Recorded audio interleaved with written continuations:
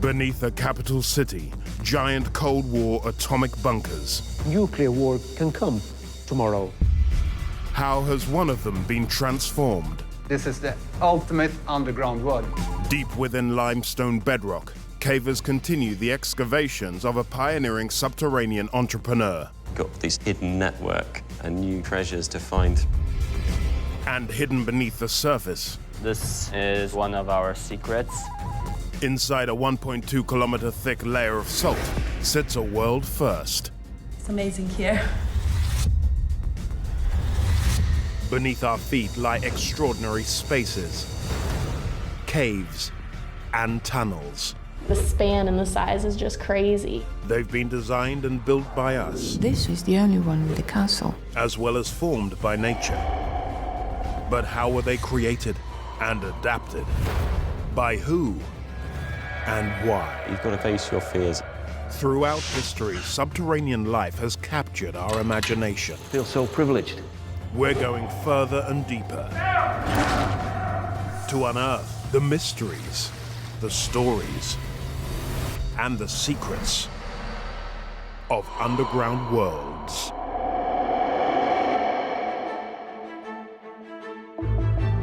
Sweden. It's the largest country in Northern Europe, sitting strategically between Russia and the West. The Swedes are a peace-loving people and fiercely independent. This is a nation that has taken extraordinary precautions to protect itself. We had to prepare ourselves for a war. By excavating an astounding 65,000 nuclear bunkers. Everyone in Sweden knew that the war could come. It would have been quite terrifying. But how were these impenetrable Cold War subterranean spaces created? They had to blast 65,000 cubic meters of bedrock. And how are they used to protect Sweden today? These machines take over if the grid fails. It couldn't be any better.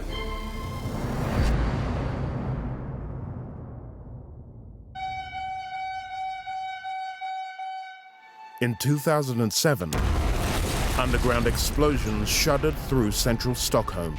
40,000 cubic meters of solid rock were being removed to tap into and extend a vast underground network that was originally dug out in the 1940s. I found this facility, and it was like, yes. John Carlung was creating a unique workplace for his company. I remember I was standing in a pile of rock, only rocks everywhere, and I thought, oh no, what have we done? It was an extremely big project to achieve. And this is also in the middle of the city, so we have to remove the rock. It was extremely hard to do this. John's business stores and protects Sweden's digital information in what are known as data centers. Whatever you do on the internet is located in a data center. So when you use your cellular or you use your computer and you go out on the so-called cloud somewhere, it's always located in a data center, and that needs security. He'd found an underground location where security was built in, a subterranean space that used to be a Cold War nuclear bunker. Historian Per Olgerson is meeting John at the Pionen facility. Hi, welcome. Thank you. To explore his vision of future security. Oh, this is interesting. Yeah. This is amazing. Why do you have blast doors? What do you need them for? It's a matter of security. This is an ultra-high security facility, so this is the reason that we use them. I like that you kept raw rock walls. It also shows you a bit of how this place used to be when it was used as a shelter. Actually, we have an alarm as well. We have a Second World War German sub-alarm here as well. Alarm! Alarm! And then it's this sounds. I like the sound of it. Sweden was preparing itself for a war that never came. If people want to learn about the second half of the 20th century, they just have to open a door to one of these shelters. I wanted to keep something that you could get the feeling of the Cold War security, the bunker feeling, but take it to the next level. What did it take to convert this relic of the nuclear arms race? Architect Albert Franz Lenoir was tasked with making John's vision a reality. The brief was do something spectacular and something sci-fi related. But honestly, the rock does most of the job itself. I think this is a very geekish word. People who work with the technicians, the people who work with the stuff, they're very geekish. And as me, we love science fiction. We love these kind of movies. And I think the design ideas come from that. The data center now boasts waterfalls, a vertical garden, low-lying fog, and a climate-controlled suspended glass conference room. In the most spectacular room, we realized we really need to make this space accessible for visitors, for clients. In the server room, you have a specific climate. And because of that, we need to cool down the server, and that makes a lot of noise. And that's how the idea of the hanging glass room started to grow.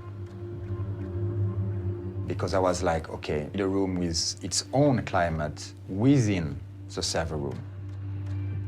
Visitors to the Pionen facility are often struck by its resemblance to the bad guy's lair in an old James Bond film. People have always asked me if I want to buy a white cat and sit there in the middle like some kind of movie villain. This reimagined subterranean structure still plays an important role in protecting Sweden. Today, it's not only people that is important to protect, it's also the machines that people uses.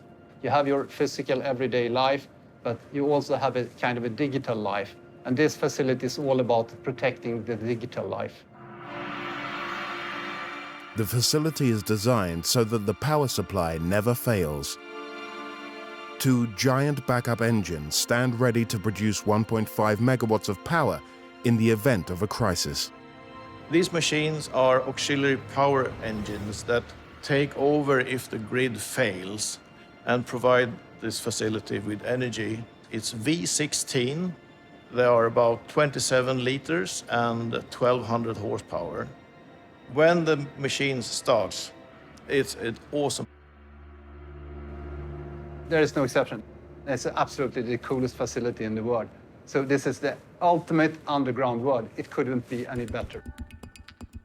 These places are part of our history because they can explain to us in a very evocative way the world of the Cold War, what it was like to live during the Cold War era and know that the nuclear war can come tomorrow or the day after that. During the Cold War era, from the mid-1940s to the early 1990s, Sweden wanted to protect itself from attack. The strategic position of Sweden, we had to defend our territory and defend the civil structures of society. Many countries in Europe, among them Sweden, started to shield the population so that people could survive an attack. Here, in the center of Stockholm, underneath a church, is Klara shelter.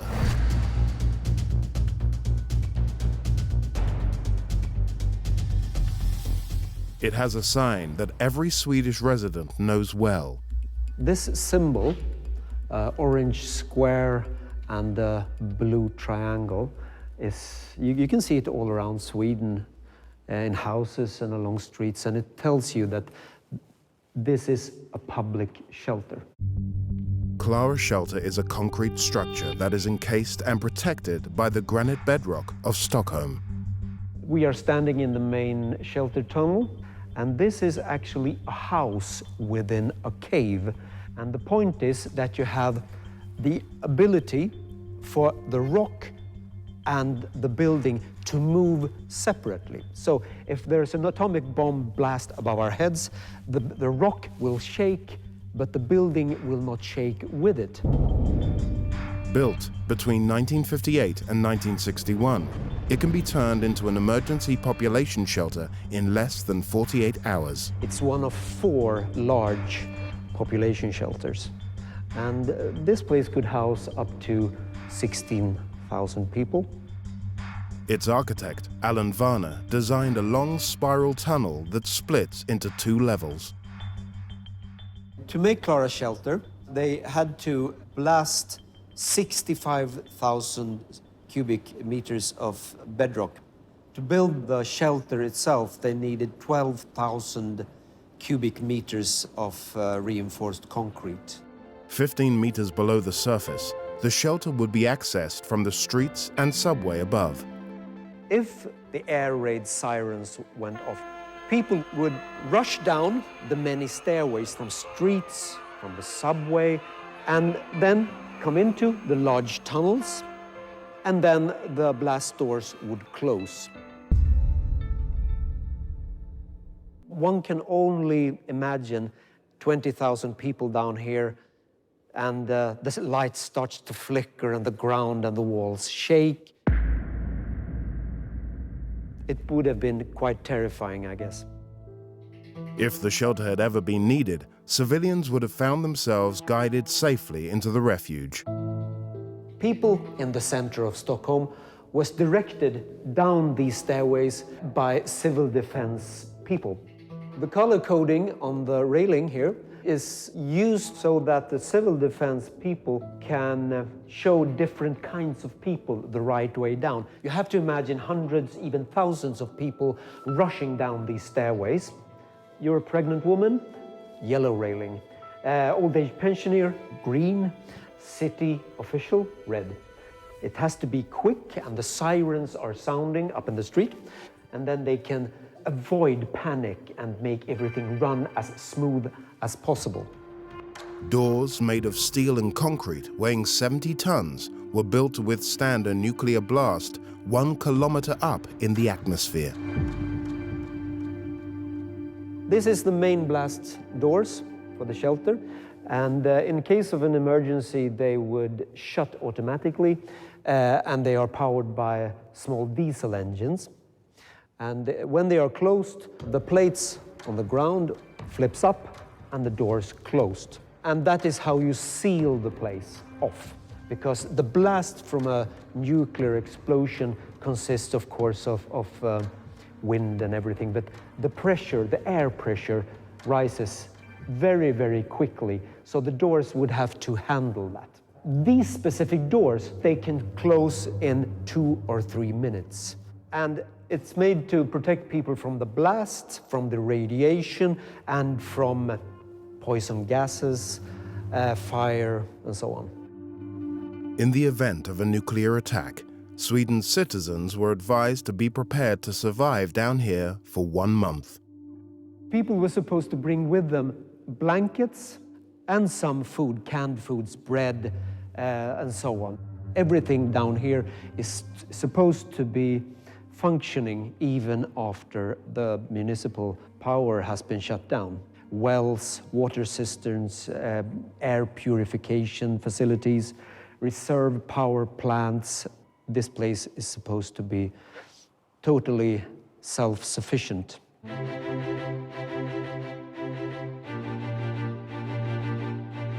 The survivors couldn't have stayed underground forever.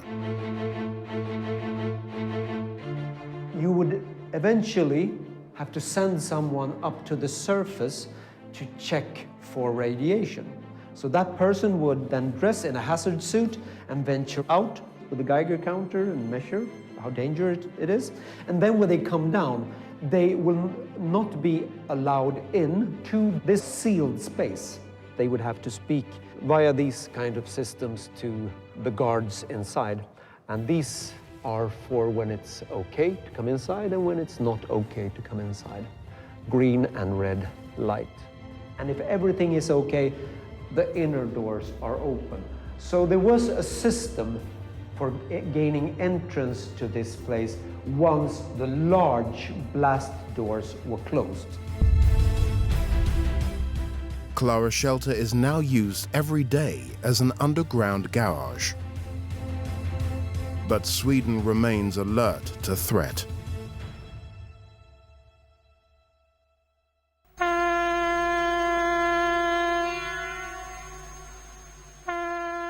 4 times a year, it tests its public warning system. In 2018, Sweden's government issued emergency guidance for its people called If Crisis or War Comes. It was sent to 4.8 million households. Sweden remains prepared.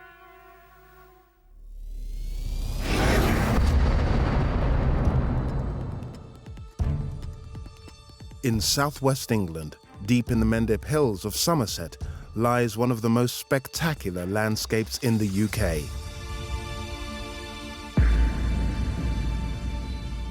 Cheddar Gorge was formed more than 1 million years ago, when melting glacial waters carved into limestone rock. It left behind near vertical cliffs and a mysterious subterranean world. Beneath this breathtaking landscape lie secret caverns and magical rock formations. Can you imagine seeing this for the first time? You'd be like, wow, what's this? But how were they created? Why did humans come to explore here? Richard Goff was looking for a show cave, and boy, did he find one. And what can we learn from its hidden secrets? These tight squeezes make visibility quite difficult. But you've got this entire hidden network and new kind of treasures to find, which makes the whole lot worth it in the end.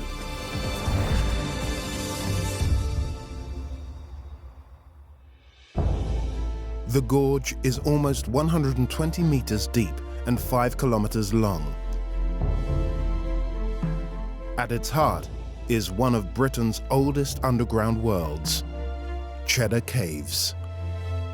This is one of the best caves in the country. So the whole cave is a phreatic karst system, which basically means it was formed by one big river, which is now sunk below this cave system. All of this formed by the pressure of water. It's amazing to see what water really can do. The story of this magnificent cave system begins at its entrance with an extraordinary discovery of a 10,000-year-old complete skeleton of prehistoric man. A search to find the closest ancestor of the skeleton, known affectionately as Cheddar Man, sparked the interest of local teacher Adrian Target. What I really wasn't prepared for was the extent to which this story suddenly became global. DNA extracted from Cheddar Man's tooth was tested against local students from Adrian's school. But the test threw up an unexpected match. We were told there was only one result, and the man who was interviewing me said, "And it's you." And he looked at me and said, "You're the one." So it was a bit of a shock.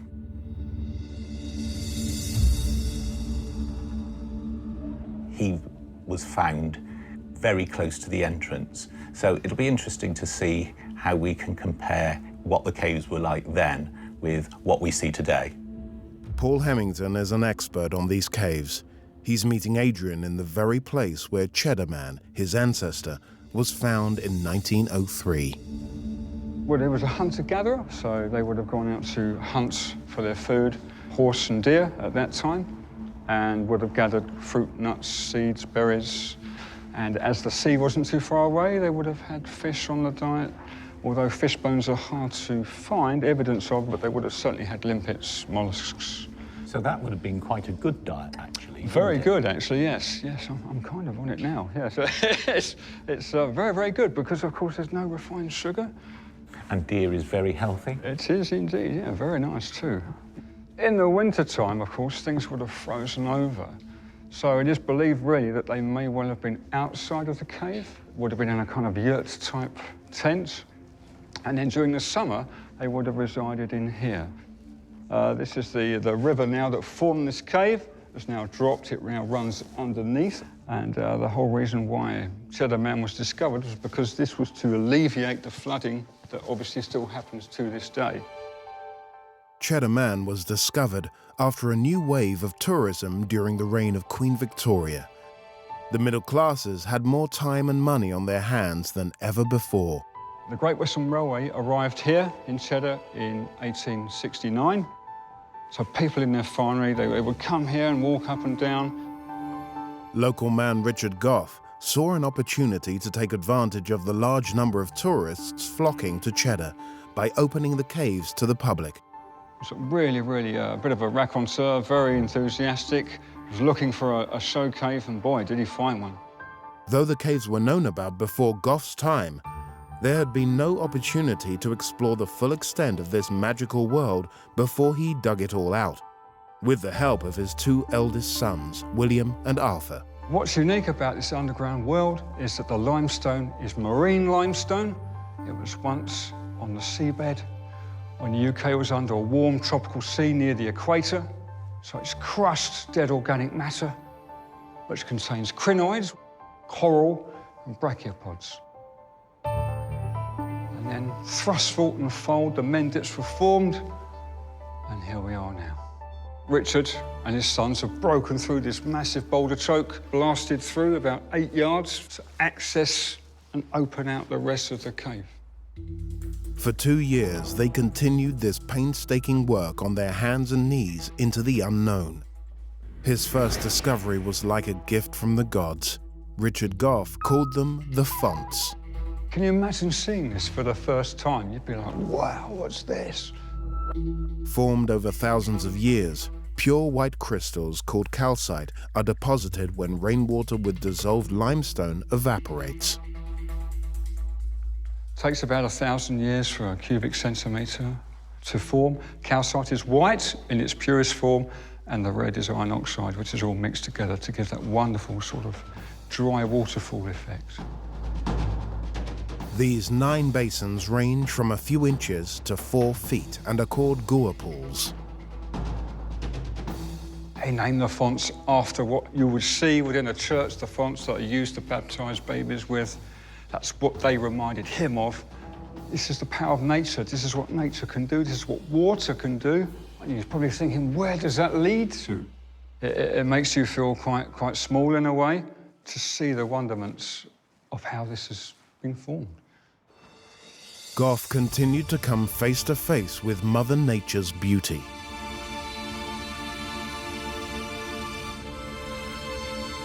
Right, I absolutely love this. This is obviously like a copper beaten effect. The actual name is scalloping.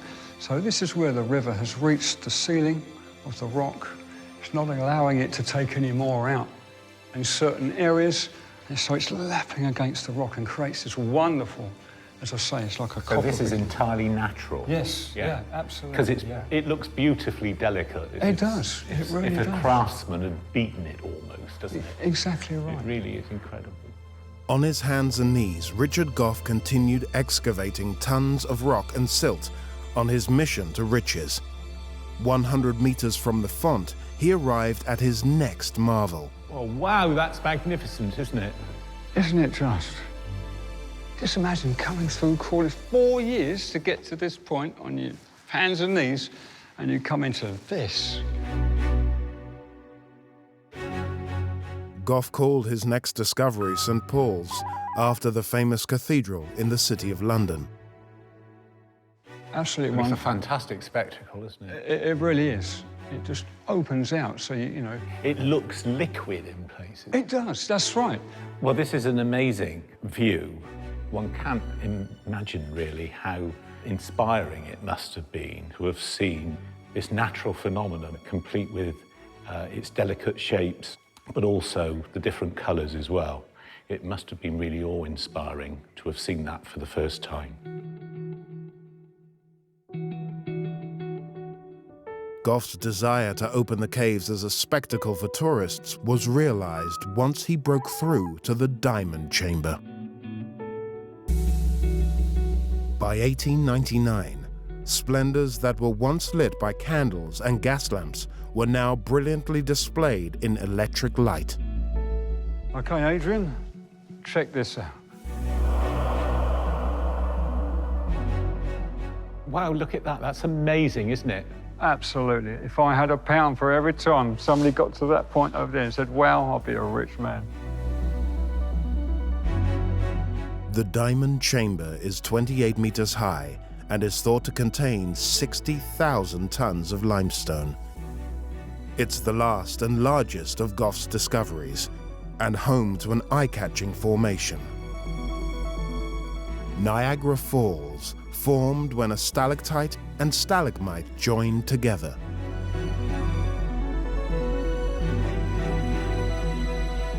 It's believed that the cave dried out 250,000 years ago. It's a quarter of a mile in, so it's like a journey. It was a journey through time. Yes. And nature itself, and that's really what makes this so special. So Richard Gough, to reach this point, it took him 8 years of his life, and he was 71 by the time he reached this end chamber. While prehistoric humans only ever ventured to the mouth of the cave, Gough and his sons uncovered majestic spaces once hidden deep within. Still to this day, explorers continue to search these caves just like Gough did, in the hope they will find the next diamond chamber. One of these cavers is Sam Rasmussen. It's not really for the faint-hearted. You've got to kind of face your fears as you go through the cave.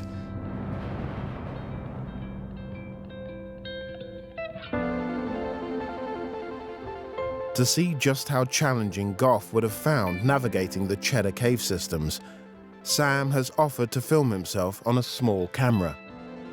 Uncharted caves can be very, very tight. They can have loose rocks as you go through. So, of course, you do have the risk of rock falls perhaps happening. There are certain passages you could go down and they suddenly drop out, say, 40, 50 feet. So you need to be prepared for these things to happen. But, of course, we can only be so prepared.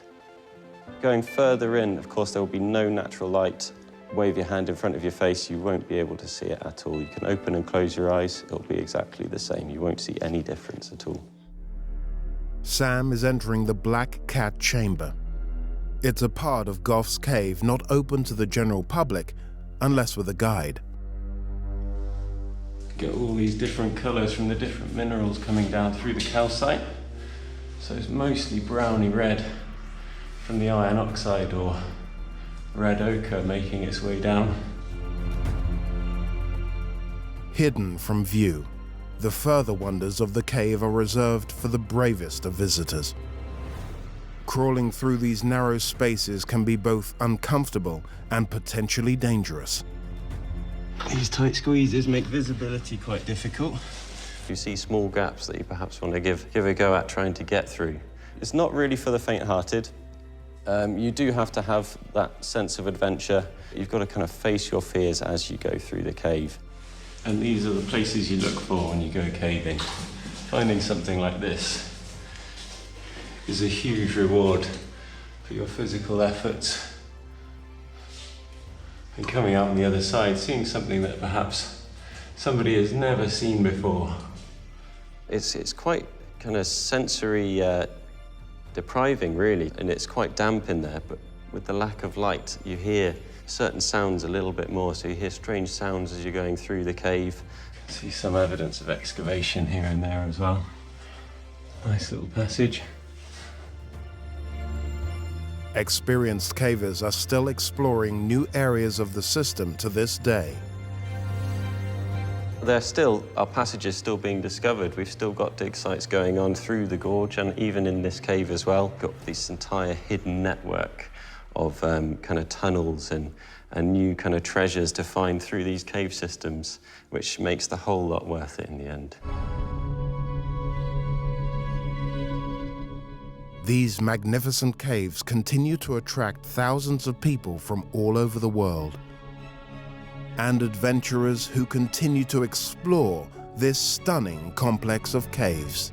It's amazing to think that Cheddar Man, who resided at the entrance to the cave, never realized that he was on the threshold, if you like, of a fabulous underground world.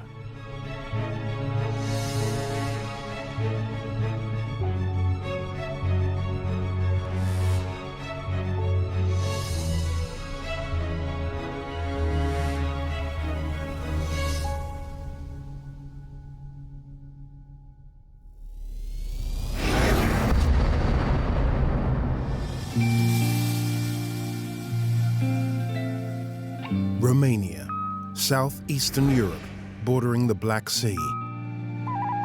a landmass of 240,000 square kilometers, ringed by the Great Carpathian mountain range.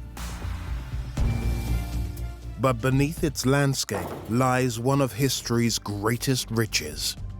This location is actually one of our secrets. How were huge caverns created?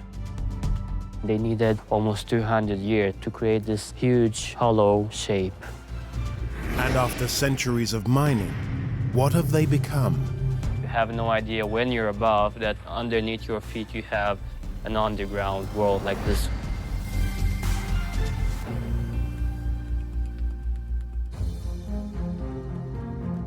"13 million years ago in what is now Romania, a prehistoric sea ringed by mountains evaporated. It left huge salt deposits covering approximately 45 square kilometers. The history of this place is pretty amazing. The Romans settled here in the ancient city of Postojna. Historian Paul Florenturian has been studying the excavations of salt here that date back to the time when Rome ruled Dacia, now modern Romania. They discovered salt resources of the area, and they started to mining up. Salt was prized for its ability to preserve and season food. In fact, we get the English word salary from the Latin word for salt. They will dig a hole, and after a couple of years, the hole will fill up with water, and they will just continue digging another and another and another. These early digs barely scratched the surface of the enormous resources later discovered deep underground. Some areas of the deposits across Romania go as deep as 1.2 kilometers. Mines expert Edmund Christian Popper explains the techniques used by medieval pioneers to extract salt. This is the marks left by the tools. So they were using hand tools, chisels, and hammers. It was something like this. They were considered quite efficient when they were trying to cut blocks of equal size. With simple tools, workers excavated the salt by digging ever deeper. The deeper they dug, it became more difficult to lift the heavy salt out of the mine, so an ingenious device was created to do this.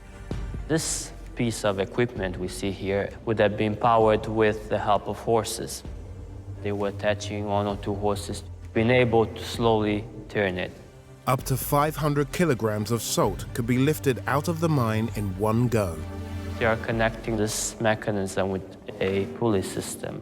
The idea of using a system like this one was first applied in the 11th century. It was an approach used for almost 800 years. It is essentially the grandfather of the modern elevator. So this is the shaft from where they were extracting that loaded sack of salt. Underneath the pulley system, there is a shaft which is very, very deep, about 90 meters deep. Large quantities of salt would have been brought up to this platform, loaded into trolleys, and these trolleys were pulled by horses through the tunnel directly to the surface. So we can see here the railway sleepers. They were using a narrow gauge railway system for transporting salt to the surface with the help of special trolleys. The tunnel is perfectly straight in order to make it as effortless as possible for the horses to transport salt to the surface, as the load itself was already very, very large. The technique of creating deep, bell-shaped mines below a central winch was used at several locations over the centuries. The steep-sided walls of these mines meant they wouldn't collapse as workers excavated ever deeper. Paul Florin has joined Edmund to see the deepest of them at Salina Turda, the Turretia mine.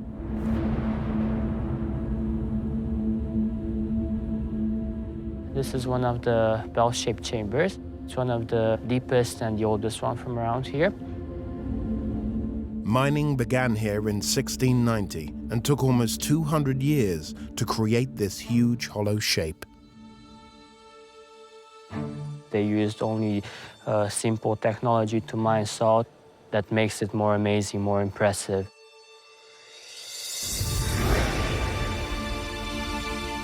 The base of the mine is 112 meters below the surface and 75 meters across. Due to the infiltration of water, an 8-meter deep underground lake was formed with a salt island in the middle.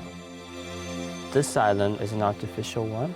It was created in the middle and the end of the 19th century. Blocks of salt that failed to reach the standards they were looking for were thrown back into the Turizia mine. Over the years, it's formed this impressive island that now stands 5 meters high above water. Since salt extraction ceased here, Salina Turda has been transformed into a magical underground gallery. The structures here utilize the only building material that can withstand the corrosive effects of high salt concentrations. The structures are actually the heritage of hundreds and hundreds of years of experience.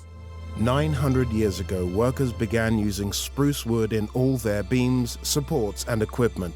They discovered its loose-grained structure absorbs salt, creating a layer preventing the wood from decomposing. Even today, in modern times, we still use spruce wood. It's the only type of wood that can be used in this environment.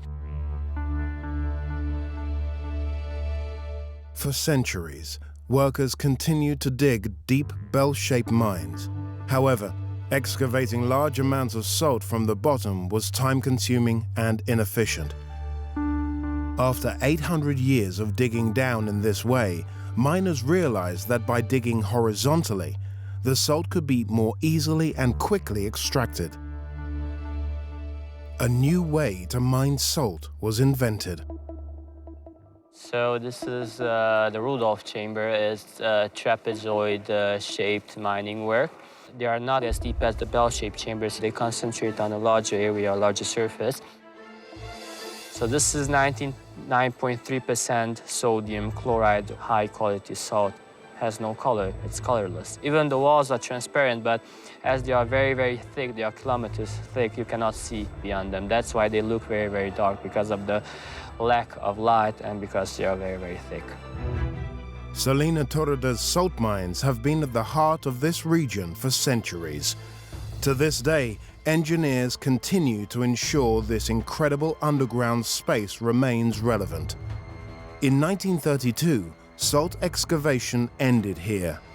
But in 2008, this space was reinvented into the world's first underground amusement park.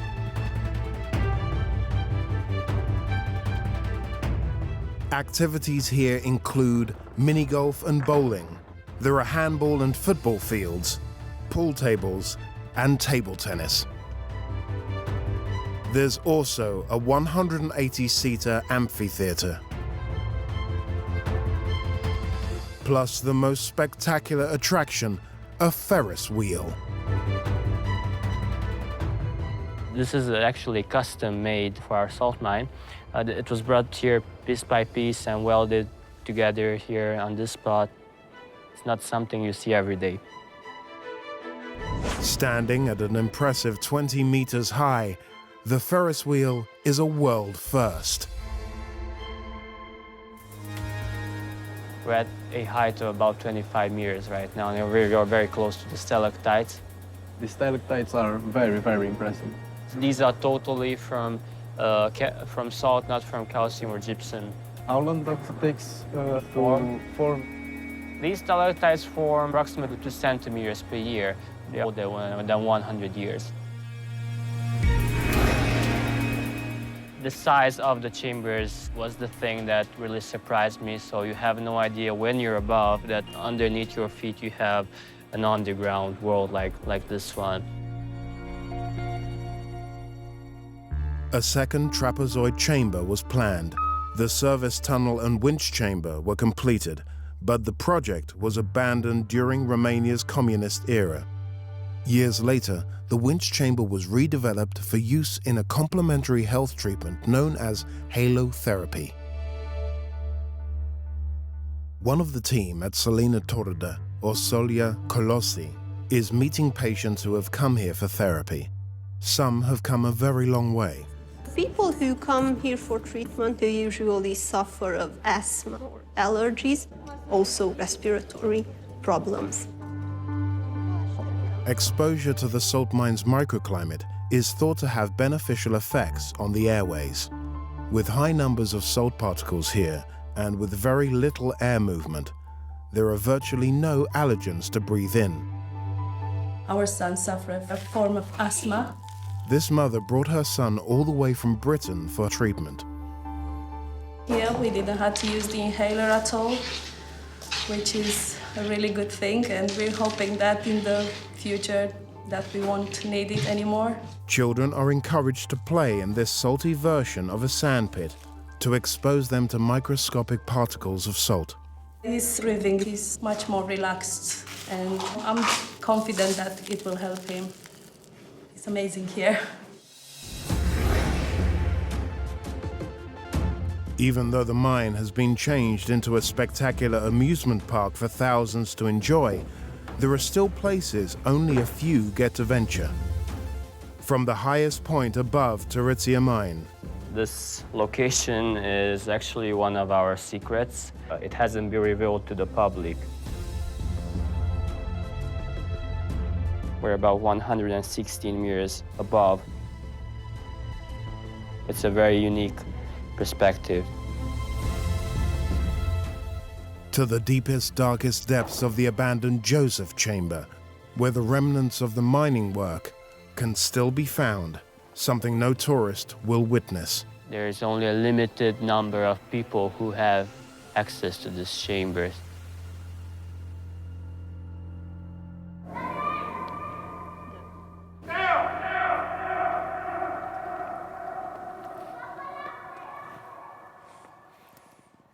You have visitors testing the echoes from the balconies. Hello!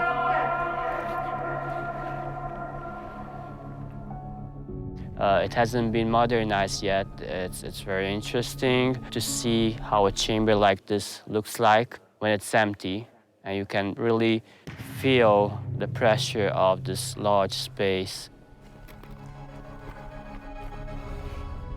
Oh, this is very, very old. These are nails from the railway system, probably 18th century. So this is a bolt from the structure holding up the shafts, probably about 200 years old. People created this huge chamber, and they came here and they worked and extracted all this salt. I can only imagine how long it took them and how hard work it was for them. This is a piece of wood on which salt has recrystallized naturally. So this is probably underneath the water surface for a long period of time for this to happen. All the crystals have a cubical shape. That's amazing. It's essentially a step back into the past. The skill of Romania's underground enthusiasts means Salina Turda's past and present have been seamlessly combined for the benefit of generations to come.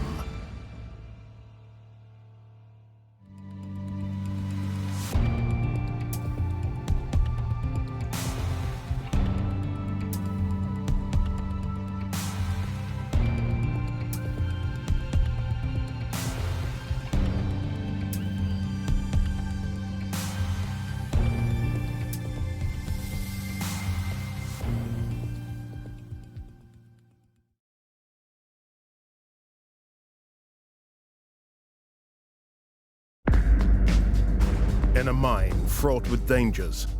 They had a gas explosion. Fire lasted 6 months. Why did the miners create these amazing underground cathedrals? Miners were very religious. They had chapels under the ground to pray for safety.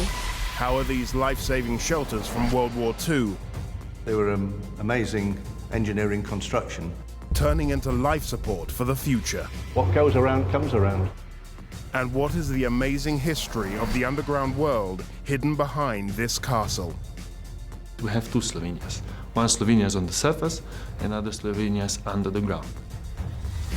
Beneath our feet lie extraordinary spaces, caves, and tunnels. The span and the size is just crazy. They've been designed and built by us, This is the only one with a castle. as well as formed by nature. But how were they created and adapted? By who and why? You've got to face your fears. Throughout history, subterranean life has captured our imagination. I feel so privileged. We're going further and deeper to unearth the mysteries, the stories, and the secrets of underground worlds. Poland lies in the center of Europe, east of Germany. It's home to 38 million people. Best known for its iron and steel industries, Poland's most famous historical export was salt, a mineral once considered more valuable than gold. The income from only this mine provided 25% of all income in the state treasury. But while many mines can be dark and spooky places, how did this one become such an incredible space filled with music? For me, listening to the brass band playing so deep under the ground is magical. What hazards did the miners have to overcome? Chambers started to collapse, and every collapse in the mine makes sinkholes outside. To create this world of wonder carved by hand. There is nothing like this in the world.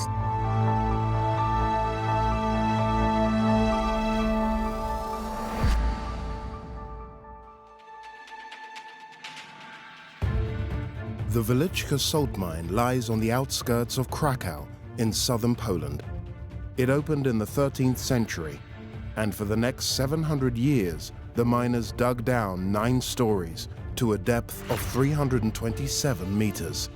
There are 250 kilometers of tunnels and more than 2,000 chambers. And Kamil Broniowski, a chief foreman, knows their layout intimately. Salt was taken out, an empty space was left behind.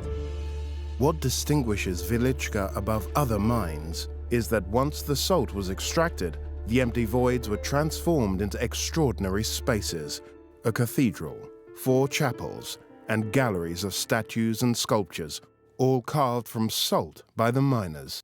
Chambers were not created for the purpose of having an underground room, but they were more like a byproduct of the excavation process.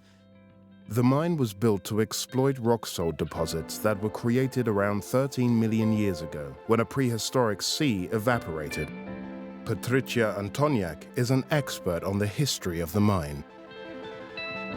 The rock salt you can see here is the primary salt. The dark rock comes from the ancient sea. It is still possible to find fossils trapped in the rock, fossilized remains of plants and animals. Before the mine was built to process prehistoric rock salt, local people had found the mineral rising to the surface in pools and lagoons in the local countryside. For many centuries, the local people produced salt by evaporation of brine, salty water. When the sources of the salty water on the surface were almost exhausted, they started digging, sinking wells, hoping to find brine under the ground. On the bottom of one of them, they found rock salt, the first lump of the grey rock salt. What they found is halite, a crystalline form of sodium chloride. This is a salt crystal, cubic in form. Salt crystallizes in cubes always, and the salt crystals are perfect cubes. In the past, salt was very, very expensive. 600 years ago, 1/3 of the Polish state income came from salt, 36%. Salt was used to preserve food, that's why it was very, very precious. There is nothing like this in the world. The mine grew quickly. Working in extremely challenging conditions, men used basic hand tools to dig into the unknown for the precious salt. The mine employed over 300 workers and produced over 7,000 tons of salt per year. In the Middle Ages, the salt from the Wieliczka salt mine was considered to be the best salt in Europe. The miners produced blocks of salt weighing over a ton. By the 16th century, the miners were winching out 2-ton blocks with the help of horses. At any one time, there would be 100 horses in the mine, and many of them spent their entire lives underground. So there were stables on different levels. The miners would bring food for them, hay, oat, water to drink. In the 18th century, the mine produced about 30,000 tons of salt a year, and at the peak in the 20th century, more than 250,000 tons a year. Falling salt prices meant that commercial mining stopped here in the 1990s, but the end of the industry coincided with the rise of tourism. UNESCO made the mine a World Heritage Site in 1978. Now visitors from all over the world marvel at the chapels and sculptures created by the workforce in their free time. The miners were very religious.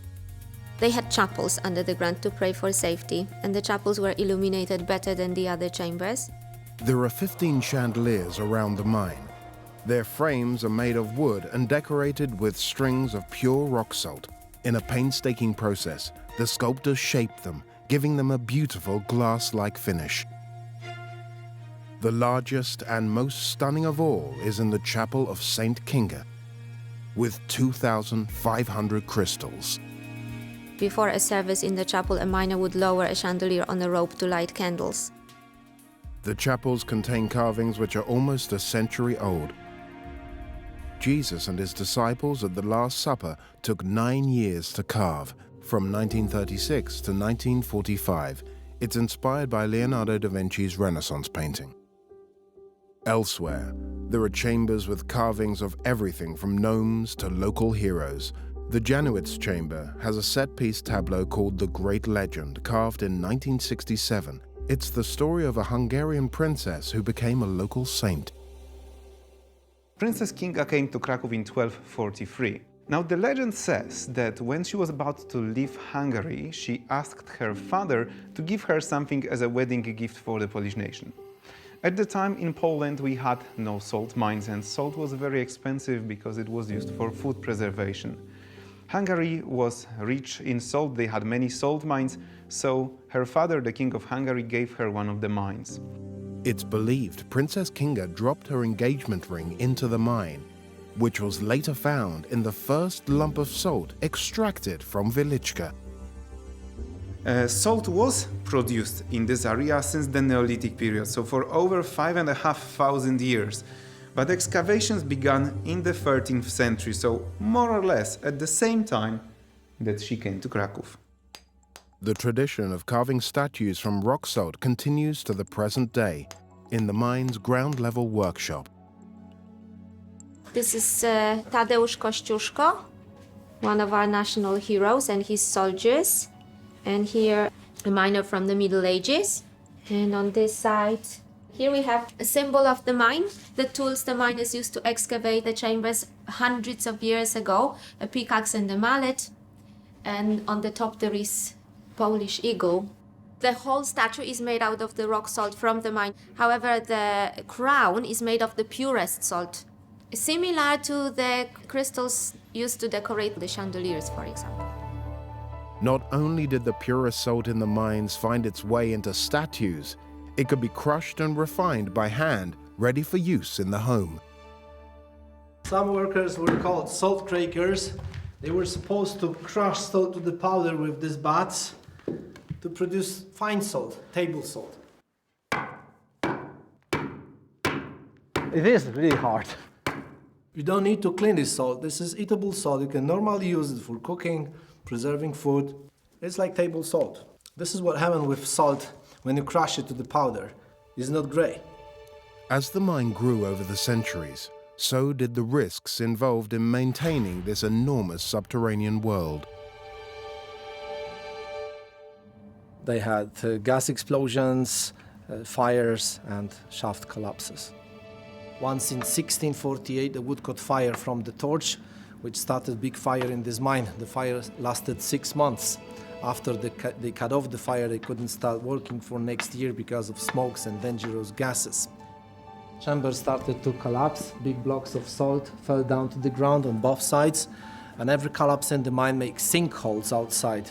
at the same time, so it's also a serious problem outside.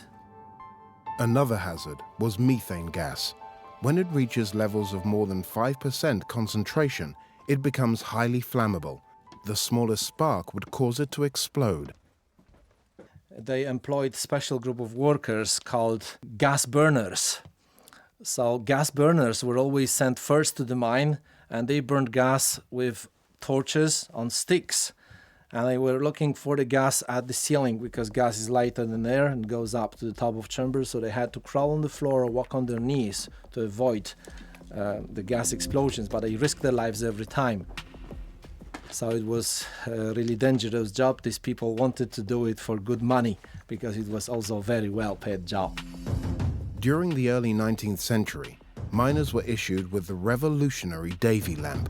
The design prevented the risk of explosion and had other benefits too. They didn't give much light, but they were able to detect the presence of gas. The flame inside changed the color and informed miners about the dangers. The lamp flame burns inside a screen of wire mesh. The mesh lets in the air needed to keep the flame burning as a light source, but stops it from igniting flammable gas in the tunnel. It was 1825 when they started using Davy's lamps.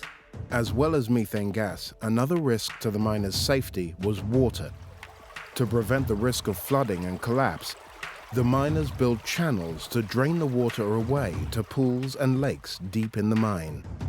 Wooden half-pipes were mounted, and then using gravity, water was directed from the point where the leakage occurred to one of the shafts of the mine. Wood was also used to support the largest chambers and the ever-growing collection of salty chandeliers. Whereas metal would have corroded in the damp, salty environment, the wood turned rock solid. For centuries, wood has been used to support ceilings of chambers in salt mines.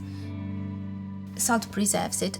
The oldest wooden constructions we can find in the mine are 400 years old. The risk of roof collapse was a constant danger.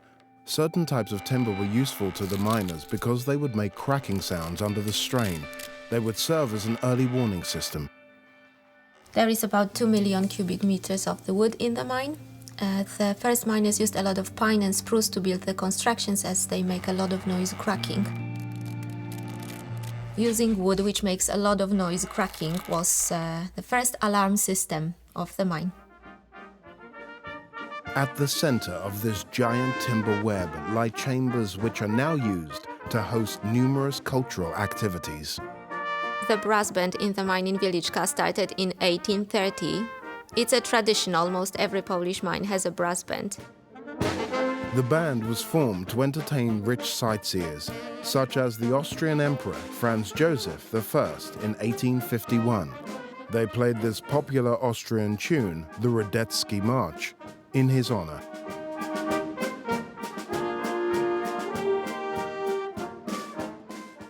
For me, listening to the brass band playing so deep under the ground is magical.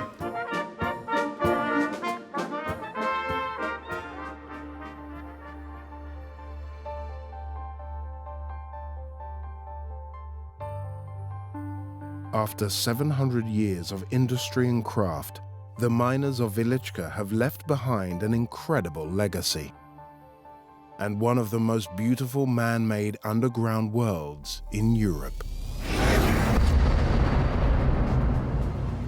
The UK's capital, London, home to more than 8 million people, squeezed into just 1,500 square kilometers. Beneath its busy streets lies a network of tunnels made of steel and concrete, constructed to protect its citizens from the dangers of World War II. Here's the entrance, topped with 5 feet of reinforced concrete. For years, this subterranean structure has been left untouched. Down here is a hidden world, and there are artifacts here still from its original use. What remains of these huge subterranean facilities? 74 years later, I think. That provided refuge for a generation of Londoners. So welcome back to the Clapham deep level shelter. And how are visionary farmers reusing this amazing space to enhance the future of food production? We can create the optimum environment for growing, get up to 60 harvests a year.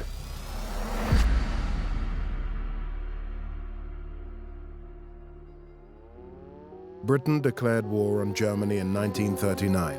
The conflict raged for 6 years and changed millions of lives forever. While most of World War II was fought in Europe and the Pacific, the German Air Force, the Luftwaffe, brought death and destruction to the streets of Britain, especially in London. Throughout 1940, the Germans bombed heavily many cities, but London in particular. And the people really needed shelter from that threat. Here in Clapham, South London, subterranean historian Martin Dixon is about to enter an underground world that few Londoners are aware of. The country was desperate to find accommodation to shelter the public. By 1940, they decided they needed a radical solution, and as a consequence, they built 8 deep-level shelters for the general public. Each was to house 9,600, and this, at Clapham Common, is the entrance to one of them. From 1940 to 41, 8 deep-level shelters were built underneath London. There were 4 north of the River Thames and 4 south. Partially with the idea that post-war they could be linked together into an express rail service underneath the capital. The Clapham Common shelter is hiding in plain sight, right in the middle of a South London high street. Here's the entrance, protected by a solid pillbox, because the shaft was the most vulnerable part of the network, topped with 5 feet of reinforced concrete. There were attempts to make the exact location secret, I guess to make sure that they weren't specifically targeted by German bombing. But in a sense, having a secret shelter is pretty pointless, because you want, you know, the top side of 80,000 people to actually know where they are and be able to efficiently enter. On hearing London's air raid sirens, thousands of people would have raced for cover in these deep tunnels, always at short notice. People say that rather than being frightening to go underground, it was very reassuring. And when you see the photos of the damage that came as a result of the Blitz, you can imagine that coming underground and hearing the sort of reassuring rumble of the Northern Line was actually quite a comforting place to be. And in general, if it's warm above ground, then it's cooler here, and if it's cool above ground, it's warmer here. So it was probably quite a pleasant temperature as well. So in less than 2 years, in the middle of a major war, they were amazing engineering construction. The shelters lie 30 meters below the surface. That's twice as deep as the London Underground tube system. And at this level, shelterers would be safe from any conventional bombing. Each shelter was split into 2 levels by a mezzanine floor. To get into the shelter is almost 200 steps, and although there's a lift, that was only really available for supplies and for catering. All of the shelterers would have to use the spiral staircases to get into the shelter. Getting underground quickly was a matter of life and death. These ingenious stairwells layered 2 separate staircases within the same shaft. Because there are 2 levels, to try and increase the speed with which the shelterers could enter, there are actually 2 spiral staircases interleaved. This one leads to the lower floor, and the one above eventually leads to the upper floor. Skilled tunnelling experts from all over the UK were brought in to construct the shelters. Mostly it was hand dug, done largely by miners because they had the skill in excavation. Each shelter took a year to dig out. The miners started with the 2 vertical shafts, which now contain the stairs, then cross passages, and finally the main shelter tunnels. It's the same technique used to build a regular tube station, just further down. For every advance in the shaft, that the miners would insert 1 more segment, therefore protecting themselves and the structure from collapse. As it was extended downwards, these 2-foot wide segments were inserted to provide stability for the whole structure. Not only did the miners employ the same tunnelling techniques used to build the tube network, they also used the same cast iron construction materials. Virtually all of the tunnels are lined with what you might regard as standard London Transport tunnel linings. And LPTB, London Passenger Transport Board, shows that it was a standard London transport segment reused for the emergency war work. So they were, if you like, diverted from tube construction and used for this shelter. 100 meters inside the shelter, there are still signs of the working infrastructure. So this looks like the entrance to the original plant room. Yep. Down here would have been all the ventilation gear to make sure that there was a supply of clean air for the shelters. There would have been electricity and also water and wastewater in order to provide those necessities. The total length of each site is about 400 metres, 420 metres. So collectively, taking it end to end, there was about a mile of shelter space within each structure. Bunk beds were built along the walls. People were expected to bring their own bedding. And then on top of that, there was the facility for toilets, for catering, first aid or medical posts and so on. Given the size of the Clapham Common shelter and the 7 other deep shelters in London, it's remarkable how invisible they are to citizens today. So up above we've got the tube train rumbling away, and further up we've got Clapham High Street, which is a busy thoroughfare, thousands of people passing and repassing. Yet down here is a hidden world. Northern Line trains pass overhead every few minutes, carrying thousands of passengers over the shelter. To go right up there, through that brick wall, that's Clapham Common Tube Station. When work began on building the shelters in 1940, the Royal Air Force was slowly winning the battle of the skies. The Luftwaffe conceded defeat after losing more than double the number of planes than the British.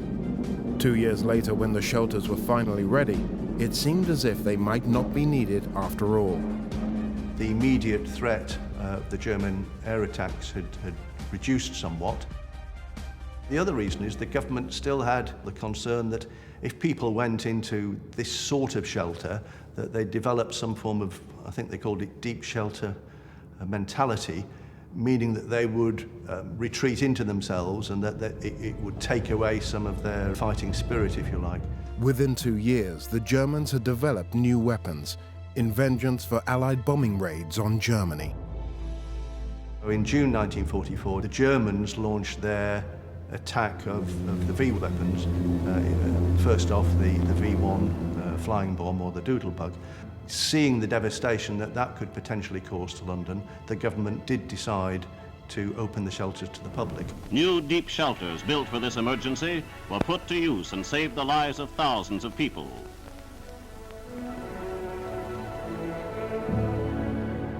There are very few Londoners still around who remember the experience of racing down into the Clapham Common shelter. But 92-year-old Joyce will never forget these wartime experiences. I remember my father coming in and saying, "We're at war." Londoners grew to fear the V1 flying bombs. When they got those buzz bombs, you'd hear the noise of the engine, and then when it stopped, you knew it was coming down. Hundreds of homes, hospitals, and public buildings were hit. Joyce's family home was damaged when one of the V1 bombs exploded nearby. The front door was blown right down the passage. For the first time in 3/4 of a century, Joyce is making her way back to the Clapham Common shelter, where she once took refuge from the Nazi buzz bombs. And Martin's going to show her around. Joyce, it's lovely to meet you. Tell me what it was like living in London during the war. Well, it was very hectic. You never knew if you were going to be safe. When you stayed in the underground shelters, what was that like for the first time? Oh, well, it was quite good. You got a good night's sleep. Yes, yeah. Shall we go inside now? Yes. Does this seem familiar, coming back after all these years? Yes, a bit. In those days, were you allowed to use the lift? Now I had to walk all down the stairs. Someone told me it's 180 stairs down. And there we go. Right. Well, 74 years later, I think. So welcome back to the Clapham Deep Level Shelter. Oh, it's a relief to get away from the planes and the guns. When you were down here, how did it feel like going back to the surface in the morning? What were your feelings then? Was your home still there? I guess for some people, the homes would have gone. Yes. Since the war ended, few uses have been found for these old deep-level shelters. But now, part of the Clapham Common Refuge bears a passing resemblance to a sci-fi movie set. If the people who built this could see what it's being used for today, I don't think they'd believe it. 15 meters below the northern line, there now lies an underground world that's dedicated to growing food. What an amazing transition from World War II to space-age cultivation. The new use for this World War II air raid shelter could herald the beginning of a new era in food production. Growing Underground is an urban farm. It's situated 33 metres underneath the streets of Clapham, London. We use hydroponics and LEDs to produce microgreens, which are tiny herbs packed full of flavour. This installation is at the forefront of an exciting new global trend for underground farming. And initially we looked at overground spaces, but the underground worked really well for us because it's an insulated space and we have 100 foot of soil above us. We've got a consistent temperature of about 15 degrees year round. We can create the optimum environment for growing. Fresh herbs are in demand all year round. Many have a large carbon footprint because they are imported by air and road and are highly perishable. This farm delivers to London's food markets just a few miles away. This product conventionally comes in out of season from places like Israel or Egypt. So it's reducing food miles and pollution from large vehicles coming into the capital. And in turn, this actually reduces food waste by giving our customers a longer shelf life. This shelter once protected the vulnerable. Now it's being repurposed to nourish the growing urban population. Is this the future of farming? We power the site entirely by renewable energy and we're working towards carbon neutrality. How we are going to use waste products like CO2 or grey water really sort of resonated with me. Other countries, including the USA and China, are also looking at ways to repurpose their disused subterranean spaces and for ways to feed their ever-growing populations. It's phenomenal to know how much space is available. Thinking about how future cities are going to feed and power themselves with this growing population that we expect to have an extra 2 billion people on the planet by the middle of this century. These deep shelters came about through resourceful planning and saved the lives of thousands of Londoners in their time of need. I think it's somehow nice that what originally was beds for people has become beds for produce, so what goes around comes around. This shelter could be improving our lives for many years to come. There's a lot of locals that perhaps don't even realise this big space is underneath them.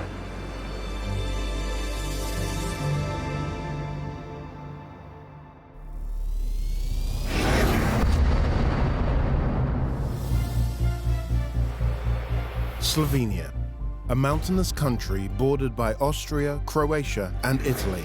Its modest landmass contains no less than 39 peaks, and beneath them, a region of limestone gorges, caves, and underground rivers known as a karst.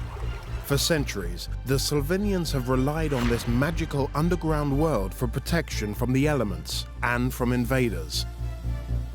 But who was the first to chart these subterranean passages as a means of survival? We can say that Erazem was the first cave explorer in Slovenia. What underground secrets are hidden behind this incredible castle perched on a mountainside? They got water into the castle that was fresh, clean, and completely safe. And who were the experts preserving and mapping the caves for future generations to enjoy? In Slovenia, we say that we have two Slovenias. One Slovenia is on the surface, and other Slovenia is under the ground.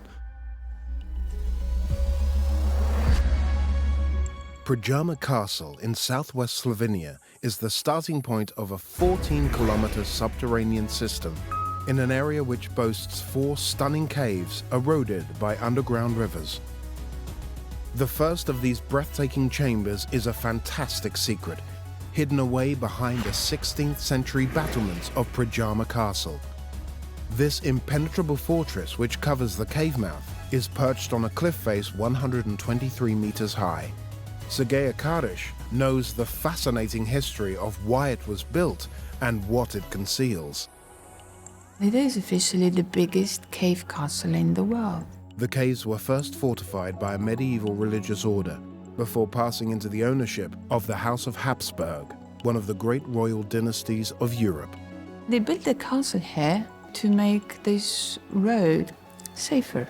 The underground site was ideal because of its strategic position on an important trade route, linking the Central European heartlands with the Adriatic Sea. And one of the inner walls of the castle is a natural wall. It's much easier to defend the castle from just one side. It's also perched in the middle of this vertical wall. It was pretty much impossible to enter the castle from any other place but through the main door. If you go to the top of the cliff, it's completely hidden as a safe place. This was always a perfect choice. Starting from this crevice deep in the limestone cliff, new stages of fortification were added step by step over 3 centuries. Each improvement embellished the caves with layers of secrecy and security. The last part of the castle was added in 16th century, so every century added something new. The earliest castle was a confined and damp space, hardly the most comfortable place to live. When rebuilt in the 16th century, ingenious craftsmen came up with an early kind of cavity wall system, with voids of air between man-made and natural rock faces. The air pockets provided insulation, and the double walls effectively became a warren of hidden routes leading back into the caves. There was a theory here that people of this castle have a system of secret passages so that they could move from one part of the castle to the other without being seen from outside.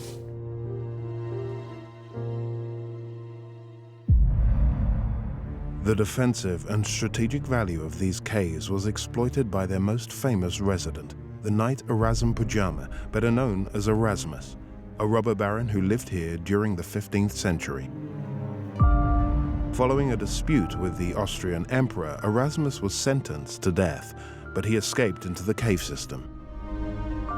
But eventually, the soldiers that the emperor sent found him and began with the siege. Now, he knew this castle very well, so he knew that he's going to be very safe here. The caves offered Erasmus one big advantage, a natural supply of fresh water. Because it drips through the porous rock, it's safe from contamination by any attacker. The ingenuity of people building the place is apparent. You have dripping water in any cave. They took advantage of what nature was already offering them. Okay, we can see the channels. This is part of the water supply system here in the castle. That's how they got the water from above, from the cave, to the lower parts of the castle where it was needed the most. They got water into the castle that was fresh, clean, and completely safe. It was impossible to poison it. Erasmus may have had a continuous supply of clean water, but he needed food. The knight-errant had a cunning plan, which depended on the caverns behind his stronghold. At the back of the castle, in the cave behind, Erasmus had a secret passage. Now, the secret passage comes out in the forest above the cave. It is impossible to find it from outside. Erasmus would use the secret passage to get food supplies into the cave. The secret route was unknown to the emperor's soldiers. Erasmus used it to avoid their siege and continue his raids on neighboring towns. With the castle fully supplied, he would taunt the soldiers by sending food down to them, kind of showing them that there's absolutely nothing they could do to him. They had no idea that it would be possible to have a secret passage in the solid rock. So for them, according to the legend, a much more logical explanation was that there were some dark forces on his side. Of course, Erasmus wasn't a magician. just a devious robber baron who made capital from these extraordinary and beautiful caves. The most important part about that passage is that it's not just a cave, that it was a lifeline during the siege. The legend of the secret passage has been a lifetime inspiration to cave explorer Marian Villar. I was impressed when I was a boy here looking at this big cliff and this beautiful castle.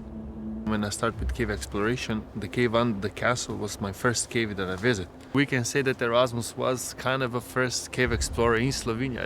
At that time, they were using candles, maybe some oil lanterns, and this was it. It was a big challenge for him to go out. He was kind of a revolutionary at that time for caving. Now Marian retraces the difficult climb that Erazem once took by candlelight. It's a stunning cave network, eroded by fresh water over millions of years. The secret passage is almost vertical and extends for 42 meters from the rear of the castle cave up to the forest above the cliffs. Dimensions narrow. We're talking about in some squeezes just a few centimeters away from your chests. For Erasmus was not an easy task to go all the way up to the surface.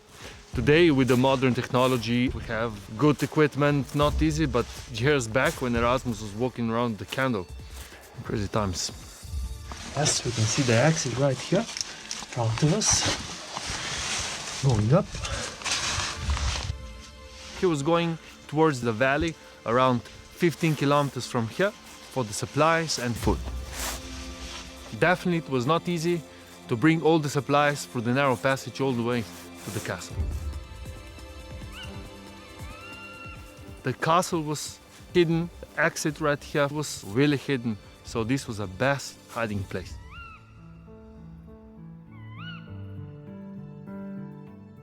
The caves of Predjama lie at the start of a major system. Marian has great knowledge of two chambers that lie 9 kilometers further into the system, worn out over millennia by the river Puka. Here in Slovenia, we say that we have two Slovenias. One Slovenia is on the surface, and other Slovenia is under the ground. Never in my life I'll explore all the caves in Slovenia.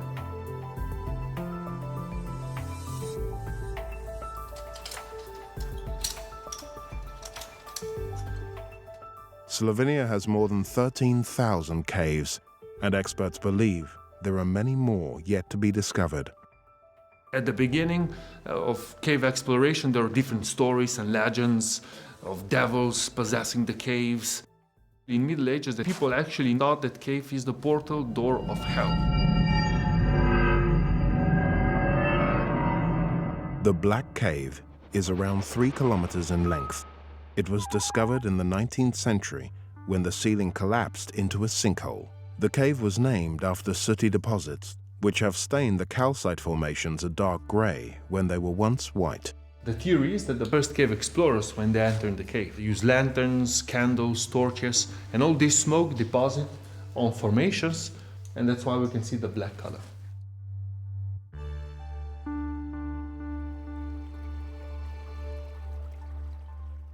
The neighboring cave, the Puka Cave, is 65 meters below the surface and takes its name from the river which created it. It's 5 kilometers in length. This is known as an active cave. The water is flowing, eroding the rock, and actually shaping the cave. It's important to know in which direction the water is flowing, so we need to protect the water, and if we know the cave better, then we can protect them this way. The Black Cave and the Puka Cave are the last two on the river before it disappears into inaccessible depths, at least 150 meters below the surface. The Puka then reappears flowing towards Slovenia's capital, Ljubljana, 50 kilometers away. Some of the caves are also show caves, so it's good to show people what is underground, that people can appreciate nature and they can also protect and respect the nature for future generations. Experts like Marian are proud to show tourists the beauty of these underground caverns. But free access to some of them has been restricted to ensure the caves are not damaged by visitors. The Postojna Cave is now only accessible with an official guide. The first visitors, when they enter in the cave, take some souvenirs out, some rocks and so on. There was some damage being done inside. When Postojna was first discovered a century ago, it looked magnificent, packed with hundreds of stalactites just like these in the neighboring cave. But in the last 100 years, most of Postojna's stalactites have been snapped off and stolen by souvenir hunters, while graffiti and paint was daubed on precious formations that had taken millennia to develop. Mayan is going to show Sergeja the damage. So here we can see some old signatures, and the dates, they go back 1923. So of course, this means pollution to the underground, pollution to the cave. Some signatures can be inside caves for many hundreds, even thousands of years. A few names written on a wall may not seem that big a deal, but the beauty of this glittering surface has now been tarnished. It could take many decades for the delicate crystalline formation to grow back over it. And for new stalactites to form over these snapped-off stumps will take 100 years per centimeter. Takes time, 2,000–3,000 years. So it will heal up and become a more beautiful cave. Slovenia's precious cave heritage is worth protecting. The most special thing for me about these caves are these crystals. Crystallization happens when calcite is left behind in the dry limestone. You point a light, and it's like it comes to life with that glittering, with that sparkling. And for me, that is always a very special feeling. It's almost like it's not real. It's so nice to see this cave healing. I think it's an important lesson that we can preserve cave for generations and generations to come. The Postojna Cave was formed by the Puka River thousands of years ago, but the fast-flowing water gradually wore out a new route underneath. To see this river below, one must trek far deeper into Postojna. It's getting louder and louder. It's difficult to hear. You can see the river flowing. Yeah, I'm closer here. Wow. So you can see the water level here on the line on the wall. So it really can be much higher than it is at the moment. Yeah, it can be 8–9 meters higher than it is now. The Puka River races through these underground caverns at speeds of up to 40 kilometers per hour, continuing its remarkable work of thousands of years, carving out new underground worlds. It is kind of special to see the river in the cave and be so close to it. Here in Slovenia, we have a long history of cave exploration, going all the way back of time of Erazem Predjamski, who was walking in the Predjama Castle cave. So we need to understand Slovenian underground to simply preserve it. These underground worlds were here long before man ever walked this earth, and will still exist once we are gone. For years, we have used them for shelter, protection, and survival. As we look into the next century, it is our turn to protect these precious subterranean spaces.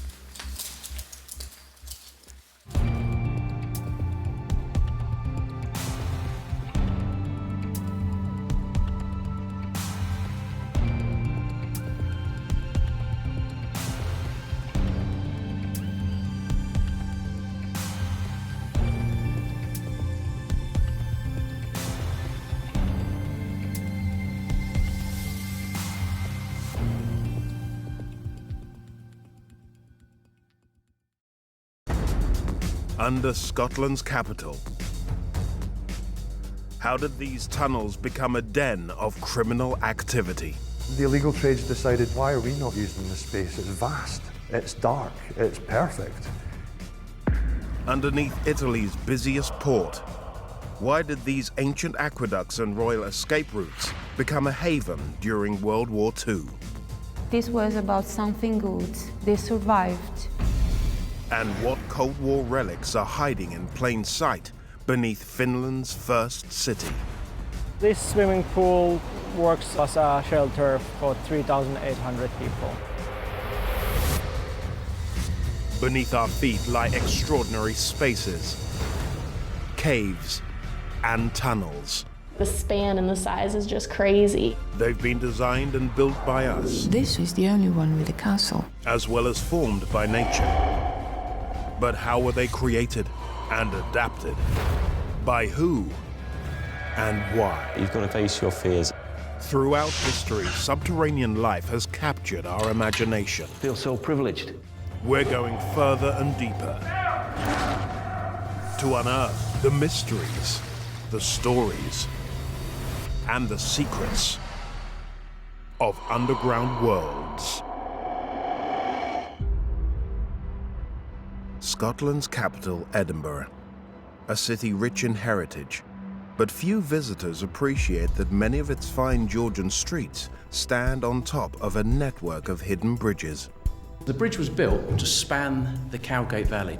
Under the bridge, as it were. A lot of people get confused, really, how there's so much space down here. Within the bridge, a labyrinth of cellars and passageways that lay forgotten for over a century, until an amazing discovery. So I thought, oh, more vaults. It was quite exciting finding all these pieces. But those vaults now reveal a sinister side to the city's past. They needed a constant supply of human corpses to keep dissecting them for their students. So you had the rise of body snatchers, grave robbers.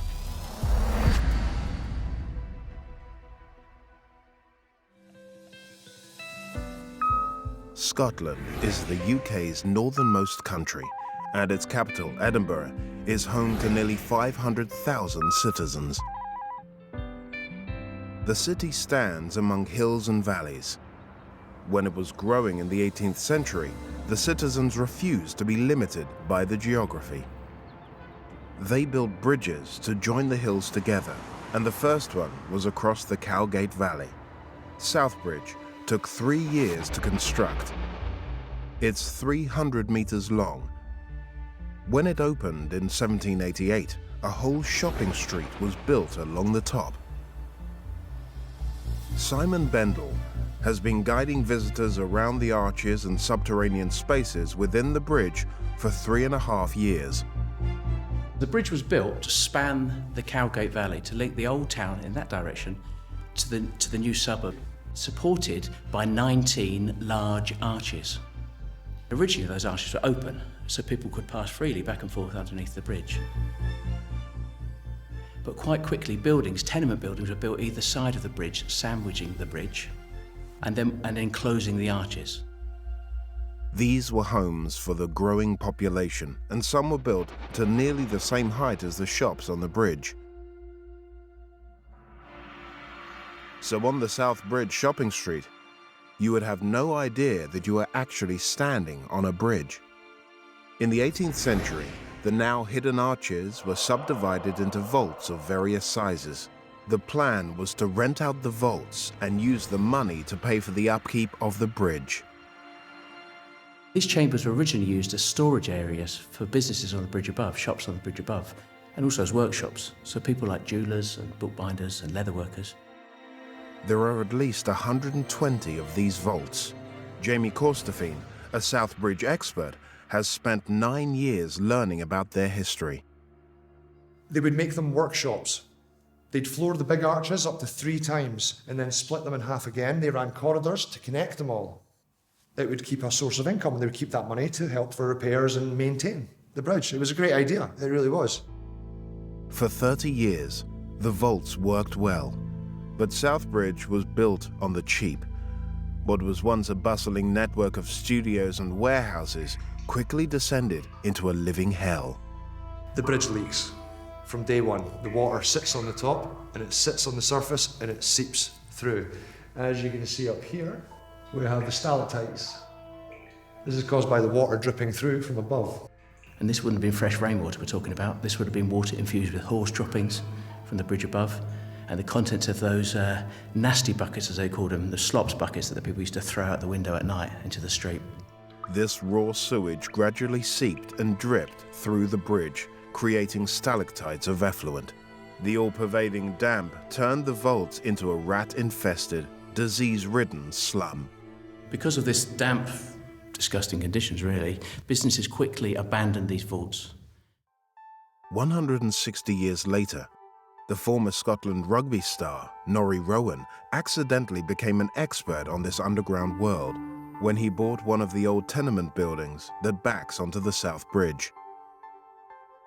I mean, Edinburgh's known as the City of Seven Hills. Because it's a city of seven hills, it's a city with lots of bridges connecting all these hills. In the 1980s, while Norrie was converting his tenement into luxury flats, he discovered a blocked doorway which led into the vaults. Started renovating the sub-basement, started digging everything out. So then I found a tunnel which led into the first of the vaults, which made me realise there was more and more vaults. And here you see some stalactites. When I first broke into some of the chambers, the stalactites were that big, they reached from the ceiling to the floor. Norrie didn't stop with this first discovery. He continued to delve deeper into the system, where he found rooms mostly filled with rubble. He dug them out, one bucket at a time, not knowing why the rubble was there or what rooms lay beyond. I found all this area in here. All these little bays here were full of straw. Yeah, and this was virtually untouched from, I don't know, the 18th century, early 19th century. I used to come every morning and just dig for 2 or 3 hours. It was quite therapeutic. Shavers Weekly, which was the students' magazine at the time, they nicknamed me Mole Man. Norrie now runs an entertainment venue and bar in the spaces he's cleaned out. But why were the vaults filled in with rubble in the first place? The answer lies in the early 19th century, when the shopkeepers and artisans moved out of the damp vaults. Scotland's criminal underbelly saw an opportunity that was too good to miss, to ply their illegal trade away from the prying eyes of the law. The illegal trades decided, you know, why are we not using this space? It's vast, it's dark, it's perfect. And when the good guys moved out, that's when the bad guys moved in. And then the vaults were used by gangs of thieves, people running illegal whiskey stills, women pursuing the oldest profession. Anything that was illegal above ground was perfectly legal within the confines of the structure of the bridge. There was no police here. Because of their cheapness, the vaults also became a living space for citizens who had fallen on hard times. Desperately poor people would have taken shelter down here. This was a time when people were pouring into Edinburgh from the Highlands. And from across the water in Ireland. So whole families, the poorest of the poor, would have lived down here in appalling conditions. And that continued right on to the 1860s. In amongst the poor families and petty thieves, there operated the most feared criminals of them all. And that's when these vaults were handed over to the criminal types, the bootleggers and the body snatchers. In the 1830s, Edinburgh was renowned for its medical schools, and a grisly new trade sprang up. Enterprising criminals would dig up newly buried corpses from their graves and sell them to student doctors so they could study human anatomy. If you could deliver a body to a doctor in a good condition, you could get perhaps £10, which are a year's wages for a labourer at the time. They needed a constant supply of human corpses to keep dissecting them for their students. The law at the time said only the bodies of executed criminals could be legally dissected. So you had the rise of body snatchers, grave robbers, or, as they preferred to call themselves, the resurrectionists. To avoid the risk of arrest by the police, body snatchers worked in the dead of night. What grave robbers used to do is strip the bodies of any shrouds or clothes or any wedding rings because they feared they could be charged with theft. And that was a capital crime. You'd hang for that. But if you were caught carrying a naked body around, it was more of a kind of weird new grey area.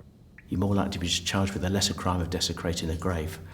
In the early 19th century, the South Bridge vaults were apparently a hunting ground for the infamous criminals William Burke and William Hare.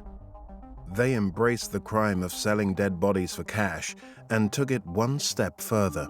The curious thing about Burke and Hare is they were neither Scottish nor were they body snatchers. They came from the north of Ireland in search of work. I suppose you could say they were innovators. They cut out the hard work of digging up their bodies and they just killed people instead. So they were serial killers. The killing of 16 people in 10 months and Burke's execution and public dissection as punishment shocked respectable society. The notoriety of the South Bridge vaults in this case meant that respectable Edinburgh would rather see them forgotten. By the 1870s, they'd been filled in with builders' rubble and consigned to history. Despite Norrie's extensive clearing of the vaults, there is still much to discover. Kept finding more chambers, and it was quite exciting finding all these pieces. I kept thinking I was going to find the crown jewels or something really valuable. This is a tiny, tiny section of this entire structure when it first opened. It really was an underground labyrinth of tunnels and chambers. Norrie's taking Jamie into one of the deepest areas of the South Bridge vaults. So is this the original point of entry? It was through here, yeah. It's an area which Norrie has dubbed the Well. When I dropped the floor level here, lifted a slab here, as you can see I found this big hole. And there's a couple of tunnels going off to the left there and the right. This shaft drops for at least 10 meters and suggests a lower level that yearns to be explored. I've never been along there, so I just uncovered this big hole, but I had enough work on my plate at the time and I never did anything about it, so I've just covered it up. I built this wee wall around it to stop anybody going down it. So I suppose the next thing is to start having a wee look and see what's actually down there. Because these ledges, have you any idea what these could have been from? Because they're different. No, I think that's just lintels spanning over the tunnel. As you see, there's a tunnel goes off to the left there. Yep. No, it doesn't seem to be a well with all these tunnels off it. Eh? Well, exactly, because wells don't have archways in the walls, and wells are not paved at the bottom, that is clearly paved. While there are still areas of the labyrinth waiting to be explored, most of the vaults have been given exciting new uses since Norrie rediscovered them 30 years ago. Music venues, comedy clubs, and even wine bars paying homage to one of the original uses of the vaults. It got a nickname of Whiskey Row. In 1815, one of the illicit distilleries was busted in here, this basement here.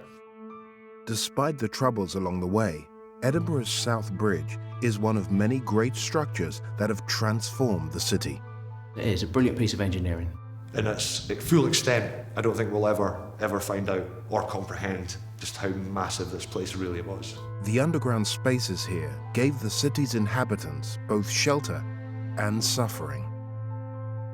I think the reason why I find them so interesting, these vaults, is simple as they look, they're kind of like a window into the social history of Edinburgh. The stories of these spaces still capture people's imaginations to this day. Well, I think it's great that they're still being used here. They are 200 years after they were built and they're still in use for something. And they'll probably keep reinventing themselves as time goes on.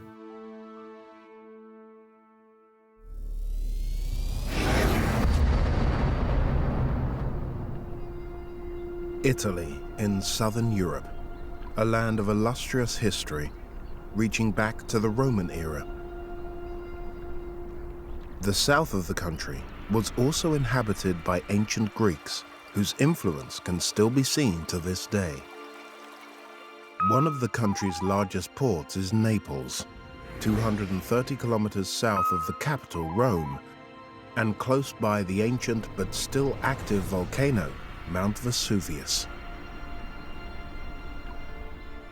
The old city was built from volcanic sandstone named tuff, or tufo, as the locals call it. They mined it from the geothermal bedrock, leaving behind these incredible underground spaces. The city was built thanks to this rock. But how did the ancient engineers achieve these feats of excavation? It's like a parallel town in the underground. What uses are being found for tunnels which date back more than 2 millennia? This was a tunnel underneath the city for royal families. And how many more underground worlds are to be discovered? Wow.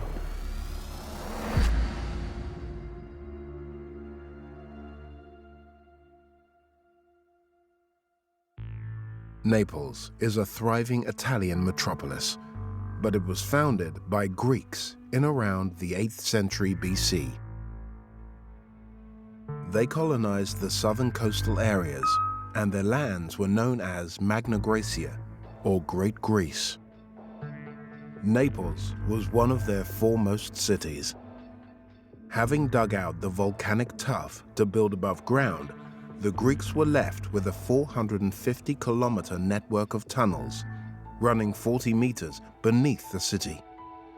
The Greek labyrinth is known as the Napoli Sotterranea.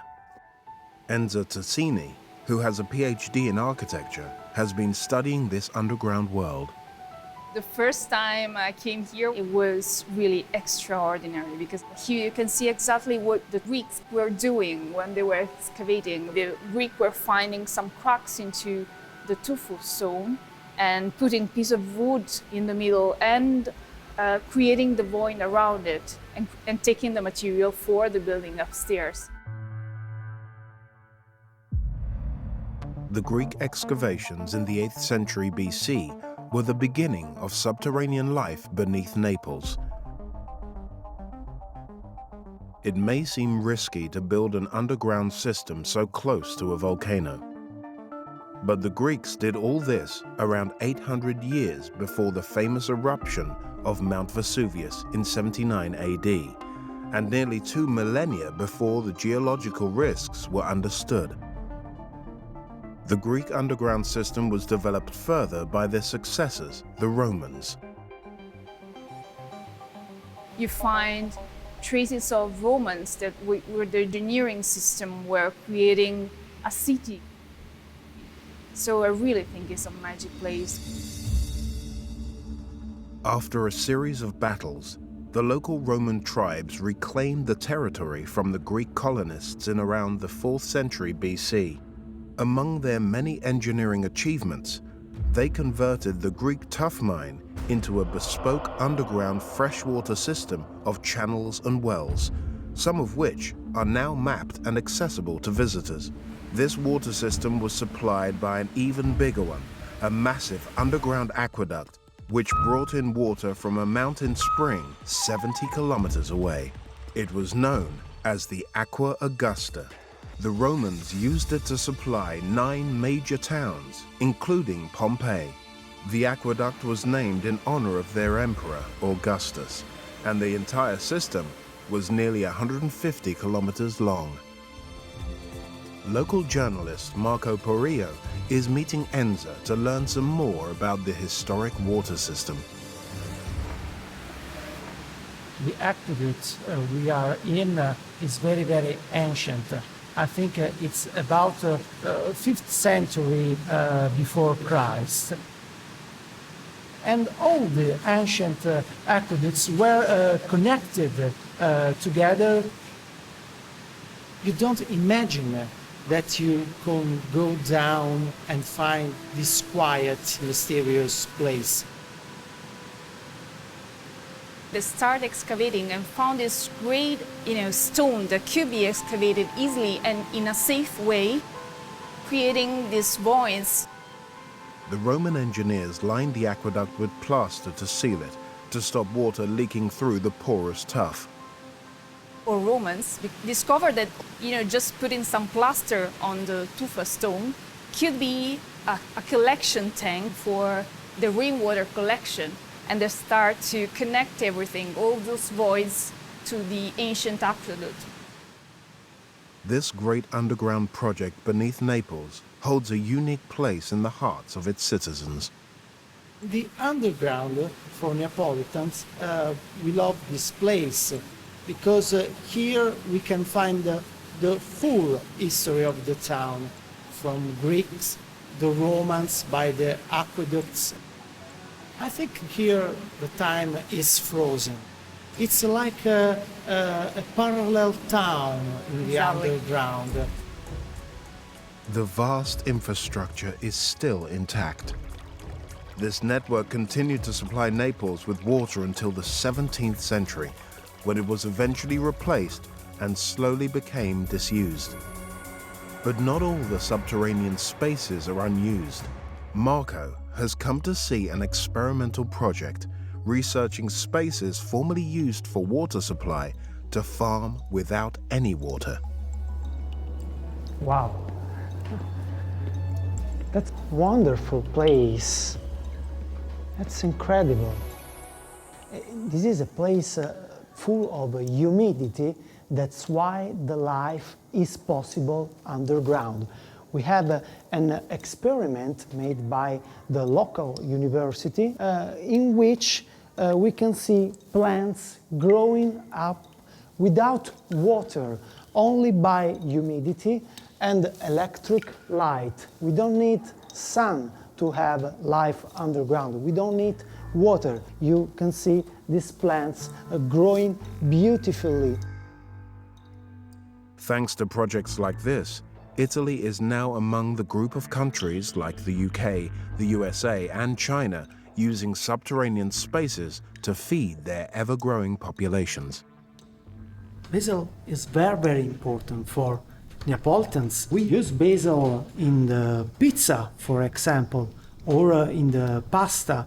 That's very, very particular. And it has a good taste. We can try it.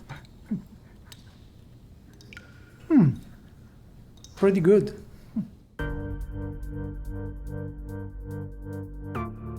The volcanic tuff beneath Naples continued to be relevant to the city's fortunes long after the Aqua Augusta was abandoned.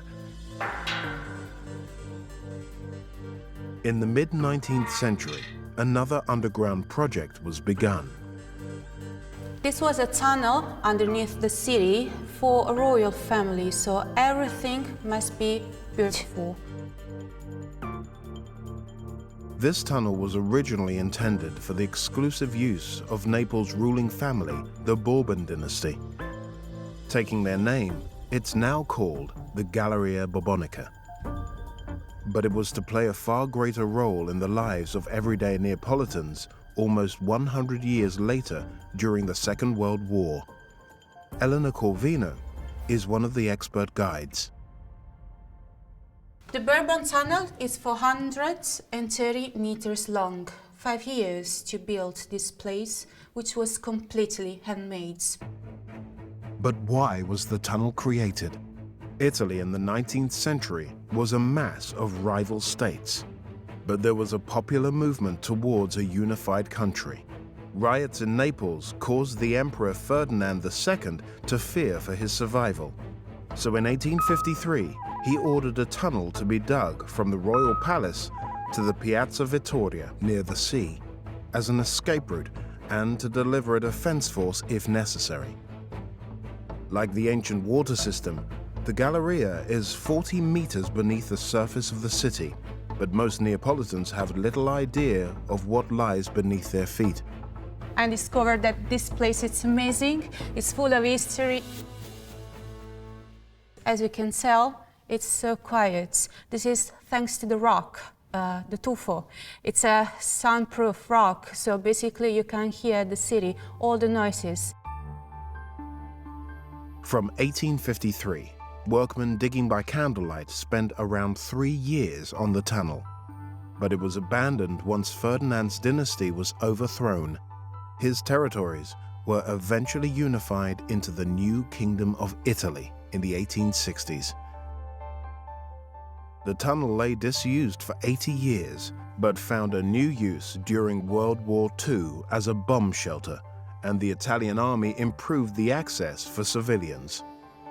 As part of World War II bomb shelter plan, the soldiers provided different entrances, and this was one of the 5 with 100 steps. It was really narrow, but Italian soldiers enlarged all the tunnels so people could just run and reach a safe place. Naples was the most bombed Italian city during World War II, suffering 200 air raids in 4 years. Allied forces were desperate to disrupt German supply lines to North Africa, and whole areas of the city were reduced to rubble. With almost 10,000 homes destroyed in the city above, the Galleria now provided life-saving shelter to stricken civilians. We know that there used to be a medical aid zone as people could get injured. There were areas for pregnant women because we know that some children have born in here. There were areas with beds because people could sleep in here during the night. Historians have made fascinating discoveries about the living arrangements in the Galleria during World War II. When we found this place, we just thought how people could be in here. I mean, during the bombings, but also living in here if the house was destroyed. We found many double beds, but each one was not used by a couple like nowadays. 4 or 5 people, maybe 6, one family with one bed.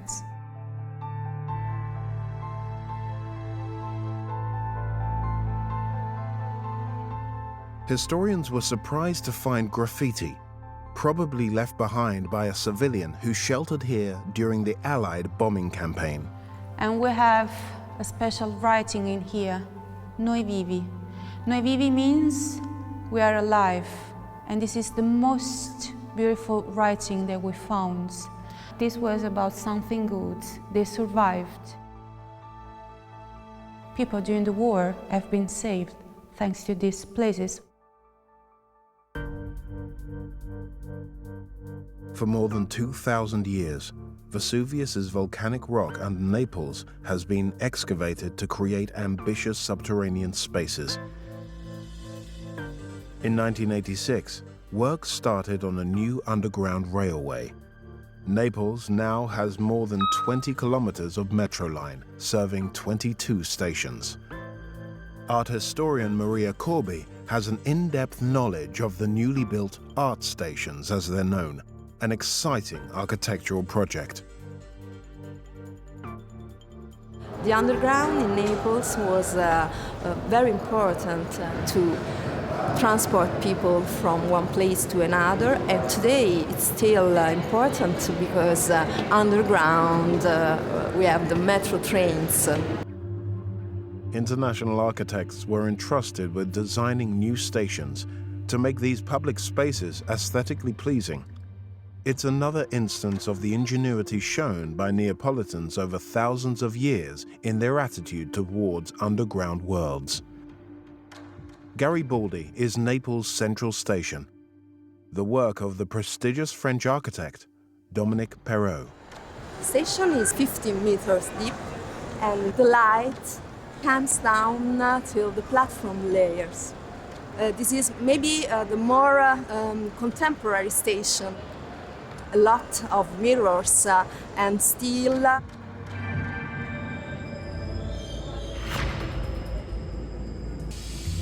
2 stops away is Universitas Station, created by Anglo-Egyptian architect Karim Rashid in 2011.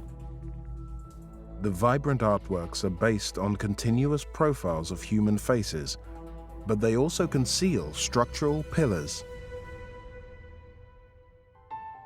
Toledo Station is the deepest on the line at 55 meters, the work of Catalan architect Oscar Tusquets Blanca. Inspired by the shape of a volcano's crater, the design incorporates conical shafts that bring light deep underground from wells at street level. It was inspired by Vesuvius, the symbol of Naples, and this is the crater of light. Color is used throughout the station to suggest the layers of the city.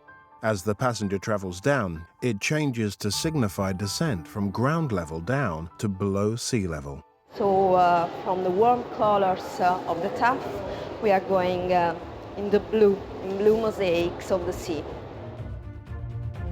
The confidence expressed through these innovations is only the latest chapter in the city's story of underground worlds. Around 1 million square meters of space beneath the city has been mapped, but it is thought that there may be a further 2 million yet to be discovered. Surely the city should think about how to map all these voids. I think this place is very special for us. You know, a heritage that we have to keep safe for the future.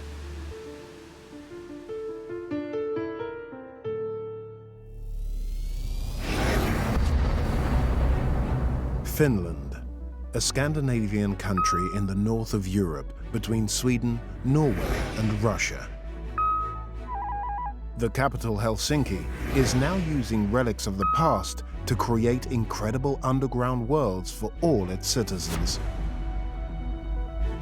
How have the ingenious Finnish people transformed their Cold War shelters to give them a new role in the 21st century? We have over 900,000 shelter places, more than we have citizens. What exciting uses have been found for the disused emergency bunkers? This is our track. It's about 300 meters long, and here is our long straight where you can get up to the top speed of 60 kph.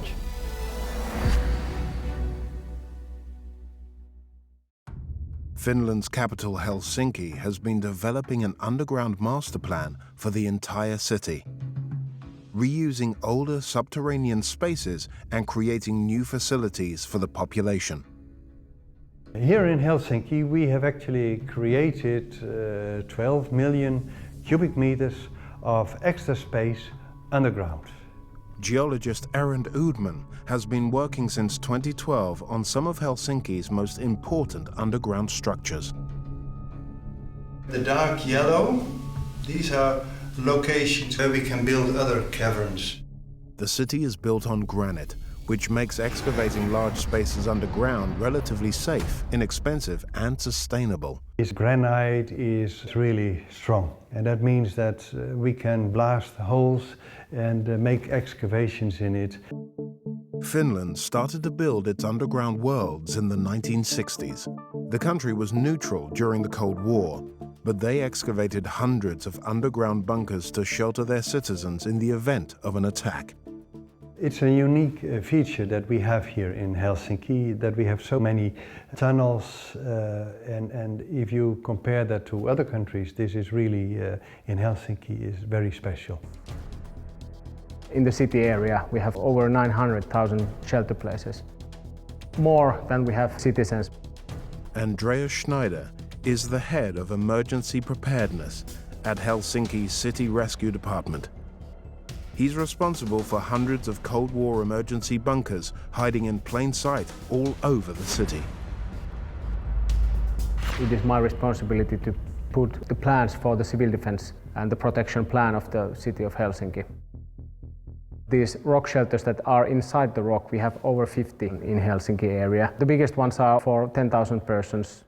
As Cold War tensions subsided in the 1990s, Helsinki found imaginative ways to use the underground bunkers whilst keeping them operational. Combining defense capabilities and community facilities would later become the underground master plan. The shelter system consists of independent shelter places all around the city, and they are in the double use. So we are trying and planning to use them in normal situations as widely as we can. So they are not just laying empty or as a storage rooms, so they are actively in the use of the society and the citizens. There are over 400 facilities around the city, some of which can be transformed into shelters in 72 hours. This one has been incorporated into the largest leisure center in Helsinki, the Itäkaska swimming pool. This is absolutely the biggest one in Finland. About 1,000 people visit this place every day. Oleg Jauhonen began working here when he was a lifeguard and is now in charge of daily operations. A swimming pool underground has obvious benefits in a country with cold winters. Now we are inside the rocks, so the heat are staying inside, so we don't need to heat this place much. So we are saving energy because we are underground. This swimming pool works also as a civil shelter for 3,800 people. This rock is really solid here. So in Helsinki, this was one of the best places to build the shelter and the pool. Divided into 2 levels, it can provide safety, food and water for up to 14 days. The shelter's capabilities have been incorporated into the design, including the maintenance floor below pool level. Constructed so that we have at least 50 meters of the bedrock on top of us. So then the doors will take all the pressure. In the event of a nuclear attack, there are 2 doors operated by hand. The first takes the initial impact from the air pressure, protecting the people inside the shelter. The second is a 5 centimeter thick steel door to prevent any radiation and contaminated air from entering. We have the doctrine of defending the whole country and defending all the civilians and not to evacuate them. And in Helsinki, when we are not planning to evacuate the people, we have to protect them where they are. So we're trying to keep the city functioning at all situations. Reusing existing Cold War shelters throughout Helsinki is a major part of the underground master plan. Around 3 kilometers away from the swimming pool is the Formula Center. It's another bunker that's been given a new purpose, this time as a go-karting rink. And Jukka Maanpää is the manager. We are actually a bomb shelter, but we are renting this place from the city of Helsinki. We are about 20 meters underground, and we run a go-karting place here since 1995. We get about 10 to 20,000 customers per year. You don't have to worry about the weather here, and well, since we are using wasted space, our rent is pretty cheap. This is our track. It's about 300 meters long, and here is our long straight where you can get up to the top speed of 60 kph. Our cars run on petrol. We have pretty strong air conditioning here, but you can imagine the fumes. We get rid of them pretty quickly. Like all Helsinki's dual-purpose facilities, the Formula Center can be rapidly switched into shelter mode in the event of an emergency. If we received an emergency call, we would have 24 hours to get rid of all of our stuff. All the locals, about 5,000 people, would come here and be safe from whatever emergency up there is. Each of these spaces was built to meet civil defense needs, yet they have fantastic dual uses. Even so, they are not the only Cold War surprises to be found in Helsinki. One of the city's architectural masterpieces is the Templiokio Church, also known as the Rock Church. It was designed in the 1960s by architects who were infused with civil defense concerns of the Cold War era and the need to shelter Helsinki's citizens.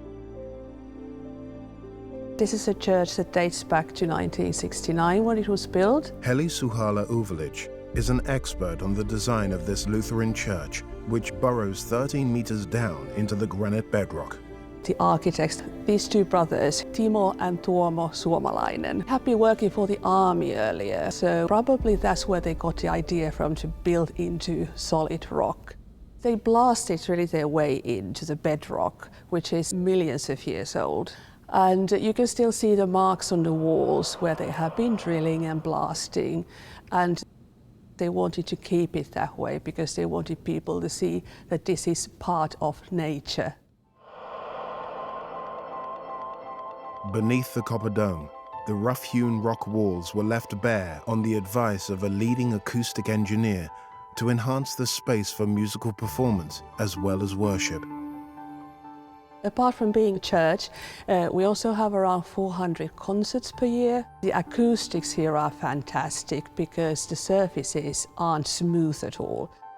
Given that this beautiful church was designed at the height of the Cold War era, it should come as no surprise that beneath it lies yet another nuclear blast shelter. It was, of course, highly important in those days, and even today, actually, in a time of war, the bomb shelter downstairs would be used. So in a time of crisis, people could live down here, at least for a period of time. Nowadays, we use this as a backstage area for our orchestras and choirs performing here. The Helsinki Master Plan encompasses underground worlds from more recent decades.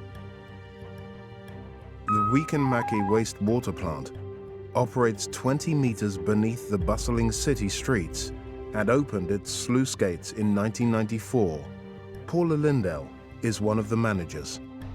This is the longest corridor in the treatment plant. We use bicycles and electric cars to go around, as it's quite a long distances for the workers. It's the largest sewage facility in Northern Europe and processes around 270,000 cubic meters of wastewater each day. It's 14 hectares underground space. It's around 20 times of the football field, so it's quite a good use of space also. The design allows for more than double the regular capacity, up to 700,000 cubic meters of wastewater. The need for this could occur during severe winters, with sudden thaws of ice and snow.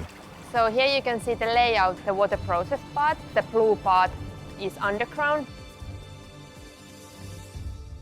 It's underground because in Finland we have quite a cold winter, and also we have really hard rock, so it's easier in Finland to go underground than in some other places. And the temperature is constant when you have underground plant, so it's easier to maintain all of the equipment. The plant is designed to retrieve and recycle energy and organic matter for conversion into power and fertilizer. The first stage involves screening out large non-organic objects which cannot be processed. All of the stuff have come with the wastewater, and in the screening part we have taken it out of the wastewater, so a lot of stuff that should not ever enter the sewage network. Dentures, spectacles, cell phones. How they entered the sewers is open to speculation. Of course, toys, so perhaps children may have put it into the toilet. I can only guess where it came from. Once these large non-biodegradable items are filtered out, the water flows through 2 stages of treatment. The first involves separating materials that can be turned into compost and biogas. So we are more or less 25 meters underground, and for this process there is 7 similar sized lines, so it's 1/7 of the wastewater going through this process tank. The wastewater left over is sent for final chemical treatment before it is fit to be released back to Mother Nature. This is where the magic more or less happens. Here we have the biological process, where we have bacteria working and cleaning the water. They get nitrogen out of the wastewater and also organic material. And we have 9 different lines for this part of the process. The Vikamäki plant handles vast quantities of sewage. It replaced 12 other treatment works around Helsinki. When the wastewater is cleaned here at the treatment plant, after that it goes to one big tunnel, and it goes 8 kilometers below the Helsinki city center, and after that also 8 kilometers to the open sea, and it's mixed to a lot of volume of the seawater. The treatment results are world class here, and when the treated wastewater goes to the sea, it does not have an effect on the environment. The architects and planners of Helsinki have designed their subterranean spaces initially to protect the population, and in more recent years, to wow them with high-concept experiences. It is almost an underground city if you think about that. We are looking where are possible locations where we can build more underground space for all kind of activity. And with many shelters now fulfilling dual roles, the Finns have the best of both worlds. We are looking into the future.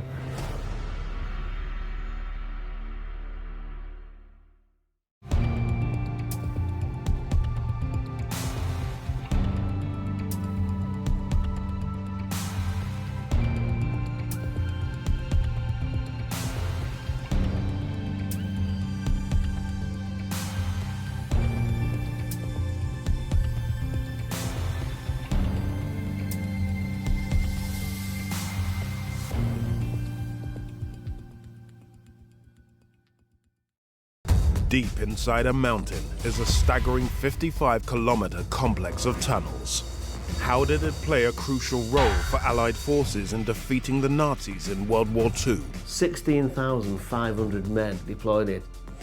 Deep under London, how will 21st century engineering innovation This is something to be proud of. continue the legacy of Victorian underground pioneers? Thousands of people were dying in these outbreaks of cholera. And what unbelievable discoveries have been made in the depths of one of Europe's largest and most stunning cave systems? It is extremely rare. This is the only place in the world where you can find them.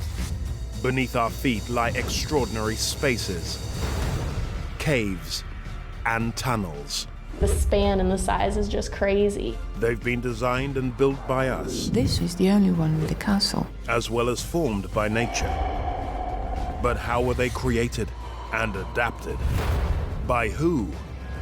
And why? You've got to face your fears.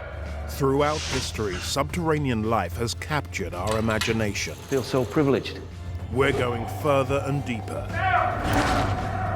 to unearth the mysteries, the stories, and the secrets of underground worlds.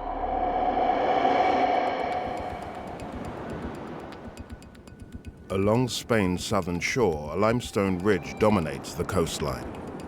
Gibraltar, known as the Rock, is a fortified British overseas territory overlooking the straits between North Africa and Europe. It's just 6.8 square kilometers in area, but the size of its role in World War II is immeasurable. Beneath its distinctive landscape lie no less than 55 kilometers of hidden tunnels and caves.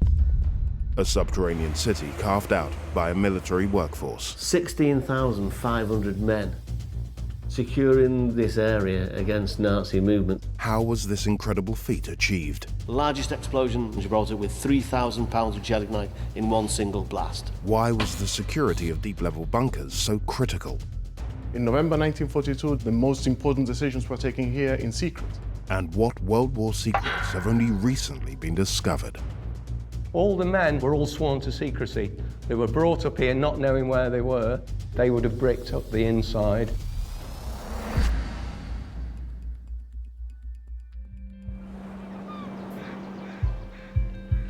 Since first coming to Gibraltar in 1988, former British soldier Pete Jackson has become an expert on its military and underground history. I arrived in Gibraltar not knowing at that time what I was in for. Viewing it from the outside, it is almost impossible to fathom what is actually inside the rock. The Rock has been home to British military forces for centuries. It's remained a British-run garrison since 1704. It's always been of key strategic importance to Britain, sitting where it does in the mouth of the Mediterranean. You control the straits, you control what's in and out. It's a very important place. Since they arrived here, British troops have excavated through Gibraltar's limestone rock to join up existing caves and to excavate new tunnels and spaces. Gibraltar is a labyrinth of subterranean excavations, which stretches such a time period. It stretches from the 1700s to post-World War II. The system is fantastic. The majority of subterranean excavation on Gibraltar was during World War II. At the beginning of the war in 1939, there were approximately 11 kilometers of tunnels inside the rock. By the end of the war, troops had increased that to a staggering 55 kilometers. It's like coming to Mecca for anybody that's an enthusiast for subterranean. We could almost call it a city underground.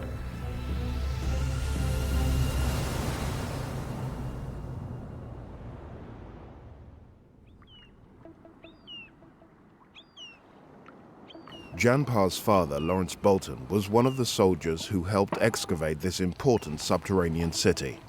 She's come to meet Pete at a place called Hayes Level to see the tunnels her father built for the very first time. The reason I brought us in here, we're going to walk down through a series of areas that were drilled out to perform the duties of stores, which is exactly what your father was doing when he was here, was producing areas to store.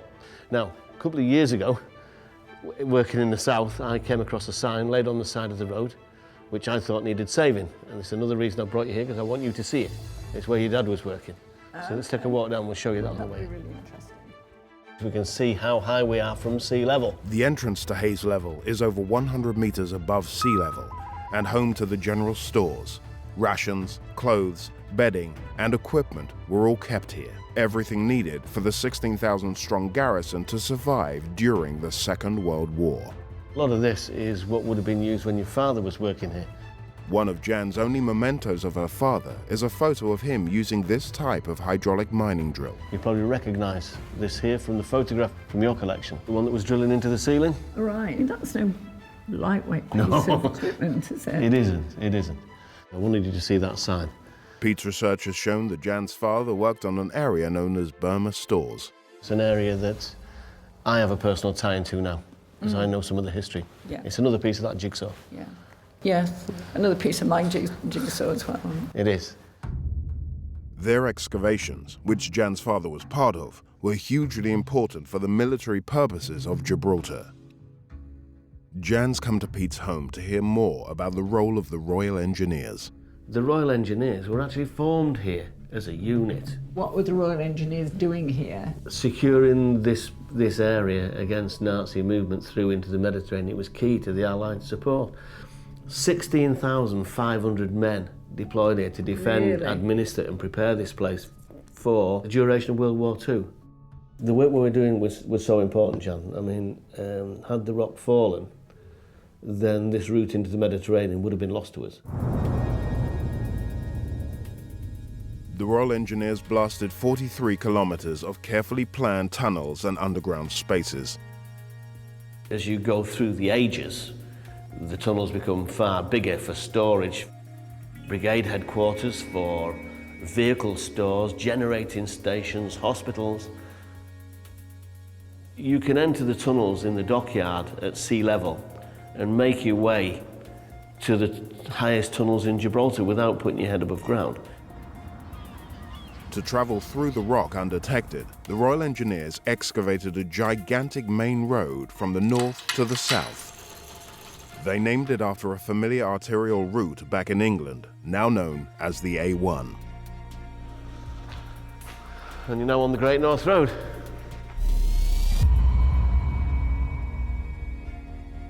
They use things that people would recognise. You enter the Great North Road from its southern end at Maida Vale, which is where the A1 starts. If we continue north within the tunnels as we would along the A1, we'll get to Peterborough. We're moving on from there within the tunnels, we get to Doncaster and then on to Durham. So these are towns that lay themselves along the line of the Great North Road in Britain. Anybody arriving from the UK entering this tunnel system, let's say you had a young conscript you needed to go to the stores at Peterborough, he knew that if he entered the tunnel system at Durham to get to Peterborough, he was going to have to turn south.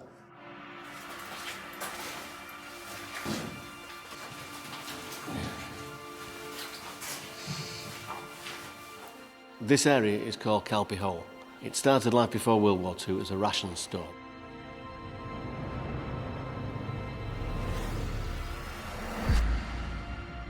Ration store was turned into Calpe Hole generating station.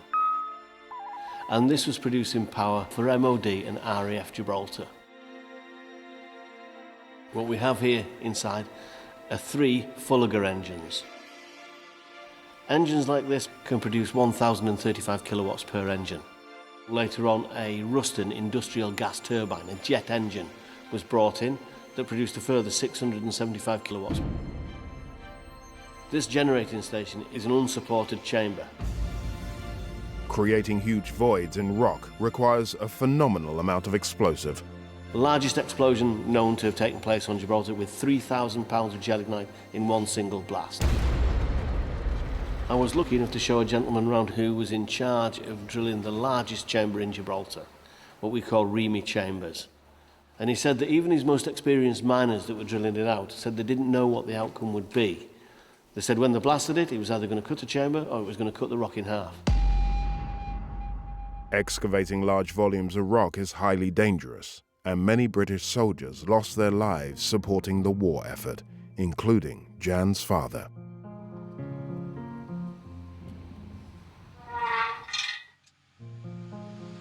We're on our way into the rock to the spot where my father died. Lance Corporal Lawrence Bolton, an experienced miner, was killed while excavating a Gibraltar tunnel when a detonation went wrong. This is the entry to Burma Store South. This is where your father would have been drilling, where that tragic accident occurred. This is special, and it's important for me to come and just identify with not the place where he died, but the last place that he was alive.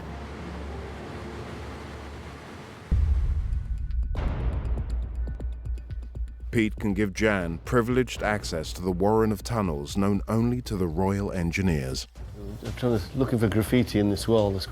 So what you're saying is then my dad could actually have He may well have left his name in the wall somewhere. The area that we're now standing in is called Upper Union Gallery, but its local nickname became Clapham Junction. Right. Clapham Junction because just like Clapham in the UK, You can get almost anywhere from here. In tunnelling terms, this goes north, south, east, west, left, right, up, down, in, out. In one direction from Clapham Junction, there's access to a lookout post with the same view of the Spanish mainland Jan's father probably saw over 75 years ago. Amazing. This is Jock's balcony. Absolutely fantastic. That's where my dad's medals were presented to me by the Chief Royal Engineer. Yeah. And all my family were there. It was one of the best days of my life. This is the first time I've been in this part of the tunnels. And it just makes me feel closer to my father. During World War II, future US President General Dwight D. Eisenhower set up his headquarters in the depths of Gibraltar. Operation Torch was the first mass involvement of US troops in the European North African theater of war. From deep inside Gibraltar, Eisenhower coordinated the successful invasion of French North Africa to reduce pressure on Allied forces in Europe and Egypt. During World War II, this must have looked very, very different. Luis Garcia works for a technology company that benefits from the security of this space, once occupied by the famous US general. In November 1942, Dwight Eisenhower spent 12 days in one of the offices here, implementing Operation Torch. It was very important because the most important decisions were taken here in secret. So a lot of intelligence gathering was done and the top brass was briefed of what the next move should have been. So a lot of very important decisions were taken in this room. Eisenhower's command office was protected from enemy bombs by rock in every direction. We are literally in the middle of Gibraltar, north, south, east, west. So we are in the heart of Gibraltar. There was a tin roof construction, so it must have been quite dismal at the time. According to Eisenhower's autobiography, he wasn't too impressed with the lack of fresh air and natural light. However, this space in the heart of the rock is perfect for its modern-day purpose as a data center. It keeps servers safe in a climate-controlled environment. This was refurbished in the 1980s. Walking in, obviously, you cannot but notice that you are underground, but once you're in here, it looks like a normal office. It's just that we haven't got any windows. During World War II, Gibraltar's subterranean world kept many things hidden.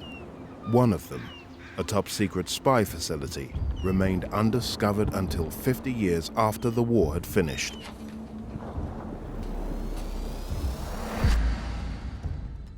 Located on the southernmost tip of the rock behind rusting metal and debris, a hidden time capsule lay untouched for half a century. For years in Gibraltar, there was rumours about this secret chamber inside the rock that was locally called Stay Behind Cave. People were often out looking for it. But in 1997, members of the Gibraltar caving group were in this tunnel. They stopped just here to have a break, and they felt wind coming through the corrugated iron. The tunnel's enthusiasts had stumbled on their holy grail. So it definitely showed they were in the right place. They moved further down and took another couple of panels away, and they found the way that the men would have been put into the chamber. The explorers had uncovered a secret cave built to conceal British intelligence troops inside the rock should Germans capture Gibraltar. The bold plan was to seal 6 naval personnel inside the hidden chamber. They would have bricked up the inside, and people on the outside would have sealed the corrugated iron so there was no visible sign that anybody was inside. The original plan was to hide the courageous men in here for 1 year. Provisions and equipment were supplied to last a whole 7 years. Tracer Cave was built to last, with 2 toilets and 2 ventilation systems operated by hand or a kind of exercise bike. The men could charge batteries and stay active while remaining completely silent. It was a static bicycle, and instead of having a chain, it had got a leather band so that it wouldn't make a noise. The men would need to stay in good physical condition. To keep the noise down, on the floor there are cork tiles to deaden the sound. By far the most exposed parts of Gibraltar's Tracer Cave were the lookout posts, one pointing east to the Mediterranean and the other west, out to the bay and the Atlantic Ocean beyond. The original plan for the apertures was for them to be 30 centimetres wide and 15 centimetres high. When they got to the east side, this is part natural cave, there's a small natural platform on the outside, and the men could actually climb outside. They're shielded from view from the Germans anywhere, because there was a lot of foliage around it, so they can actually get outside, get some sunlight, and monitor the shipping from there. But on the western side, it was very exposed, very close to where there was a path that the Germans would be patrolling. The slot itself is only about 15 centimetres long and 2 centimetres high. They had a concrete wedge which normally would be slid in there with a tiny pinprick hole. They'd look through there, check that there were no Germans in the area, and then they'd carefully remove the wedge. Once they'd gathered the information, they would need to transmit it back to London. But that would come at great risk. They couldn't have an aerial sticking out of the side of the rock because it would have given away the position. So it's a flexible aerial, and during the day it would have been pulled into that pipe there. And then at night they would compress the information down so you could send a lot of information in a very short time using a specific code. They would send a very quick transmission, receive any orders, and then shut off. They wouldn't want to transmit for a long time. Luckily for Gibraltar and the Allied forces, Tracer Cave was never needed. 300 meters above sea level and part of the Upper Rocks Nature Reserve, there's another stunning space. St. Michael's Cave is one of Gibraltar's greatest natural wonders. During World War II, the cave was prepared as an emergency hospital but never used. Today, it is a unique auditorium. And for some, like this 11-year-old choir member, a brand new magical experience.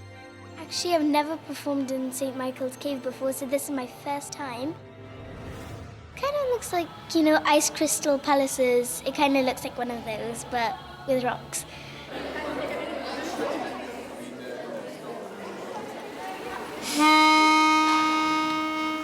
St. Michael's Caves is one of those magical venues that you take for granted when you live here.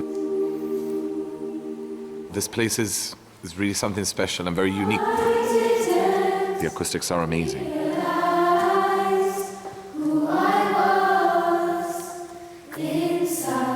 It sounds really, really cool. This is part of our history, so we get to sing in a place that has so much background. This is special for me to come. I've realised that it wasn't in vain. I didn't know anything about him, and I found him here.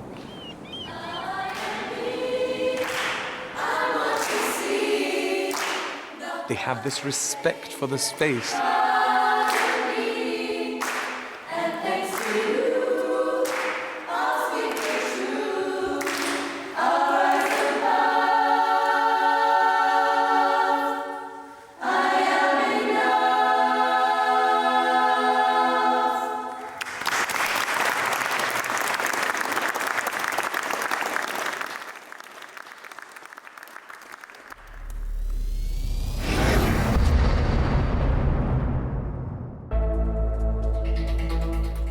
Slovenia, a Central European country situated between the Alps and the Mediterranean Sea. It's 20,000 square kilometers in size, which is 20 times smaller than California, but beneath its surface are a staggering 11,000 caves.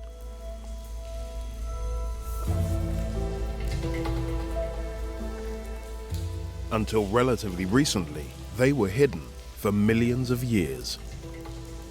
I found paradise, the biggest discovery in Slovenia, if not worldwide. What mythical creature was found thriving in this subterranean labyrinth? The first people that found it, they actually thought it was baby dragons. And what else lies hidden beneath? It's important to explore, to discover new, unknown territories. It's pushing us forward to find places where nobody else has been.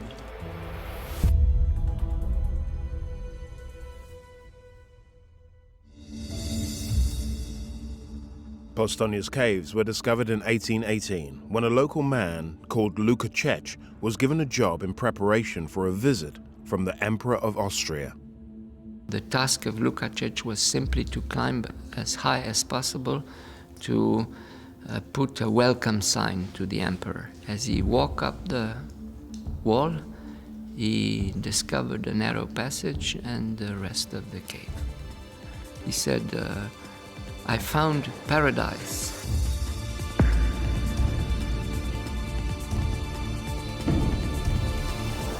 It was back then the biggest discovery in Slovenia, if not worldwide. Lukács had discovered what is, to this day, one of the largest cave systems in Europe. At 24 kilometers long, it has been created by the Puka River, which eroded down through the limestone rock to create this stunning complex of caverns, halls, and passages.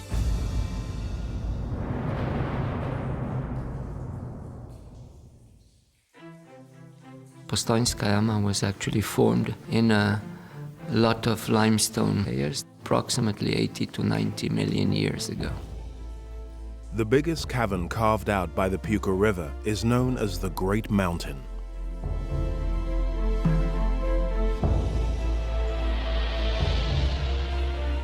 The room itself is 100 meters long, 40 meters wide, and more than 30 meters high. Inside this big room, you have really big cave formations. Stalactites and stalagmites are formed by rainwater dripping from the ceiling. This water will be able to dissolve and transport the limestone to the inside of the cave, and the limestone will solidify into various shapes. And the one that you can see above us, we called it Nebotichnik, the skyscraper. 16 meters high, the highest one in Postojna Jama.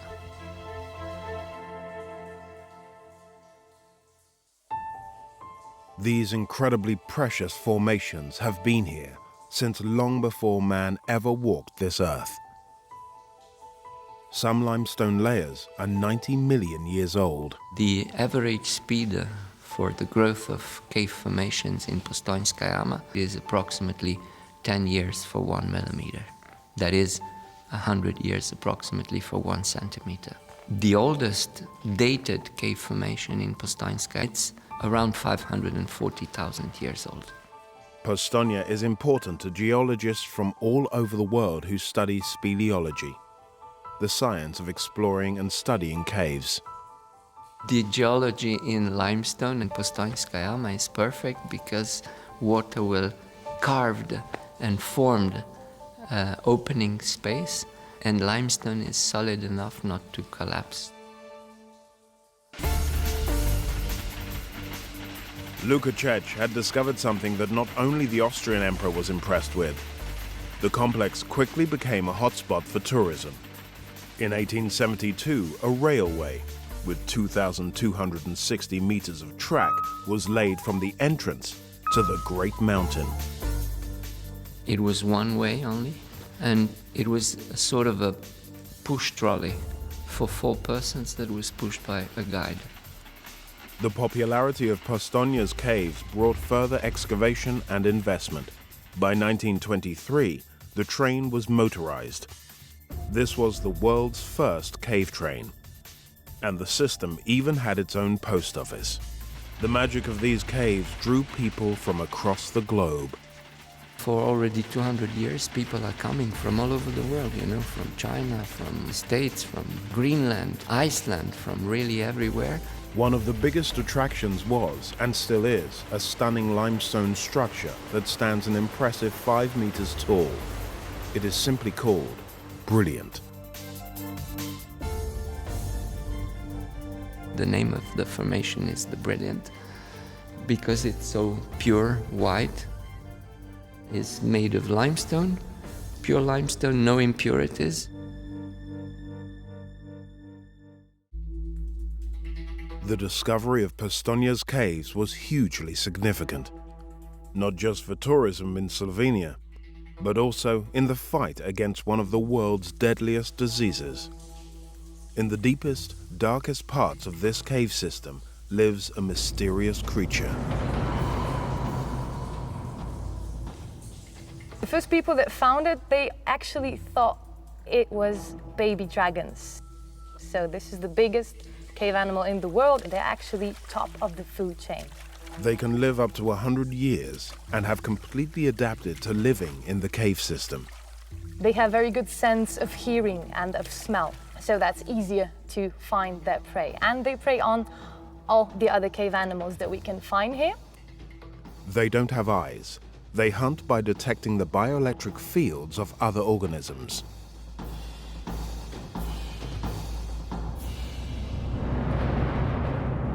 Here you can see the head. If you look closely, you're going to see the heart, which is basically located in the throat. Behind its head, they look a bit like red ears. These are the external gills. The whole darker part of the body, these are the intestines. If you take a closer look at the front legs, you're going to see it has only 3 fingers. On the hind legs, it only has 2 fingers. These creatures can live for up to 12 years without feeding. So it is extremely rare to see cave salamanders actually eating in nature. So you have to consider yourself lucky to get such a good shot. The more these creatures are studied, the more they reveal about themselves. Something very special happened in this aquarium. The mama actually started to lay eggs. Yeah, she laid 64 eggs. 21 of the younglings hatched, and this is actually an event it has never before been seen in nature. We were very lucky that it happened in this aquarium. These cave salamanders also had a genetic surprise for researchers. They may be immune to cancerous cells, so they can't get cancer. And this is the only place in the world where you can find them. So there's still much research to be done on this subject. I mean, it's amazing to comprehend that in such an environment that anything would actually survive.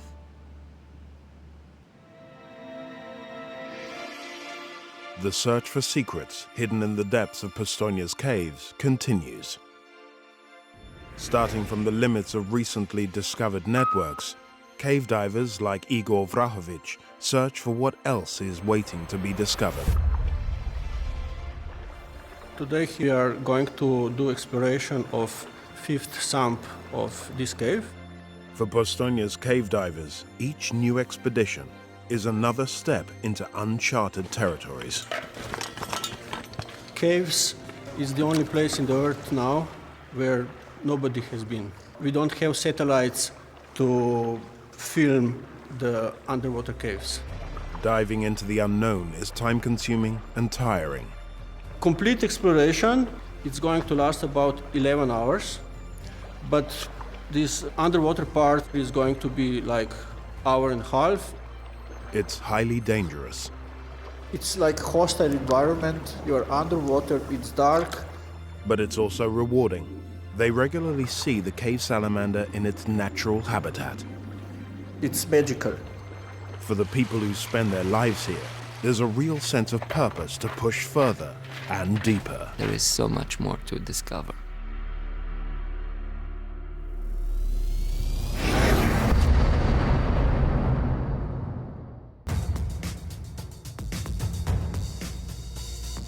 Across London, an ambitious engineering project is taking place. Population of London was 2 million. We're now at close to 10 million. Giant holes are being bored down, deep under the capital. When they're up and running, the guys can excavate 1 meter in an hour. They're connecting to a vast historic underground system rarely seen by people above. This is a massive piece of pumping work. This subterranean work of genius has saved millions of lives. What Joseph Bazalgette did was save a city. You can actually see individual chisel marks. How was this system constructed with Victorian technology? Having an integrated sewer system, I mean, this was radical. And how is it being future-proofed for the 22nd century and beyond? That 40 million tons of sewage that goes into the river every year, that's going to stop.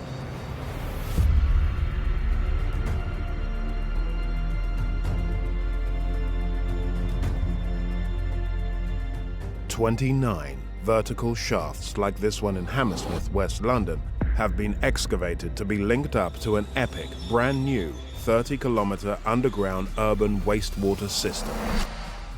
This £4.2 billion subterranean network will run directly beneath the River Thames, serving 13 boroughs and the City of London. Sewer expert Colin Fenn is meeting engineer John Corcoran of the Thames Tideway project.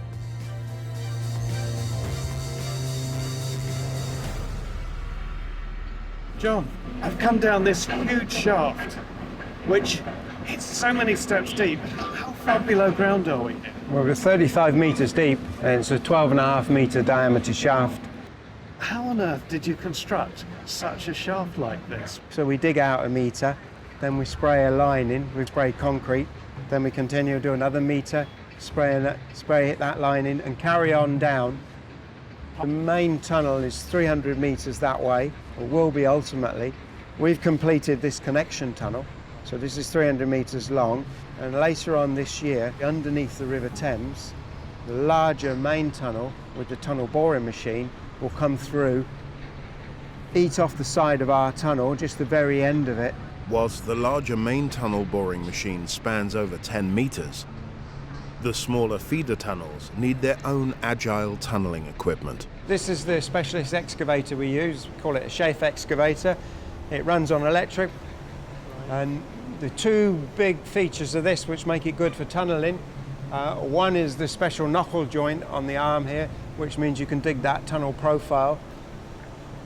And the second one is all the spoil comes into this conveyor system, so the excavator driver doesn't have to keep rotating. And the guys can excavate 1 metre in an hour. We actually have 4 or 5 dumper trucks. This machine keeps them busy, basically. They keep loading it and they take it away as quick as possible. And then it's taken away by surface muck wagons and used for land reclamation. Now, this tunnel has been designed to last 120 years, and we want to absolutely minimise the amount of maintenance because it's very, very difficult to go into a sewage system once it's operational. Currently in London, when there's heavy rainfall and the storm drain network fills with water, it floods the sewer system, meaning raw sewage escapes into the Thames. The pumping station here is activated on average once a week. So over the course of 1 year, that's 2 million tonnes of sewage going into the river, which we will intercept. So any fish in the river, anyone canoeing, anyone dipping their hand in the Thames is likely to have a bit of a surprise 50 days of the year. I've talked to people locally around Hammersmith, and they know when the sewage is coming out because it kills the fish. We're going to do something about this and have this fantastic project. Within a few years' time, we'll capture all that sewage and we'll have a much better, cleaner River Thames. This is a massive, forward-thinking underground engineering project for the public and environmental good. It builds on the groundbreaking work of visionary engineer Joseph Bazalgette, who created London's existing sewer system back in the 1860s. Well, if you look back when Bazalgette designed his 150 years ago, the population of London was 2 million. We're now at close to 10 million. One reason for Thames Tideway's construction is the rapid expansion of London over the last century. Joseph Bazalgette's sewers were built because London was growing, but more importantly, because people were dying. Sir Peter Bazalgette is Joseph's great-great-grandson. It was in about 1831 that the bacterium cholera arrived from India. Lots of people were drawing their drinking water from the Thames, but their sewage was flowing out of their houses into the Thames via the tributaries. They were drinking their own excrement. Thousands of people were dying in these outbreaks of cholera. It actually would have got worse and worse and worse had there not been a cleansing of the city and a city-wide solution. This is Crossness Sewage Pumping Station on the south side of the River Thames, away from the city. It's where Bazalgette's mammoth subterranean system culminates. This is a cathedral to municipal engineering. We're at the end of Bazalgette's major sewage improvement works that he'd started in 1856 across London. So here we have a map of London showing the Bazalgette sewer network all in place. So firstly, in the north of London, there are 3 main sewers. They all meet at Abbey Mills pumping station at the top. Then in South London, we have 3 more, and they come flowing down, takes the waste and puts it out to Crossness, where it then hits the more tidal reaches of the Thames, and it can hold the waste and then release it as the tide goes out. Crossness was the southern guardian of that sewer network. It was a matter of huge pride, and at the opening we saw Prince Albert and lords and ladies came here, so it was something to boast about. It wasn't going to just be an anonymous building hidden away in the marshes. We're surrounded by the cast iron tracery, and then all around here we've got beam engines with pumps that are being used to move the effluent that's been taken through the sewers. The pumps were used to lift effluent from the sewers deep underground. It was held in pens, and then 75,000 tons of sewage would be released with the estuary tide out towards the North Sea. This is a massive piece of pumping work. Everything here is just solid. It's just gorgeous. This is something to be proud of. Peter. Hello. So, Colin, here's our Cathedral of Sewage. Bazalgette was hardly talked about, hardly known, compared to, say, Brunel, because most of his achievements are underground and you can't see them. There was an article in one of the newspapers, I think it was The Observer, that called him the drain brain. And then, having read that, I realised quite how profound his achievements were. London at the time had a population of between 2 and 2.5 million. And when Bazalgette finally got the money to execute the scheme, he overspecs the whole scheme for a population of about 4.5 million. It allowed London to grow as a sort of economic entity. What Joseph Bazalgette did was save a city. He was a true visionary, and Joseph Bazalgette enabled a healthy London to thrive. But his underground engineering genius wasn't a first. Decades before, in the 1830s, 200 miles north of London, in the city of Liverpool, a civil engineer called James Newlands was about to create the world's first integrated subterranean sewer system. If we were to think about Liverpool in the 1830s, it was filthy. You had butchers slaughtering animals in the street, fishmongers throwing the guts around and hoping for a heavy rain to maybe wash them down into the Mersey. There was a sanitary report and it highlighted Liverpool as being particularly filthy. The medical officer noted that the poor were living in dreadful conditions in basements. In fact, he said, "I found them inundated with fluid filth which had oozed through the walls from adjoining ash pits and cesspits." As an important port for the industrial heartlands of the north of England, Liverpool's reputation for squalor and disease started to affect its trade as a port. In 1847, James Newlands was appointed the first borough engineer. From this, it went from the basest form of filth and disgusting environment to really the heights of modern sanitary thinking. James Newlands turned out to be, in some ways, the sanitary saviour of Liverpool, didn't he? Yes, he definitely did. When he arrived in Liverpool and was appointed, he targeted a lot of specific issues such as street lighting, pavements, communal bathhouses, which all played the small part of ultimately cleaning up Liverpool in conjunction with a major sewage system, which he created, the first of its kind. Construction began in 1848, and by 1851, 27 kilometers of main sewers had been built. This increased to a staggering 480 kilometers by 1869.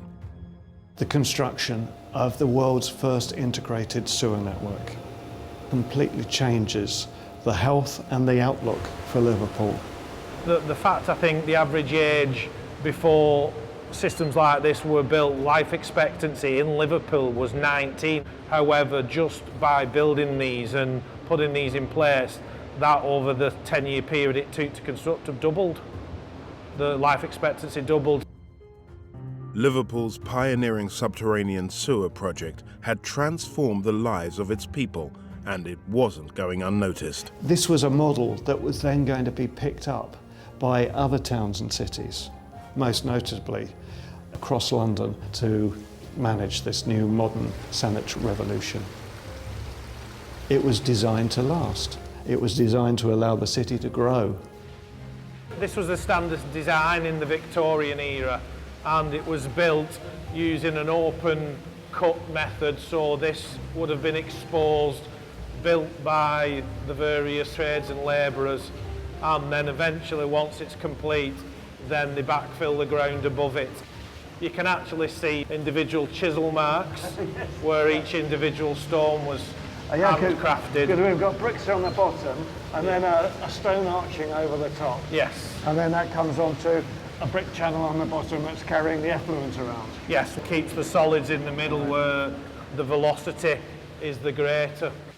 The actual gradient is 1 in 113, so that actually gives it the potential to self-cleanse, so the floors will be enough to ensure that it's kept as clean as you can see.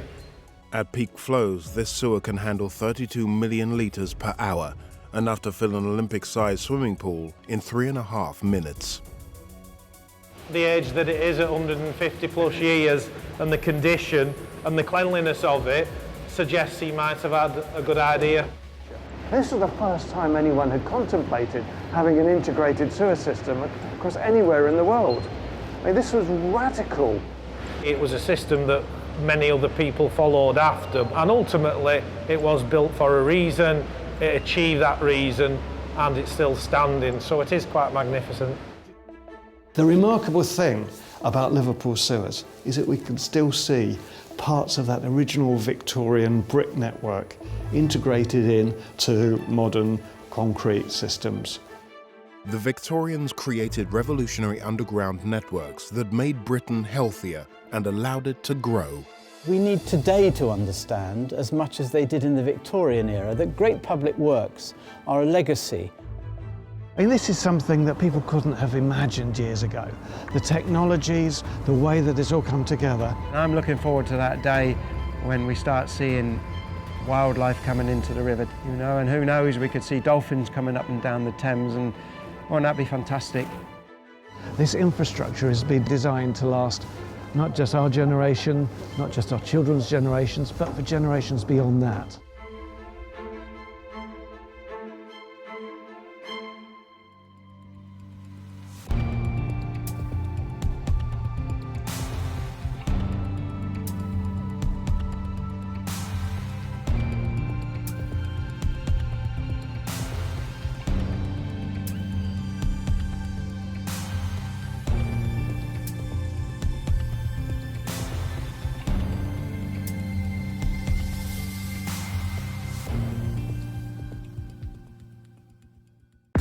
In World War II, why did Hitler convert the Channel Islands into an impregnable underground fortress? If there had been a gas attack, this was a decontamination zone. How did a little-known ancient civilization use this labyrinth to wage a guerrilla war against their powerful and aggressive neighbors? That they can attract enemy soldiers into tunnels, and you would be locked in there forever. And how have two underground worlds transformed the fame and fortune of a city? Nice invention. This brewery started beer revolution. Beneath our feet lie extraordinary spaces, caves, and tunnels. The span and the size is just crazy. They've been designed and built by us. This is the only one with a castle. As well as formed by nature. But how were they created and adapted? By who and why? You've got to face your fears. Throughout history, subterranean life has captured our imagination. I feel so privileged. We're going further and deeper to unearth the mysteries, the stories, and the secrets of underground worlds.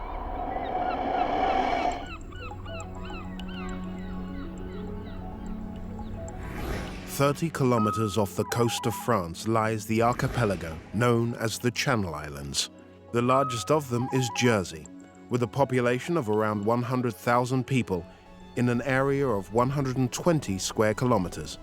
During World War II, the islands were occupied by Germany under the orders of Adolf Hitler. But why did the Führer take such an interest in the Channel Islands? It was British territory. Although Hitler never came here, I think he got a bit obsessed by it. What did it take to convert the island into an impenetrable system of underground fortified bunkers? Jersey was the most fortified place in the world. And at what cost? The Nazi Party racial views regarded the Slavic races as subhuman.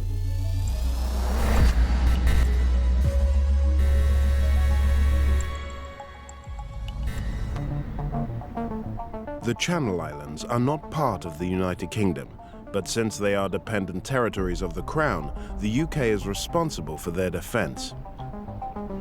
From September 1939 to spring 1940, Jersey and the other Channel Islands were largely untouched by the war.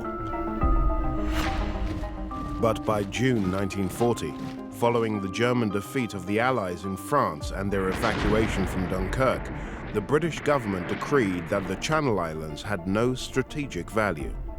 They would not be defended and instead were left open to the Germans.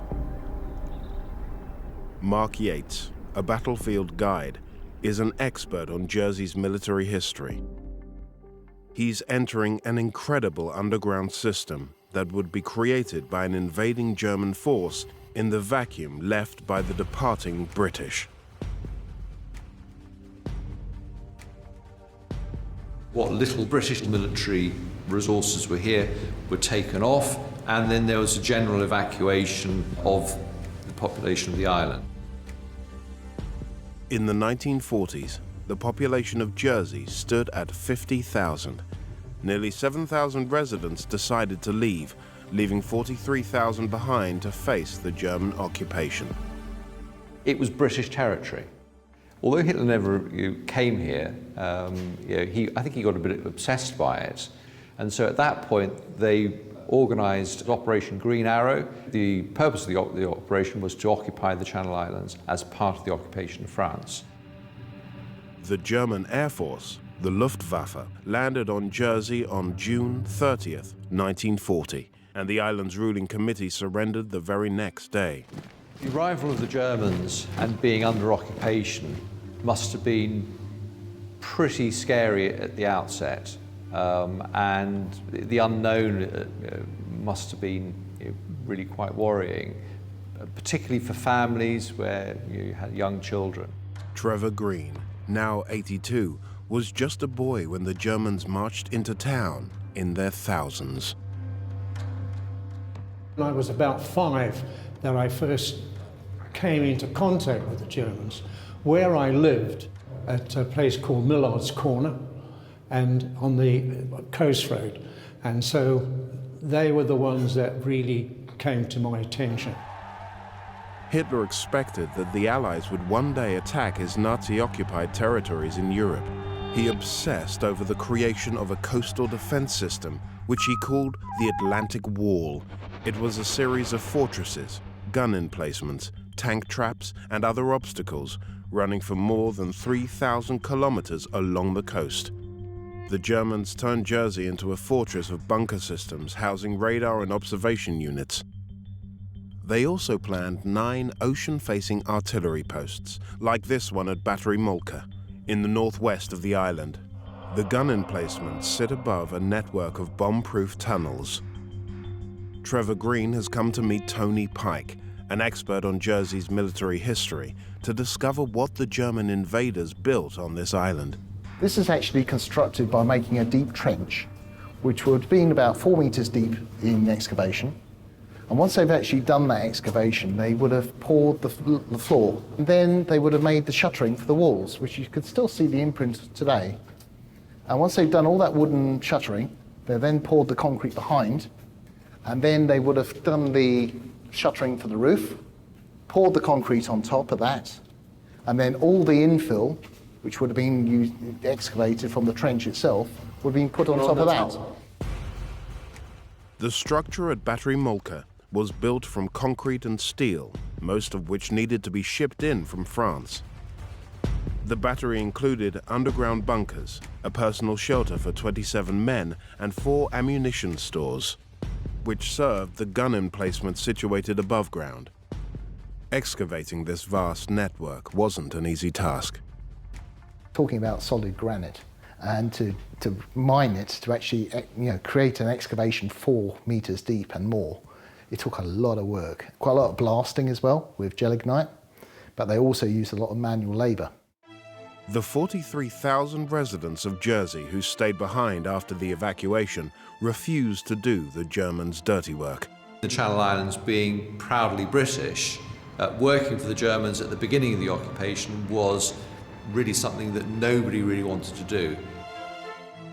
Battery Molka and other German installations on the island were constructed by a workforce of mostly prisoners and conscripts who were treated as slaves. They were shipped in from Nazi-occupied territories all over the continent. They came from the Eastern Front, from Eastern Europe. They were typically Soviet civilians who were conscripted or Soviet prisoners of war.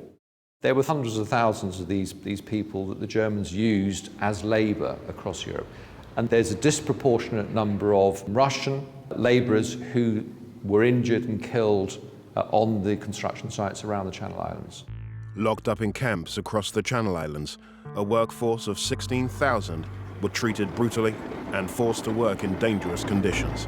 The Germans reserved the harshest treatment of all for Central, Southern and Eastern Europeans who spoke Slavic languages. The Nazi Party racial views regarded the Slavic races as subhuman. They were brutally treated. And of course, in an environment where you're starved, you're not in the best of health, and you're working on construction sites where, to be honest, there's no health and safety, who's most likely to suffer? On Jersey, over 6,000 slave labourers worked more than 12-hour days. Under constant fear of rock falls, they excavated 1,000 meters of tunnels using just simple picks and shovels. The forced workers and the slave workers actually built this site. That's very important to remember what they did. You know, it's a colossal amount of work they did in all sorts of different weathers, with very poor equipment a lot of the time. The slave worker, what they had for protective clothing was an old cement sack with a couple of arms just punched through. Due to cement shortages in summer 1943, the Germans abandoned their original plan to build 8 batteries on Jersey. Only 4 Army and 2 Marine batteries were completed, including Battery Molka, which contains a gun emplacement, ammo stores, and a gas-locked chamber, all connected by 4-meter-deep tunnels. Personnel shelter was actually made to be contrary against gas attack, because Hitler was gassed in the First World War. He didn't want his troops to go through the same experience. So a lot of engineering and thought has actually gone into this bunker. This part here, we're standing underneath a shower head. So if there had been a gas attack, this was a decontamination zone. So the idea was you had a shower here, the water was heated from the boiler next door, and then you would go into this part, which is a gas lock. And the door through there would have been already closed. Then you walk straight through here into the bunker. In the event of a mustard gas attack from the Allies, these steel doors would be locked and sealed while pumps would filter out poisonous gases. This part of the bunker, the air would be cleansed and filtered.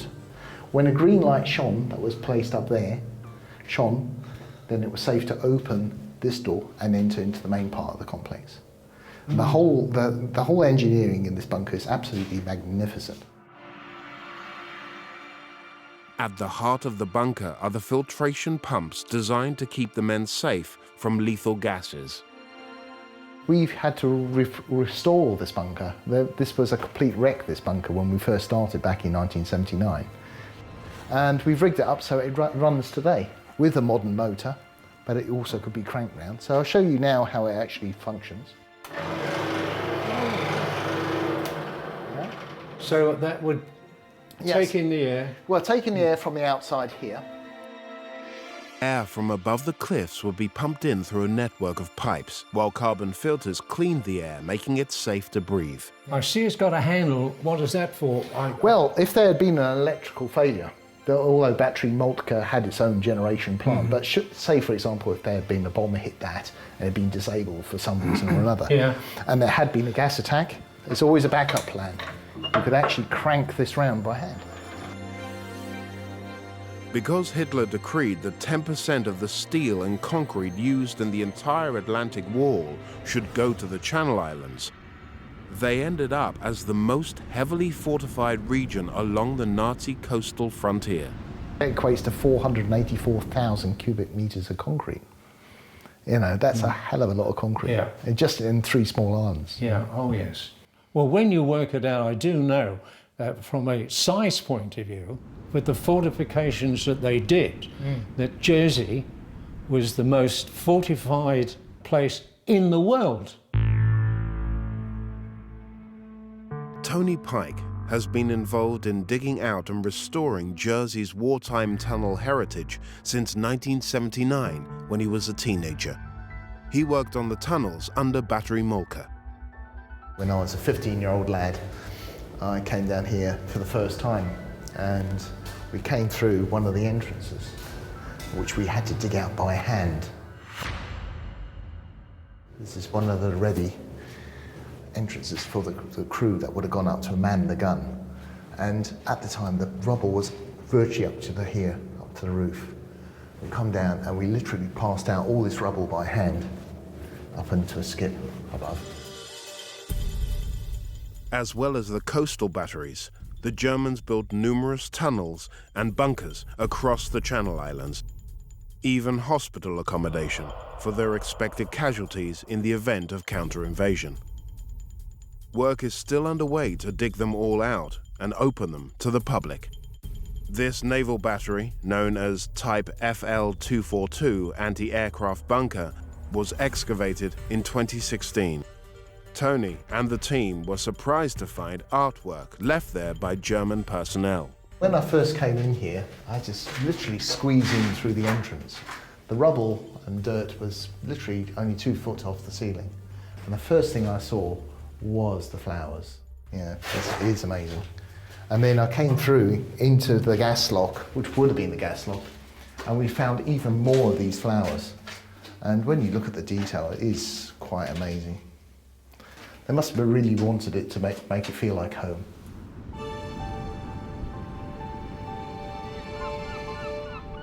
When the war ended in 1945, the liberated island folk wanted their home cleansed of the taint of German occupation. The British Army was given the complicated task. More than 60,000 mines and 30,000 tons of ammunition had to be removed, while the guns of Battery Moltke were thrown over the cliffs. Over the decades that followed, the abandoned bunkers were used as dumping grounds. But with the help of volunteers like Tony, the doors of history are at last being pushed open to offer everyone a glimpse into Jersey's past. When you think this was worked on by the forced labour and the slaves to build it, and to achieve this was a lot of hard work. This bunker complex is quite incredible.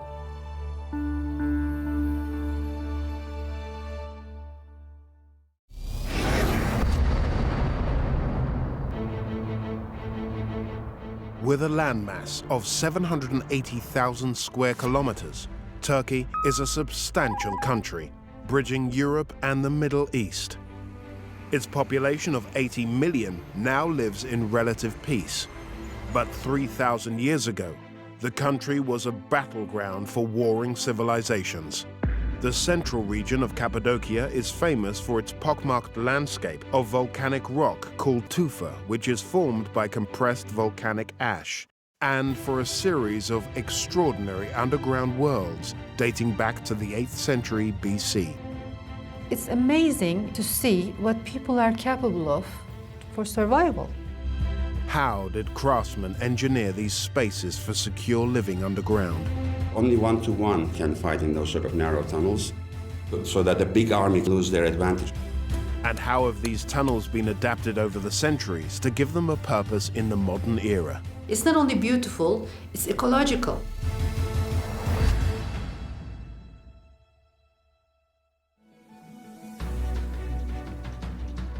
Kaymakla is 310 kilometers southeast of Turkey's capital, Ankara. The sprawling hill town conceals numerous entrances to a hidden world. This is one of at least 20 underground cities in the Cappadocia region. Built on 8 levels, 40 meters deep, Kaymakla has space for 5,000 people to live comfortably for months at a time.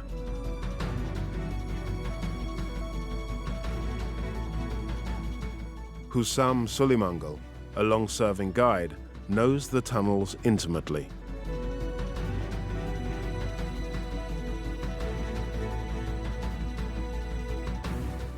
Now, I came here for the first time about 35 years ago.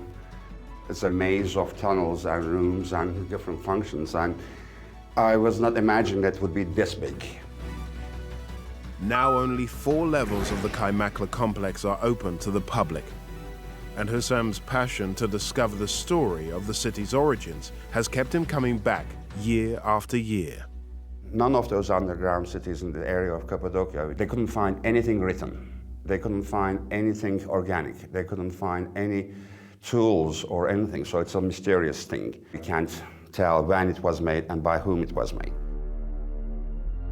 Despite the uncertainty, historians have estimated Kaymakla dates from 800 years BC.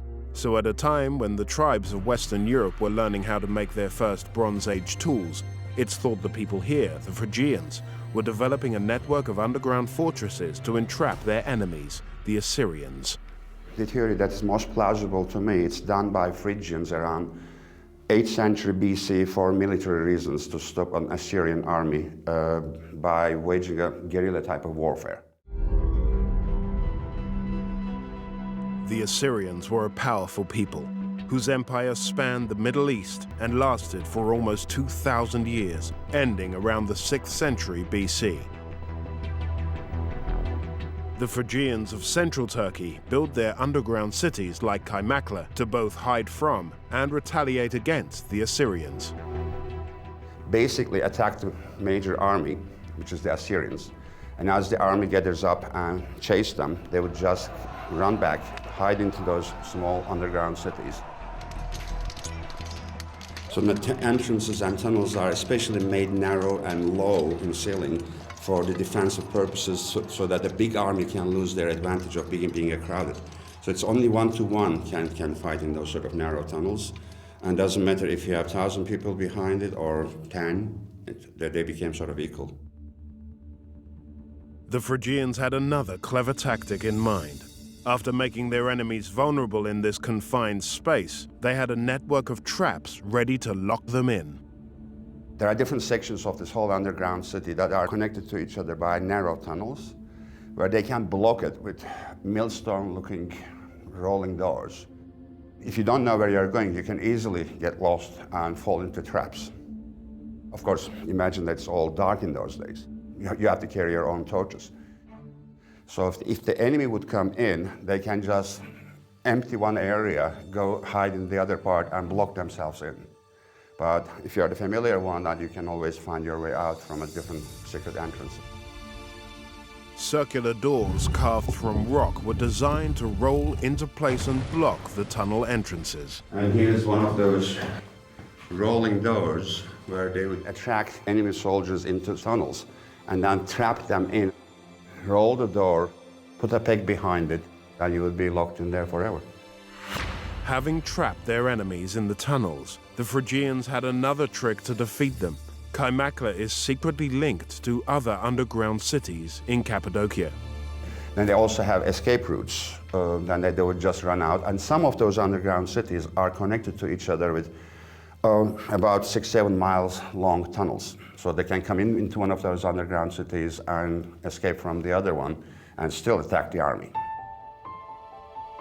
It appears the Phrygians built Kaymakla as a refuge. In later centuries, the many underground spaces across the region have found new uses. Today, architect Asla Uzbay lives and works in a cave house. I feel very safe. I think it has some kind of protection feeling in a cave house, which has a natural sunlight window. It's not only safe, it's beautiful. It's like you are living in a sculpture.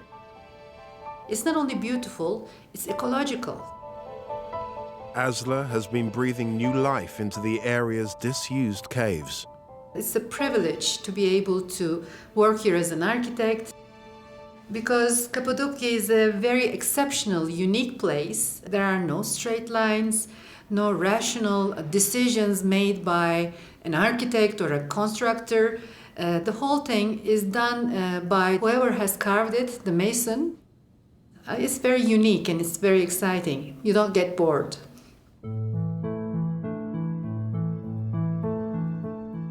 Asla's perspective on the changing uses of the Cappadocian caves may throw some light on what's happened in Kaymakla through the centuries, since the Phrygians occupied the underground city. These spaces look like archaeological sites, but actually they're not. They have been constant living spaces for about 3,000 years. Kaymakla is actually about an 8-story huge underground living system. So it's amazing to see what people are capable of for survival. Historians have found evidence of continuous use of Kaymakla from ancient civilizations right through to the present. About 2,000 years ago, Hittites have carved a space for something. Then Romans came. Then came the Byzantine period. Then came the Turks. And you discover how they used to live inside spaces. In time, if it's flexible enough, people can change that space for their contemporary needs.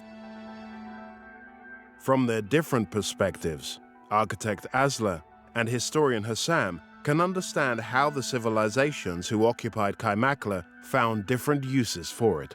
How would they build this place? How did they manage to calculate where they need a pillar to support the lower or upper floors? And how do they know without using compasses or GPSs as we now have? And even though it's very soft, it's a very sound structure. They have about 2 meters or 2.5 meters thick layers in between the floors. So this is not like the beams that we know of, and this is the largest opening that they make. It's very ecological, actually. You know, it's very easy to keep the heat inside. Oh, yeah. So it's insulating. It's insulating, and I don't think they actually designed it the way we do it today. They lived through experience. Right. It's not planned. It's not planned. So it should have taken hundreds of years. I don't know how long. And no one knows, actually. No one knows, yes. That's the mystery of it. There are clues in the design of each underground space, which suggest that they had specific uses. For instance, in one chamber on the 4th level, 27 meters below the entrance, Hüsam has an explanation for this unusual-looking vessel carved into a small pit. Now here we are, you have the wine press where, imagine in those days, mostly women would be going in, pressing the grapes with their feet. Extracted juice would be coming out from this hole into that container. Because the temperature is pretty fixed here, it's a damn good place for fermenting the wine and keep aging them. At the same depth, there are signs of organized kitchens and the preservation and storage of large quantities of food.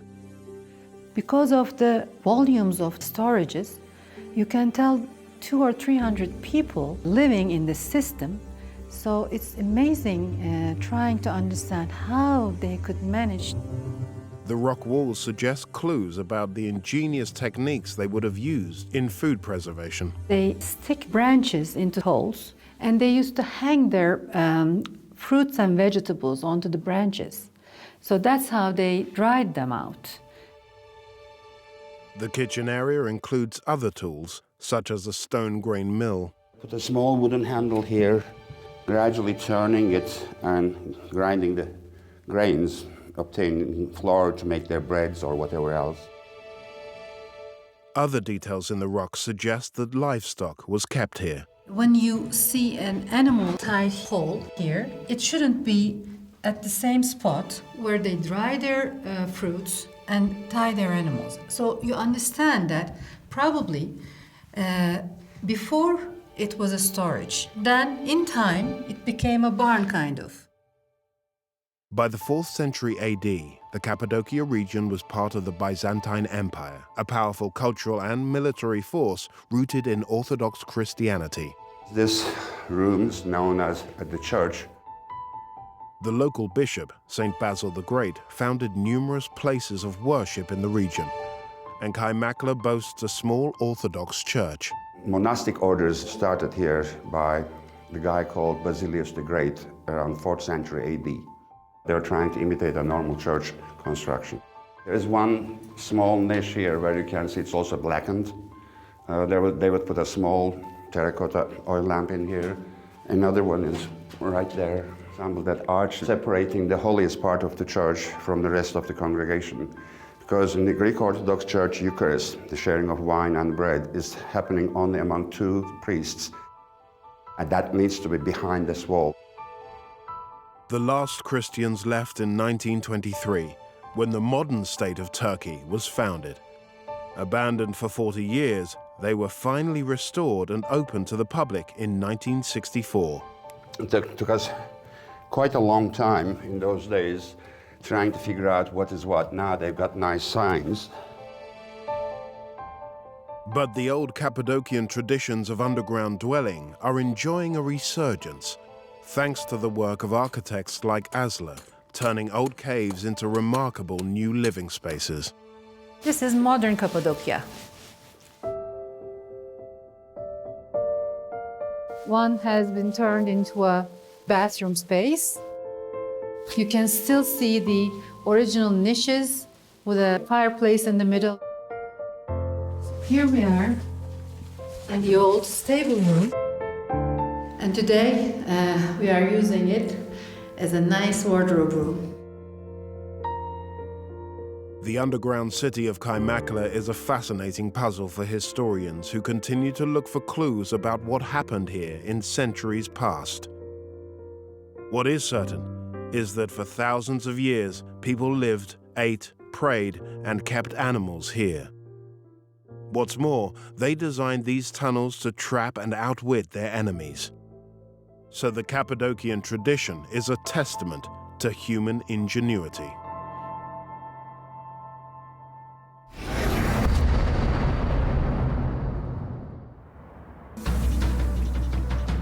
The Czech Republic is a country in Central Europe with a population of just over 10 million. Pilsen is the 4th largest city, 90 kilometers west of the Czech capital Prague, in an ancient kingdom known as Bohemia. There is a fine history of brewing here, dating back to the 14th century. A tradition which has given rise to an extraordinary network of cellars, wells, and tunnels which lie under the city. In every century after, people expanded the underground a little bit more. But how did these secret passages give birth to the most popular type of beer ever? The water which filtered through the sandstone, it was very pure. Where did they harness the power of nature to create this liquid gold? So we had more than 60 of these rooms down here. And what effect did Pilsen's brewery have on the rest of the world? This brewery started a beer revolution.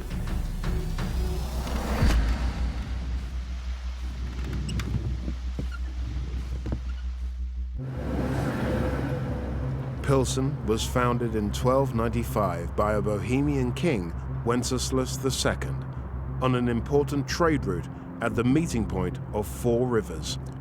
The city is remarkable because it is the location of not one, but 2 extraordinary underground worlds, one dating back to the 13th century and the other to the 19th. Why did they excavate these tunnels and vaulted chambers in the first place? Local historian Jan Hus was first brought here aged 14 by his father. Ever since, he has been fascinated by the development of this underground world. I expect couple of rooms, couple of corridors, but when I saw how big it actually is, like 13 kilometers and 2 floors, I was kind of surprised. Beneath the historic city of Pilsen lies a network of cellars, wells, and storerooms linked together by a complex chain of interconnecting tunnels. The whole system of Pilsen's underground was created between 13th and 18th century. As he makes his way into this labyrinth, Jan is traveling back through time to the beginning of the Pilsen story. Local monks brewed beer here in the 1300s. The water supply was ideal because of its low alkalinity. Townspeople wanted to make their own beer and sunk wells to get at the water. Here we can see the really narrow part, which actually leads to medieval well. So people created many wells to get access to the underground water, because 300 houses in medieval Pilsen made a beer during medieval times. So each one of these houses had wells. Pilsen's townsfolk were not obsessed with drinking beer for pleasure. Europe was rife with plague and waterborne diseases during the Middle Ages, which meant that it was safer for people to drink beer rather than water for hydration, because the fermentation process kills unwanted bacteria. Here, one medieval well that people created. When you look up, you can see how much underground we actually are. We're about 7, maybe 8 meters under the street. The people of Pilsen dug wells deep into the soft sandstone. In order to extract the water, they used techniques that were ingenious for the era. In a medieval Pilsen, or in the city center, there used to be 360 wells. So even during the 15th century, people didn't use some buckets and ropes to get the water from these wells, and they pumped the water out using pressure. And these pipes are wooden pipes from the 15th century. To make these pipes, which are remarkably still intact after 600 years, it was important to pick a variety of tree that was both straight and sturdy.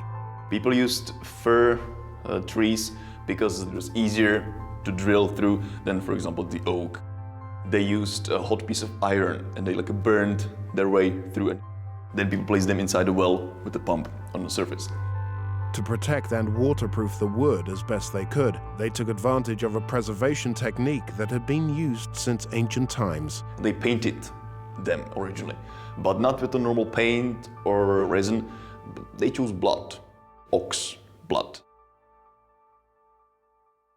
The albumin protein in the blood made the perfect water-resistant coating.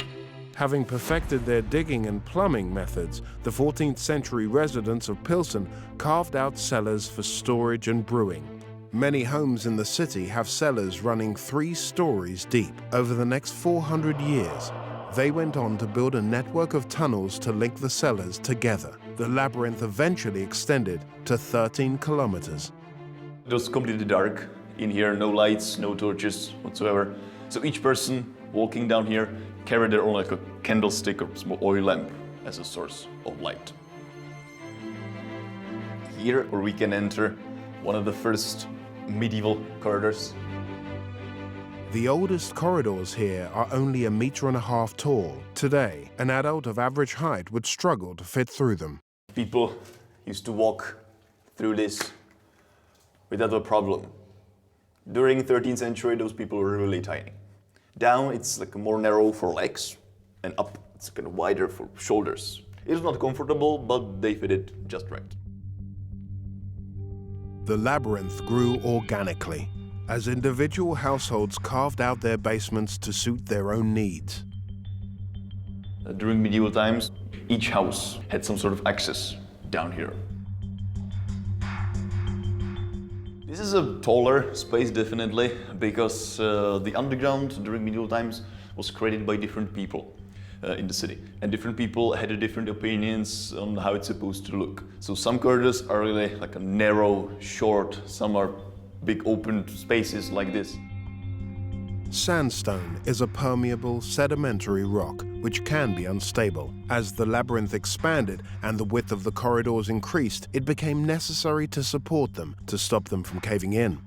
The whole complex was created only by some hand tools. It's actually really soft rock, but also there used to be a lot of underground water. So the sandstone, it started to crack on many places. So people had to reinforce it somehow. So they added like the brick arches or brick ceilings to like keep the weight up. So they started expanding the corridors more and more. And every century after, people expanded the underground a little bit more. And it went on and on until the 18th century when the construction was finished. 4 centuries worth of tunneling knowledge gave the people of Pilsen the upper hand in times of war. Pilsen's underground. It's also the reason why city was well defended during medieval times, because it was used as a part of the city's defense. Pilsen's residents were able to evade their enemies and use the tunnels to spring stealth attacks on invaders. People from Pilsen were hiding down here during war and, for example, some fires in the city, and also organizing some attacks on the attackers themselves. So it was like the hit and run tactic. And thanks to that, actually, Pilsen was quite successful in its defense. It was conquered basically only once in the 17th century, in the year 1618. As well as its defense benefit, the residents made full use of the labyrinth's cool ambient temperature. This was integral to the development of the brewing industry, for which Pilsen was to become world famous. Originally, people in medieval Pilsen used the underground mostly as a storage for their food, water, but mostly the beer barrels. Because there's a colder temperature down here than in the city, people used it as a giant fridge. Beer fermented down here, also aged or matured in the closed barrels in these arches. The history of Pilsen and its brewing tradition are intimately entwined with this city's subterranean character. You can literally touch the history in some of these parts, from like the 13th century to present day.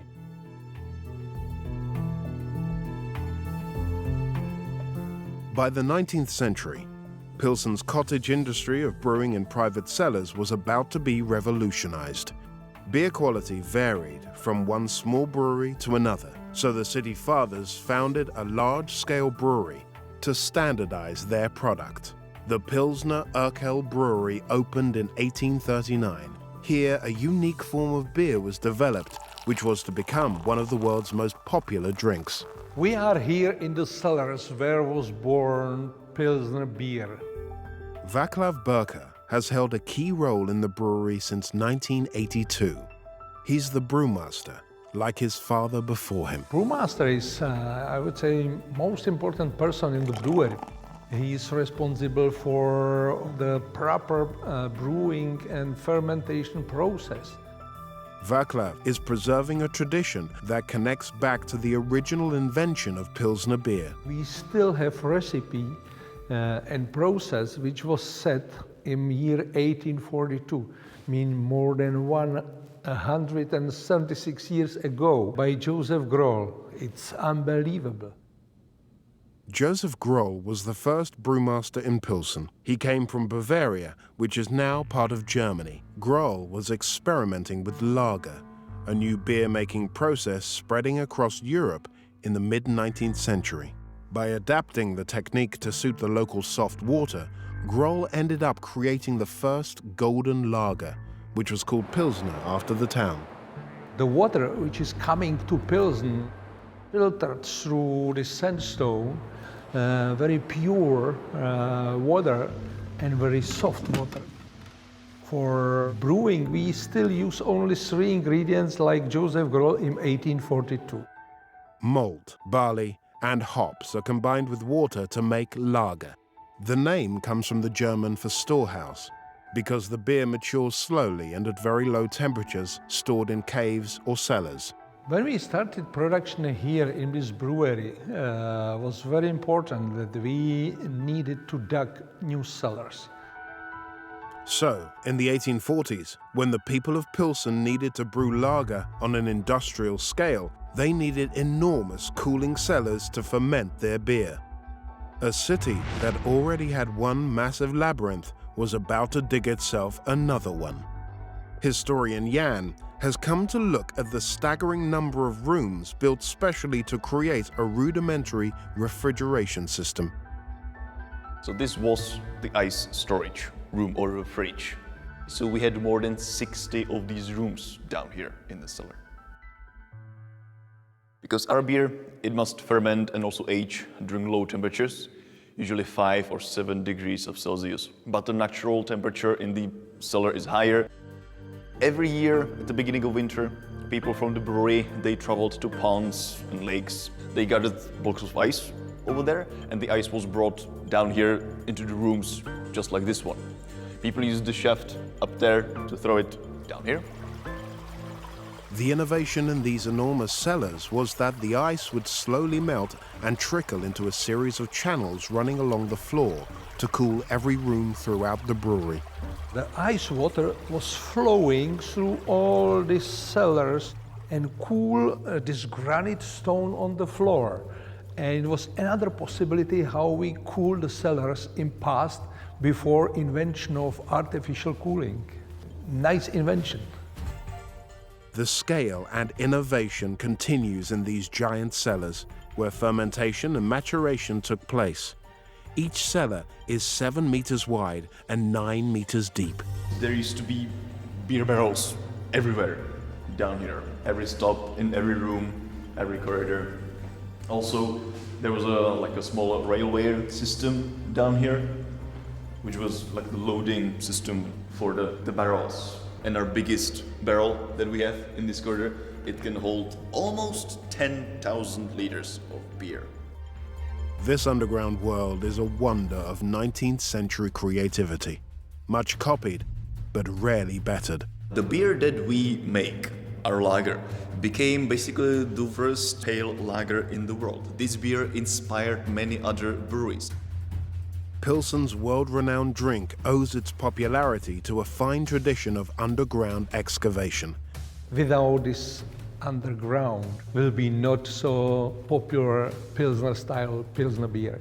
It's remarkable to think that a system of wells, cellars, and tunnels dating back to the 13th century led to the creation of a brewery in the 19th century, which in turn relied on a brilliant new system of tunnels and ice water channels to produce its prime lager product. Now, a global success story. This brewery started, I would say, a beer revolution.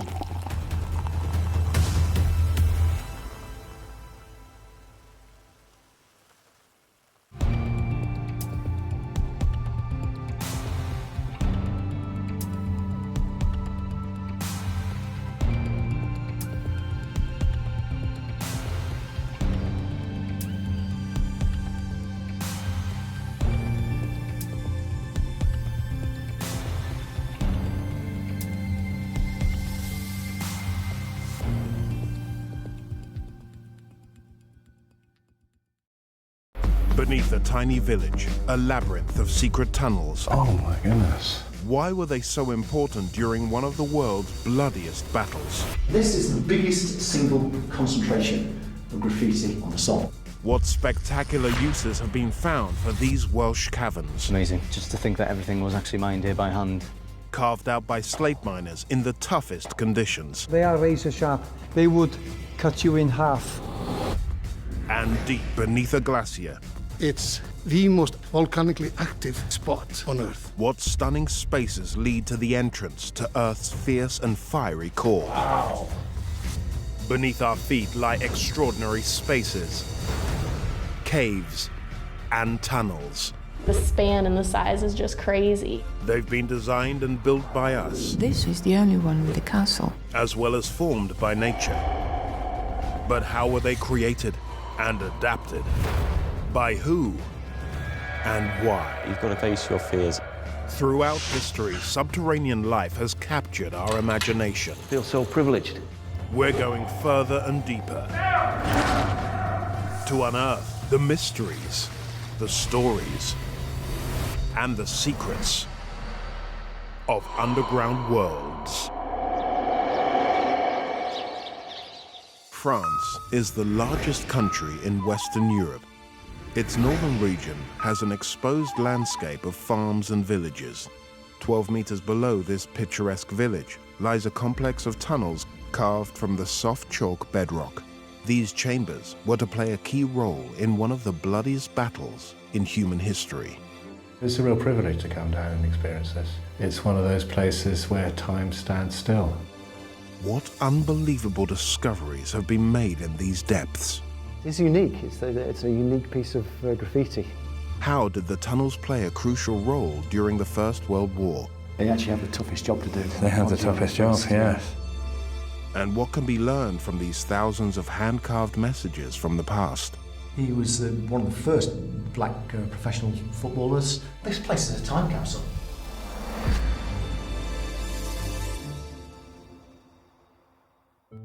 "160 kilometers north of Paris, Bousancourt is a village of around 500 people. The church of Saint-Honoré dominates the surrounding countryside, and within it lies an entrance to a secret world. These tunnels contain mysteries from many different historical eras. Battlefield expert Vic Pyack has been researching the clues left behind. The first thing you actually see here is obviously a man-made structure, bricks, but then you enter another world altogether. The villagers of Bousancourt started digging here in the 15th century. They would have found the porous, chalky terrain easy to excavate by hand because it drains well and requires no shoring up. The tunnels were built for two reasons. They would actually come down here for safety, for security, or to see out a particularly bad winter. Come down below here, because it's the same temperature all year around. It might be absolutely freezing up above, but here it would be actually more hospitable. Construction started relatively shortly after the 100 Years' War, when there had been lots of battles here, coming backwards and forwards.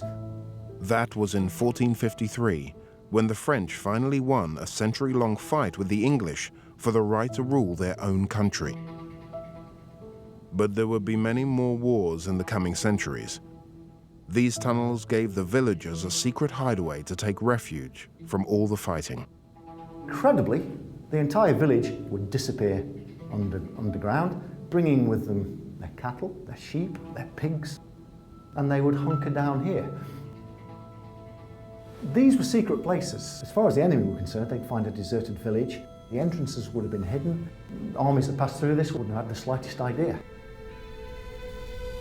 The villagers dug out tunnels and 50 separate rooms to provide accommodation.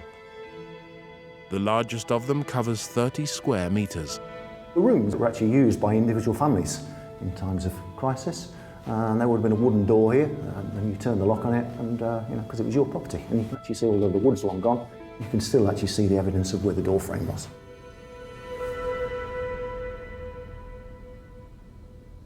This was the environment for the family. They would have actually lived in here and had their bits and pieces here. But actually this was for the cattle.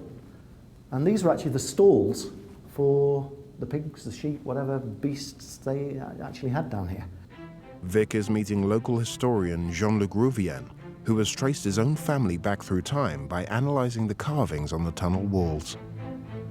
De mon grand-père. Ah, super. Et là, c'est encore un frère à mon grand-père aussi. Okay.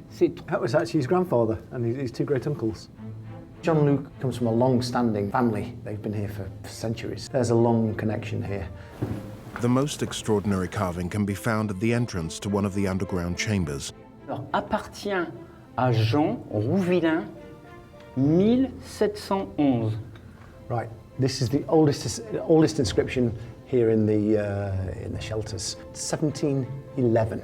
He did his family tree some years ago, and to his absolute amazement and delight, of course, he found the name and the correct timescale. Members of his family, all those generations ago, slept in this cave. It is unique. It's a unique piece of graffiti that actually directly connects one of the rooms to a family in the village. In the year 1711, Europe endured one of the coldest winters on record. It's fascinating to see visual evidence of a family taking refuge from the elements. Almost without a shadow of a doubt, the entire family, indeed the entire village, came down into these caves to see out that awful period. Un patrimoine très important pour la commune de Bouzincourt. He says it's a very important place for the community here of Bouzincourt because it's a place that bears witness. The tunnels played their biggest role in Bouzincourt's history when the tiny village found itself on the front line during World War I. It was a war between two power blocks, one headed by Britain and France, the other by Germany, that lasted from 1914 to 1918. Bouzincourt is close to the site of one of its deadliest battles along the course of the River Somme. French troops were actually in occupation here. The Somme actually was a quiet period until the Battle of the Somme in 1916 when the British arrived. The villagers of Bouzincourt fled, leaving the British Army in the town. During the atrocious Battle of the Somme, soldiers fighting in muddy, disease-infested trenches found these secret tunnels, like others before them, as a welcome refuge. So to be 12 metres underground in structures such as this was heaven sent for the British military. Immediately what you see here is the life that the men actually lived when they were down here. Soldiers did everything down here. It seems that this could actually have been the chapel. There at the back, the earthenware jar is actually used for rum ration. The soldiers actually got a daily tot of rum and it would have been very welcome to keep out the cold. The Battle of the Somme lasted 5 months, from July to November 1916. On the first day, more than 19,000 British soldiers were killed by shelling and machine gun fire, the largest loss of life suffered by the British Army in a single day. What you can lose sight of in the Great War is individuals. The tunnels provided those men with shelter and relief from the carnage, as well as an outlet for their graffiti, an expression of their hopes and fears carved into the soft walls. We just see the names and the marks they've left in history. These were real people. Seems a bit of a cliche to say, but of course they were real people. These men all mattered to their wives and their loved ones, and you can lose sight of that, but you don't when you're in a place like this, because you can see their names. This is the biggest single concentration of graffiti on the Somme. This is remarkable. A veteran of the Great War said it was 90% sheer boredom, 10% sheer terror. For these men, it could be here today and gone tomorrow. This was maybe a final chance to leave your mark for posterity. There are more than 1,500 signatures and drawings in these tunnels that date from the First World War. Some were carved by American and Canadian soldiers billeted here as part of the Allied force. Huge variety of soldiers here. There's actually two brothers here, side by side here, look. You can see this E.A. Jarrett and S.H.R. Jarrett, Canadians, both in the Signal Company, 12th Brigade. Where the soldiers have given their regimental numbers, historians have been able to trace their military careers, both during and after the war. Ray Klinsing, this guy was from North Dakota. He was to win 2 military medals for bravery. So he survived his encounter with the Battle of the Somme. He actually died in 1981. Another carving refers to a particular British regiment. One of its officers was a celebrity at the time. Lovely regimental badge here of the 17th Middlesex. The Die Hards was their nicknames. They were the unit that had a certain Walter Tull. He was a pre-war footballer for Tottenham Hotspur and Northampton Town. He was one of the first black professional footballers and certainly the first black British officer. He was actually to die not far from here in 1918. 3 million soldiers fought in the Battle of the Somme, above these very caves, and 1 million were wounded or killed, making it one of the bloodiest battles in human history. During a bombardment, the church of St. Honoré was destroyed. It was rebuilt in 1920 in the shape of an artillery shell as a tribute to the fallen. Richard Stenning, from southwest England, recently discovered that his great-grandfather, Major General William Rycroft, was among the British forces here 113 years ago. It's intriguing to come here and retrace some of his steps. Richard's on his way to meet Vic, to explore the tunnels where his great-grandfather once took shelter. I knew nothing about the underground space at all. It does sound an incredible place. I'm excited to see what's there. Oh my goodness, look at all that brickwork.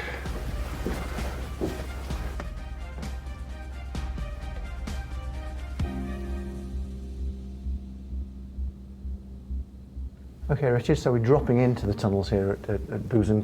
Have you ever seen anything like this before? Nothing quite like this, no. It's not built for creature comforts, as you can see. You're stooping, banging your head would have been pretty commonplace here. How many would have been here? Would they have been packed in? They would have been packed in pretty solidly, yes. They were safe down here. And away from the bombardments, which were pretty continuous. And you'd have still felt it. The war made a devastating impression on an entire generation. Present at the Battle of the Somme was a 24-year-old officer in the Lancashire Fusiliers who would later become a phenomenally influential storyteller. There's some anecdotal evidence that Tolkien was actually I saw here. something there that he served around. Yeah, he certainly served here. That's not open to debate. The famous Lord of the Rings author J.R.R. Tolkien undoubtedly drew on his wartime experiences in his epic saga of good versus evil. Underground worlds play a crucial role in the fantasy land he created, named Middle-earth. From the Hobbit's burrows to the mines of Moria and the Dwarven realms. He could very well have been in these tunnels. It would have been very cool how he left his mark here. And there was something that would have been something. Could, yeah, lend some thought to him for Middle-earth. Yeah, sure. As a major general, Richard's great-grandfather Bill would have commanded a division of around 18 to 20,000 men.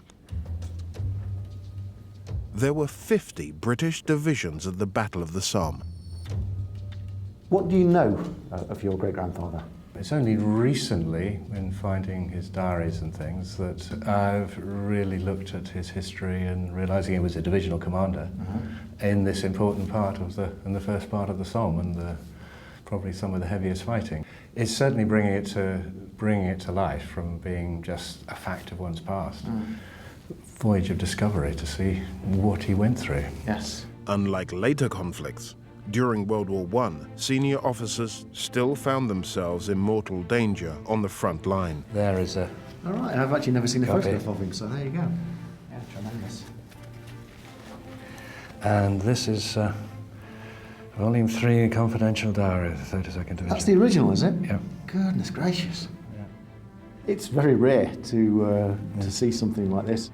William Rycroft's diary of the first day of the battle shows the risks he took with his men, while around them, vast numbers of British and Allied lives were lost. Rode with Lieutenant Colonel de Bouzaincourt, as we alone were actually to break through the enemy main position on the first day of operations.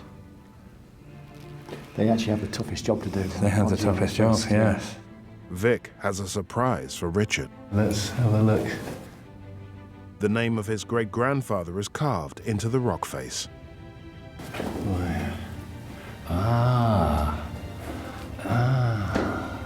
go. That is it. Gosh, Bill stood here right in this spot. The graffiti's always from other ranks, and you know, to actually see the a major general in charge of 20,000 men, it was absolutely stopped me in my tracks. It was fantastic. 32nd Division. 1916. Quite extraordinary, really.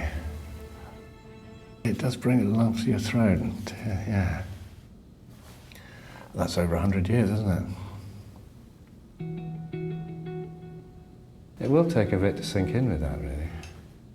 Being the officer commanding, you've got these lives of tens of thousands of men as your responsibility. How would I have coped with that? Could I have stood in his position and done that? It makes it all real. Major operations at the Battle of the Somme ended on the 18th of November 1916. Visiting these caves has brought Richard one step closer to his great-grandfather. It's a real privilege to come down and experience this, to have this opportunity to see where my great-grandfather might have been to tread perhaps where he trod. The walls serve as a lasting memory to Allied soldiers who stood firm in the fight against military aggression. But these caves have offered sanctuary for centuries, and perhaps they will do so for hundreds of years to come. This place is an awful lot more than just my great-grandfather. Think of how many people were down here, the soldiers during the war, the local inhabitants all through the years. It's one of those places where time stands still.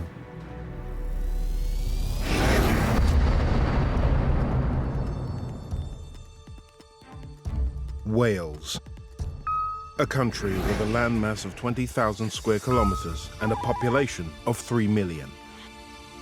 It's mostly mountainous, especially in its northwestern region. Beneath these peaks lie a series of mines, carved out over hundreds of years by generations of men and even children. Now a new underground world is making use of the caverns they left behind. This is the slate capital of the world. What conditions did the workforce endure as they mined this so-called grey gold? What these men went through, the conditions they worked under. They risked their lives every day. And how have the mine workings been transformed by adrenaline junkies? Woo! It's like Victorian times engineering mixed in with modern engineering.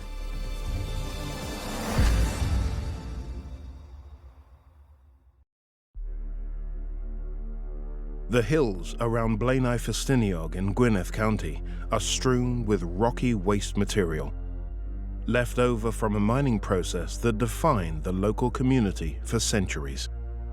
Best known for its use in roofing and flooring, slate was first mined here by the Romans around the year 45 AD. But it wasn't until the Industrial Revolution in the mid-19th century that the demand for this precious rock hit its peak. This mine was opened by a gentleman by the name of John Whitehead Graves. John came here in 1846 with his team of men. They were here for 2.5 years and found nothing. Just before the end of the third year, in 1849, they struck the old vein of slate, and he never looked back.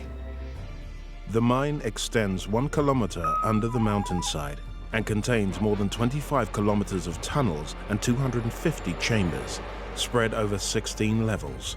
They're accessed by a narrow gauge railway, the steepest of its kind in the UK.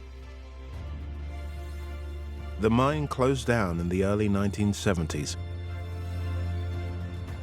Brian Jones once worked in the mine on the maintenance team and is now a guide. This is a perfect example of the way the slate runs. The veins run on a 33-degree angle. The world-famous slate vein was formed 500 million years ago when this area of Wales was beneath an ancient seabed. A massive volcanic eruption put huge amounts of heat and pressure on the seabed, pushing it up to an angle of 33 degrees and baking it solid in the process. We're down now approximately 400 feet underground. The deeper you go, the better the quality of the slate. It's all to do with more pressure it's had and it's had more volcanic heat. During the slate mining boom of the 1880s, the population of Blaenau Festiniog rose from around 3,400 to more than 11,000. Llechwedd was one of several mines in the town, and miners flooded in to work this rich seam. Now this looks to me like good quality slate. Look at the very fine graining in the slate itself. You can see here where there's been a previous miner drilling, and you can see the blackness in here where the gunpowder, where the blast has been. By candlelight, men would use basic hand tools called jumpers to work their way into the rock before setting an explosive charge to blow large pieces from its foundations.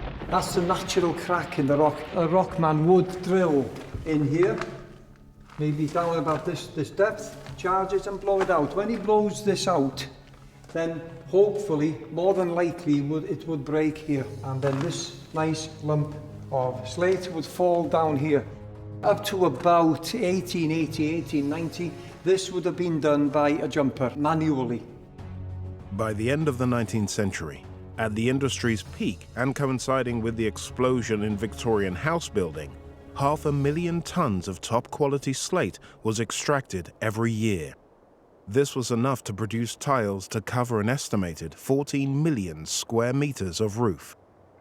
Local man Phil Jones can trace his family connection with this mine back through 3 generations. I remember coming here with my father and my mother. My father always used to say, down over there is where he worked with his father, my grandfather, in the 70s. Later on in life, I found myself in the same place. It's a privilege to be able to work here where they worked and to pick up on the history of this place, because it's a big part of everybody's lives if you come from Blaenau Ffestiniog. Today, Phil works in the mine as a guide, retracing his ancestors' footsteps. So yeah, this is where my father and my grandfather worked. My father was my grandfather's apprentice, but rockmen is what they were, and they would be extracting the slate. In 1912, drills using compressed air were introduced to replace the primitive hand tools. This is one of the drills in Janvach. They call this a small engine. You'd have a pipe for the compressed air on the side, you'd have a drill bit at the bottom, and this is what my father and my grandfather would have used. It weighs about 40 pounds, it's very heavy.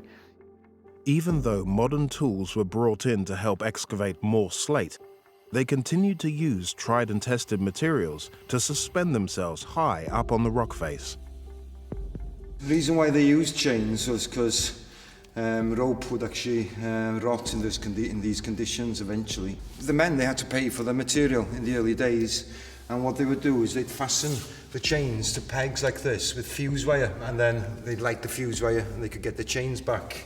So they looked after their tools. Later on, when the company paid for the tools, they just left these chains in place. The skillful miners would scale the wall on chains. Once the men were in place, the chains would be secured around their legs. So that locks into position and it frees my hands, and then I can work on the rock surface. Just move my leg like that, and I'm out of a situation fast. Don't think I could do that job. The chambers were intense spaces to work. It could take a group of 4 people up to 20 years to excavate a chamber this size. There's about 10 chains here. Now there would have been a man on each of these chains, so this rock face would have been quite a busy rock face, and they would have been up there for maybe 10 hours. It was a dangerous place to work. Life expectancy of a miner was just 45 years old. Now you could be working down in this chamber here, looking up at these dangerous pieces here hanging over your head all day. When these pieces go, they are razor sharp. They would cut you in half. In between miners' shifts, workers known as danger men were employed at night to remove unstable rocks, helping to make mining less hazardous. They would have been working on the tops of these ladders. Wrap your leg around the top rung, hang on for dear life, crowbar in one hand, lantern in the other, levering and banging away at these pieces here, getting these dangerous pieces down from here, making this place safer for the next day. Now they weren't paid much for this job, even though they risked their lives every day. A lot of respect from the men and a lot of respect from the management for doing this. Richard Roberts began working in the slate mine industry when he was 15 years old. There you go. Oh, it's probably the ideal size of a roofing slate. This is where they made the wages. These men up here actually made money. The men in the ground didn't as such. When slate mining began here, it produced 90% waste, which can be seen strewn all over the hillsides in North Wales. But today, with better machinery, waste is only 10%. There you go. This is your finished product, and this is what these guys were aiming for. Producing roofing slates so they could make a wage. These places should never be forgotten because of all the hard work and the suffering that went on into places like this to create this to keep us all dry. The finished slate would find its way to the docks in Liverpool before being shipped all over the world. It's important that everybody remembers the people that came here, the conditions they worked under. It must have been traumatic for these young boys of 8 years old working down here in the cold and the damp, when the life expectancy was 45. These places should be kept open as long as possible. The people can reflect when they come down here what these men went through every day just to put some food on the table. When part of the mine was reopened in 1972 for tourism, visitors were able to follow in the footsteps of the men who shaped this countryside. In more recent years, the unique environment of the slate caverns has become the perfect home for an award-winning cheese in an area of the mine that is not open to the public. We bring the cheese down here when it's at 11 months old, and it's stacked on the shelves here for 3 months and then carried back up to the creamery to be cut and sold. Sean Jones, a cheese quality manager from South Carnarvon Creameries, understands how important it is to find the right place to store 50 tons of product. Bringing the cheese down here with the atmosphere and temperature and the pressure down here gives it a unique, intense flavour to it. 500 feet below the surface, the first room they chose to store the cheese was excavated in 1856. Because of the pressure down here, that makes a difference to the way the texture and the flavour of the cheese changes.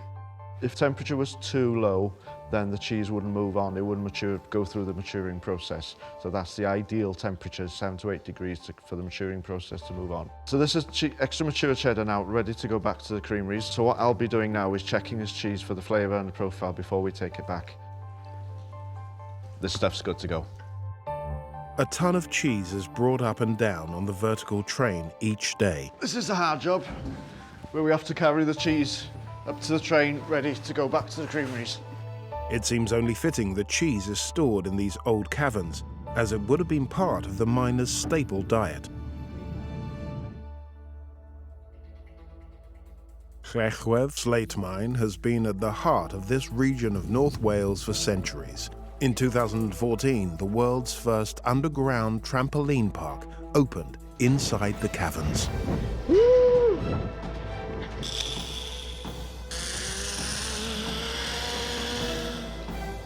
We employed a team of French fishermen who designed the net system, and then the zip wheel construction team were brought in to install all of the anchors.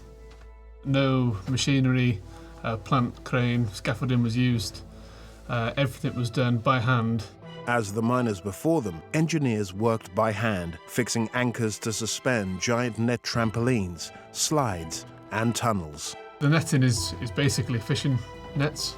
The bounce actually comes from the tensioning system and the belay cables that actually connect the main net floor to the walls themselves.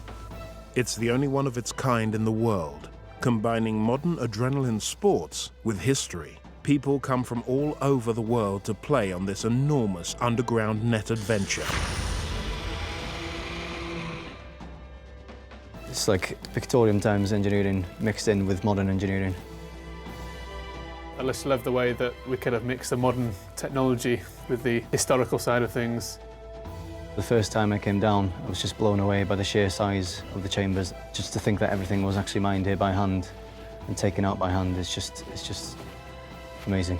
The way I describe the underground caverns here is just truly unique and pretty mind-blowing, really. Throughout its history, people risked their lives to excavate huge caverns for this precious slate. Now, these intriguing subterranean spaces have been given new life. This was a solid piece of rock at one point, and the men have carved all of this out by hand, blood, sweat and tears, and it's very humbling for me. They put food on the table. I don't know where I would be today without them doing what they did. For the community, for the town, for the families. And that's what it's all about.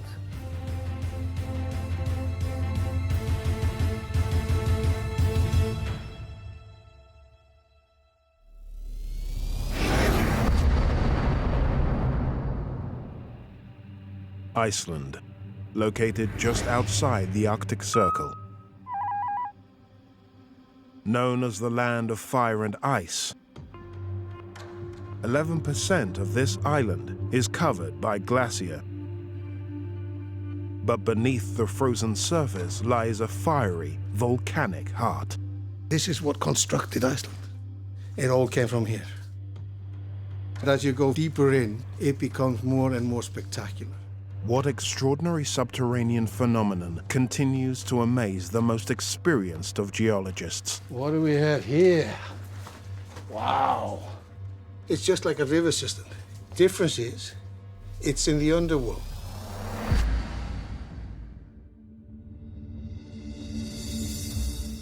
"40 kilometers from Iceland's capital, Reykjavik, is one of Iceland's most spectacular underground worlds.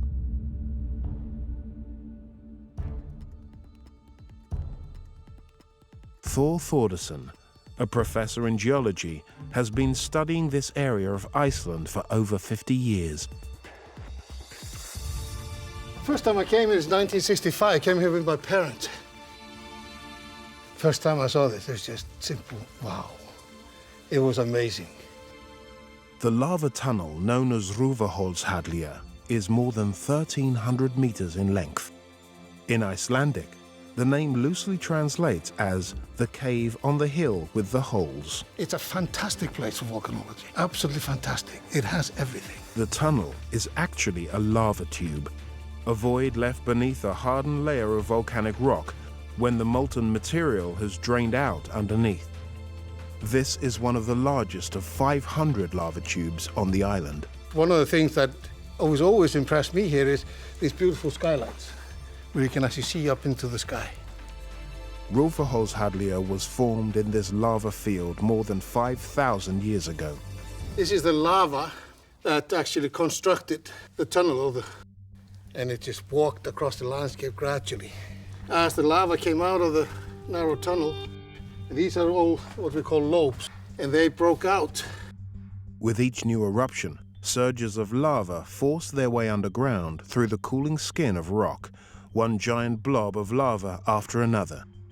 As the tunnel extended in length, it resembled a series of domes. The lava tubes lengthened step by step, gradually moving forward, but then at some point, the pressure in the lobe exceeds the strength of the crust or the envelope of the lobe, and lava breaks through it.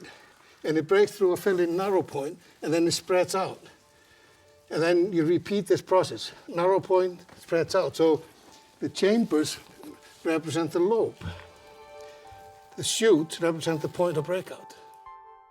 As the active lava traveled, it left behind its story in its hard crust. Earth's history is written into rocks. All we gotta do is learn how to read the rocks. While the river of lava continued to flow inside, a 10-meter-high ceiling formed above. As it cooled, it solidified, creating a network of colossal chambers up to 30 meters wide. So here we have the inner wall of the original inner wall of the lava tunnel. And you can see this black, shiny surface. So you had a viscous lava here, which is exposed to heat, and it starts to run down. It gets heated up, partly melted, and is running down from this little overhang here. And ice here, lava here. Interesting interplay between these two phenomena, both formed by liquids, one which is at 0 degrees centigrade, and the other one which is at between 1100 and 1200 degrees centigrade. In all, there are 14 separate chambers in this lava tunnel that have been created by successive eruptions over many millennia. Thor is trying to find the place from where these violent volcanic eruptions begin. As you walk through it, you realize you're walking back in time in terms of lava emplacement, because the ones which were furthest down when we started, that's the last lobes that were formed. As we go back this way, we're getting into older and older parts of the lava flow field. And what we're seeing is basically how the lava was building this flow field step by step. These are very important constructive forces. This kind of system is the reason why Iceland is here. This is what constructed Iceland. Records show that the first exploration took place here in 1909. Since then, the whole system became a source of inspiration to growing numbers of visitors, among them Halli Christensen, one of Iceland's most famous mountaineers and now an expert in extreme environments. When I came here for the first time, I had been to several caves, but this one was by far the biggest. But I remember the first time coming here, seeing skylights like these, and not just one of them, but like 3 of them, and that's very, very unique. Over a century, the constant footfall of visitors led to damage. In 2016, the tunnel was closed to the public, while Halli and his team took on the task of installing environmentally friendly infrastructure to preserve the precious caves. It took us a while to figure out what would be the best material to walk on, where we need to build platforms. We could have put wood, a platform made of wood, but it doesn't fit in here, it doesn't feel natural. And although steel doesn't either, a rusty steel gets as close as possible being natural. Also, everything we used, all the bolts, they will not penetrate any chemical into the environment. Any wires used in here are special wires that will not leave anything behind. So the idea was always that we can go here in 30 years, take everything out, and the cave will be exactly like it was before. Creating low-impact access for visitors to get deeper into the subterranean world is important. But without the natural light of the outer chambers, experts needed to find a way for people to safely explore. People don't realize how pitch black it is inside the lava cave, because the light nor the sound travels anywhere. So just a few meters further in here, if we would turn off the light, we'll have 100% complete darkness. And the eyes start to play trick on you. You start to see white spots on the corner of your eye. It's the eyes trying to find something. If you're in here for, let's say, 2 months, you develop cave blindness and you become blind. You actually become blind. Your eyes will adjust back once you're out in the daylight, but part of your eyesight will get ruined forever. While the lava tunnel is a remarkable creation of nature, its wonders are enhanced by a complex system of cave lights designed to work in harmony with the natural environment. August Gunnlaugsson was given the task of creating this design. So our project was to get the right colors. It was not supposed to be like a Disney project. It was really important from the start that we was just trying to hide everything. Cables, lamps, control system. We installed about 100 lights here. They're all, of course, waterproof because of the ice and falling ice, rain, and so on. The lamps can work down to -35 and up to +30. This is definitely one of the wow factors here. You're just getting through here and just seeing this particular colors in the ceiling. It's so many colors here. It's fantastic. August was given a very specific lighting brief by Halli to bring to life the iron, phosphorus, potassium, and other vibrant minerals deposited by awesome volcanic power. We don't use colors in the lights. We don't need that because we have all the colors in the world in the formations of the lava. I was really surprised how colorful it was. It was just perfect. It's beautiful. The whole thing comes to life. You get this kind of wow factor. You have to use your imagination to realize how much heat, how much power is in here that it's creating rock as it flows. It's a flowing rock. To fully understand how this underground world was created, caverns offer scientists an opportunity to test their theories about the beginnings of life on Earth. There is no moss or any life at all in here apart from bacteria. We have here in the ceiling this white sparkling thing, which is a bacteria that only grows in caves. So this bacteria actually grows because it's been completely dark in here. only needs water and iron to grow. So it's actually being studied, for example, by NASA. They study cave bacteria in Iceland. Away from the tourist trail, geologist Thor is stepping further into the cave than he's ever been before to find the source from which the lava has flowed over thousands of years. This is a huge chamber. This is the hole in the house.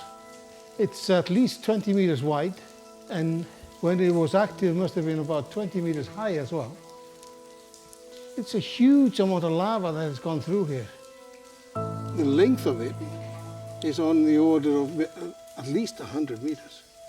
We see along here different stages of the lava flowing through here. So at some point it must have filled this chamber. And then as the lava level dropped, then we can see those different marks on the walls. For me, this is huge. So this is a narrow bit of the lava tunnel. Thor has reached a place that few people ever get to see. Otherwise, you see, right there. What do we have here? Wow. Nearly 1,500 meters from the entrance, the vent from which erupted the Earth's molten core. This is absolutely spectacular. It's a lava fall. The lava that actually created the lava tunnel came out of here. It's just like a river system. Difference is, it's in the underworld. It's actually in a cave. It's enclosed. We don't see it at the surface. It all came from here. But as you go deeper in, it becomes more and more spectacular. Rufaholshadlia is a stunning demonstration of primordial power. Superheated molten rock belching from the Earth's core, forcing through the crust and solidifying to leave behind caves of many colors. A magical sight to be enjoyed into eternity. You are in an underground world. This is a world in its own right.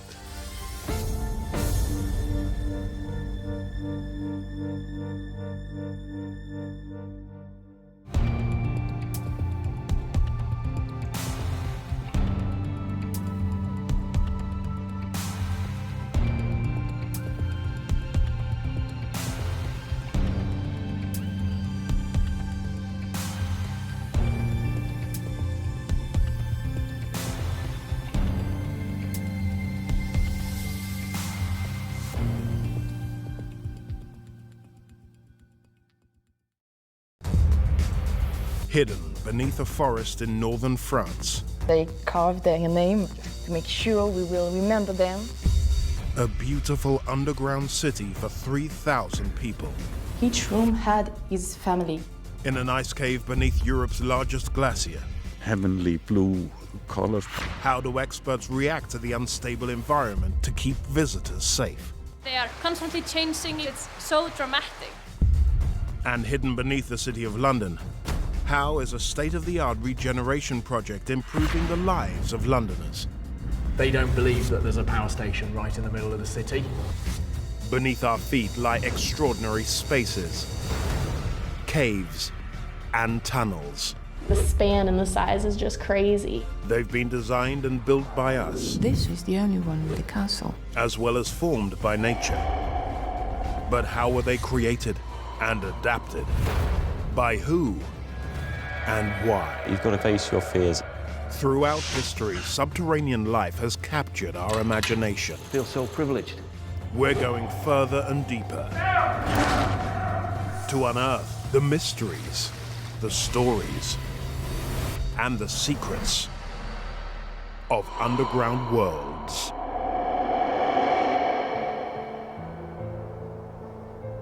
Naur is a small village in the Somme Valley in the Picardy region of northern France. Just east of the village, on a wooded limestone hill, is a cluster of farm buildings and a small chapel. They disguise the way to a subterranean labyrinth.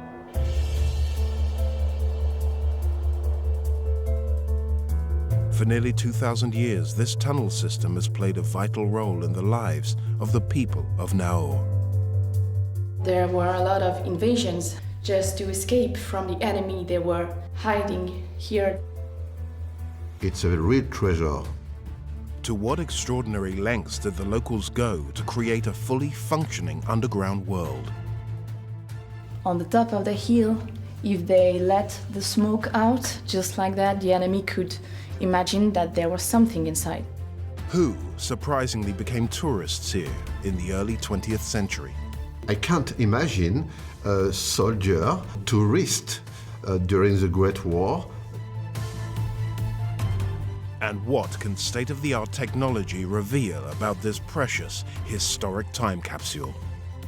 You can produce a 3D model. They will wear the virtual reality glasses and be able to navigate in the model, and that's fantastic.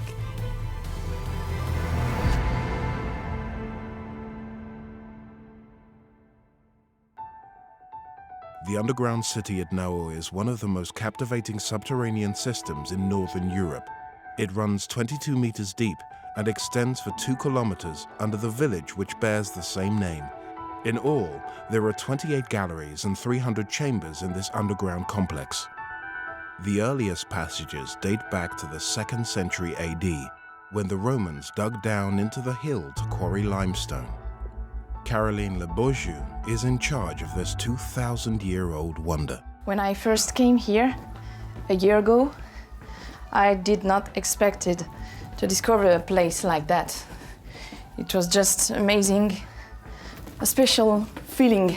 And when I discovered the history here, I just felt the emotion of the site.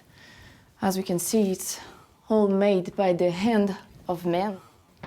It's nearly 2 kilometers tunnels here, just amazing. And imagine that.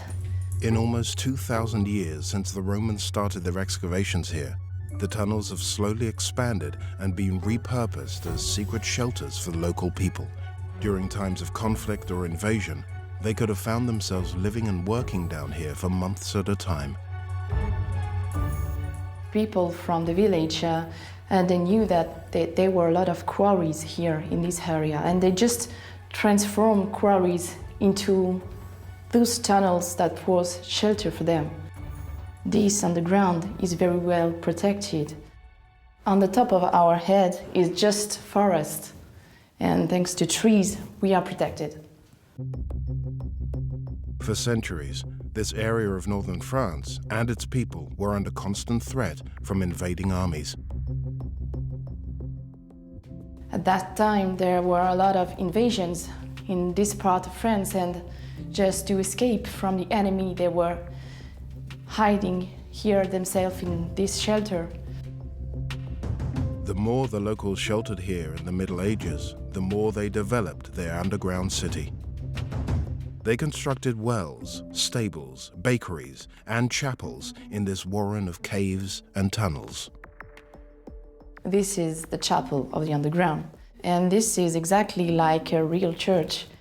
We know that they were here only to protect themselves, and just taking the time to build a chapel inside this shelter is just, for me, amazing and like crazy. Living underground means cooking food and keeping warm, which in turn means lighting fires. The people who built Naur found an ingenious solution to the problem of smoke escaping to the surface and giving away the location of their underground city to their enemies. It seems the smoke ducts were channeled through the chimneys of existing buildings, such as the windmill. That was very smart, because on the top of the hill, they let the smoke out. We can see here traces from smoke, because at that time they didn't have electricity. So we can see traces of the history here on the wall. At the height of their use in the Middle Ages, the system of 300 chambers could accommodate almost 3,000 inhabitants. In a room like this, just imagine that on the floor you have straw, only straw. 12 people could live here, a family. And all the rooms are different. Each room had his family. His family has a door, a key for his own room. In subsequent centuries, the tunnels continued to provide a bolt hole for Naur. Evidence of their use continues to be discovered by researchers. Gilles Prilot, a historian and archaeologist, has uncovered hugely significant artifacts in these tunnels dating back to the 17th century. The first time I enter in this cave, it's for archaeological research. And during my research, I discover a piece of pottery, coins, musket bullets, and that prove men was here, occupied this site during the 30 Years' War. The 30 Years' War raged in Central Europe between 1618 and 1648. It was one of the most destructive conflicts in human history, resulting in 8 million fatalities.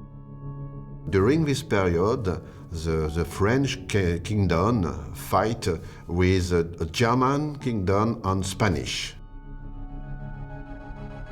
Following the 30 Years' War, this part of Europe gradually became more peaceful and stable. For almost 100 years, these tunnels were forgotten.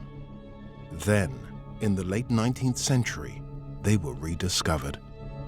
In 1887, the priest Danicourt, priest of the village, rediscovered the site. He heard about those tunnels, those undergrounds in the village, and he wanted to rehabilitate the site and to make the site famous, to present the site to the world. The abbot Ernest Danicourt was determined to revive the forgotten tunnel network of Naur as a tourist attraction. When the priest Danicourt rediscovered the site, it was in this room. This is the largest of the chambers in the Naur complex, called Le Calvaire. You are speechless when you're here because it's like nearly 30 meters high and you feel just really tiny. I can understand why you wanted to go further and discover the other parts of the underground. It was the work of his life.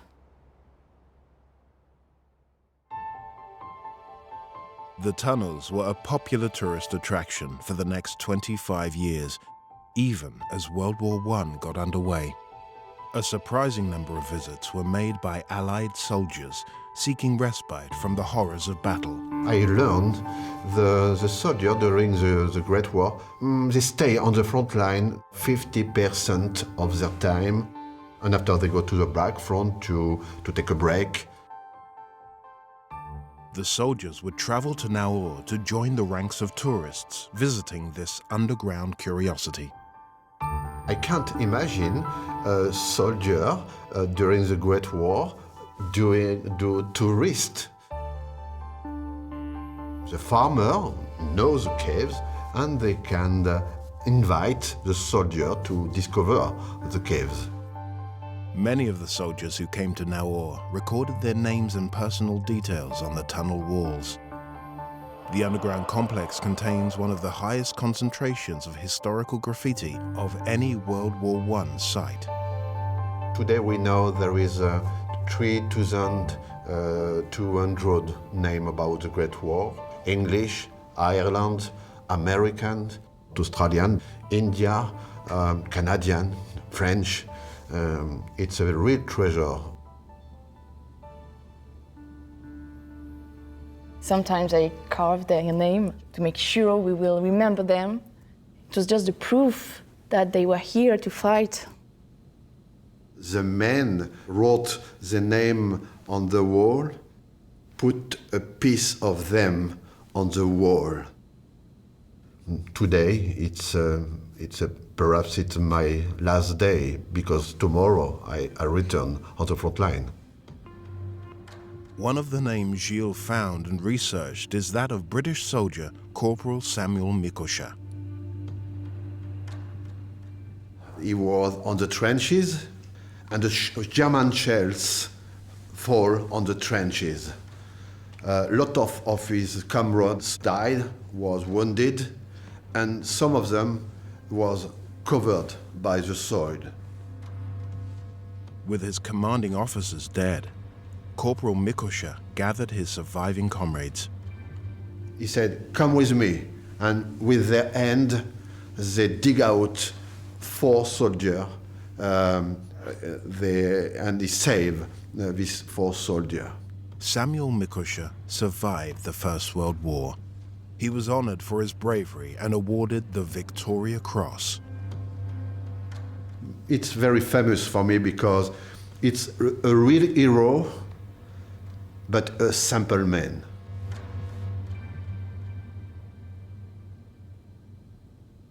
With so much graffiti as a record of the experiences of many thousands of Allied soldiers, the tunnel system is highly significant to historians.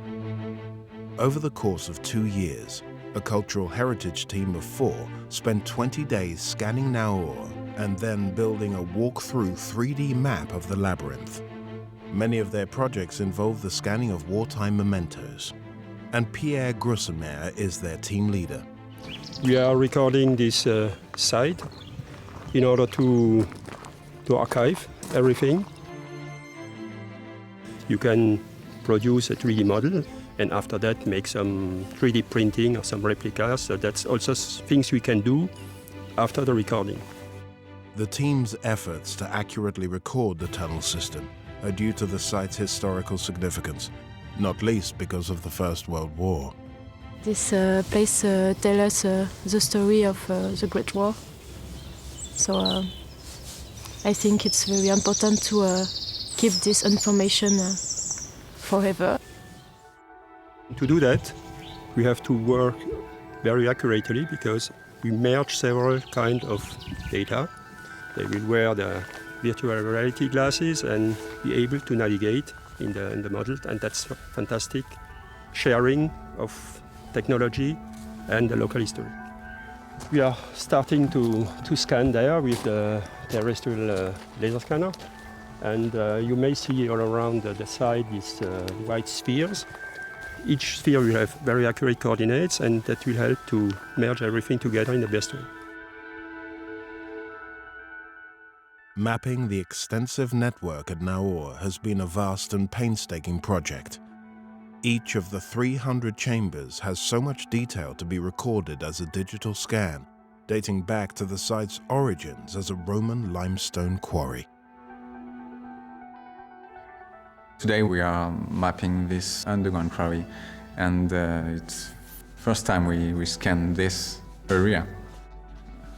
This underground quarry is very interesting for us because there is a huge volume. We can better see faults and geological structures.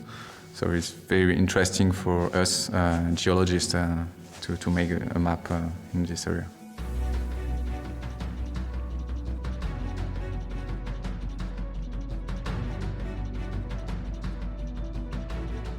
For more than 2,000 years, the underground city of Naur has been at the heart of this community. Those who look after it today are determined to make sure it continues to remain that way. I'm very proud of my little job, my little research with the signature. We have to preserve it. It's beautiful, so we have to continue the work. Nowhere else you can find an underground world like this.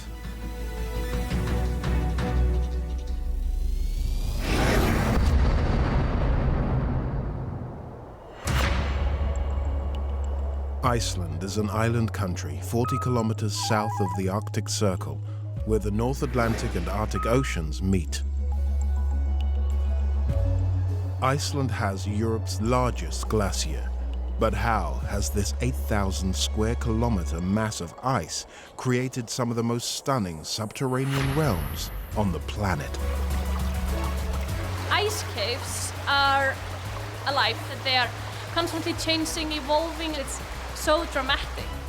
Why are these glittering ceilings important to the scientific study of the Earth? We can see inside the ceiling black lines here and there, probably many hundreds years old. So we have history of Iceland here.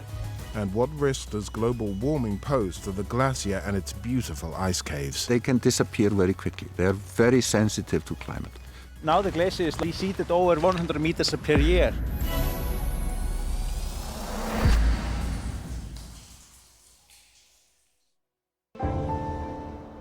Iceland covers an area of 103,000 square kilometers. More than 3/4 of its terrain is uninhabited, and the island has a subarctic climate of long cold winters and short mild summers. These are the conditions in which glaciers form, and beneath them, carved out by streams of meltwater, are some of the most beautiful underground worlds of ice caves. Professor Magnus Gudmundsson is one of the country's leading experts in the field. Ice caves are formed in all glaciers with flowing water at the bottom. The ice tunnels are the pathways of the water that is melted on the surface. They are formed in summer by the flowing meltwater. The ice caves tend to be this sort of heavenly blue colors because it's light coming from the sky through the ice. With a whole mass of ice slowly moving above and meltwater flowing underneath, ice caves constantly shift position and change size. Some can develop to a length of 200 meters. Because they are always on the move, it is impossible for a visitor to step into the same cave twice. This is the Treasure Island Ice Cave, located 7 meters deep inside a glacier called Vatnajökull. The ice caves can become quite big in a short period of time. Ice cave that's maybe 2 meters high may well form in a few days. Iceland has around 269 named glaciers, and Vatnajökull is the most impressive, taking up 8% of the country's landmass. A glacier is a body of ice that is large enough and thick enough that it moves under its own weight. Glaciers are very active. They shape the Alps and they make the fjords in Norway. So glaciers are a very strong force of shaping the earth. Vatnajökull is about 8,000 square kilometers, by far the biggest glacier in Iceland. The oldest ice we see in Icelandic glaciers is something like 900 to 1,000 years old. We can see that because there are these really distinct dirt bands. They are ash layers from volcanic eruptions, and we have dated these eruptions so we know how old the ice is. Each glacier can have as many as 30 ice caves beneath it, but around half of those will be too unstable for the public to visit. For centuries, these epic glaciers and the shifting ice caves beneath them have fascinated Icelandic explorers. Einar Sigurðarson and 5 generations of his family have become famous in their homeland, exploring their nation's geology and many ice formations. My great-grandfather was in fact the first person to climb the highest peak of Iceland. I guess it runs in my DNA, it's in my blood, you know. I've been in ice caves for over 25 years. Just like his ancestors, Einar knows the dangers of ice caves and glaciers. During the last 15 years, 3 people have died while visiting caves, and 2 of these were because of roof collapses. Tourists have also lost their lives trying to explore the unforgiving landscape without expert help. Risks include exposure, breathing difficulties from trapped volcanic gases, and falling into crevices hidden by the snow. On occasion, even expert guides have perished. Here, when I'm working across these kind of lowland glaciers, you have plenty of cracks and you see the dangers, so you can go around them. But when you are climbing the higher part of the glacier, above 1,000 meters, you have much more serious kind of crevasse risk. They get to be 30 meters deep, some of them. Maybe it's snowing up there, hiding open crevices, and you might be going up across soft snow across them and you could fall through. For 14 years, Einar has been guiding people around this glacier, and in 2017, he discovered Treasure Island Ice Cave. First time I was in one of these ice caves was in my early 20s. And still remember how it was like coming into a new world I never seen before.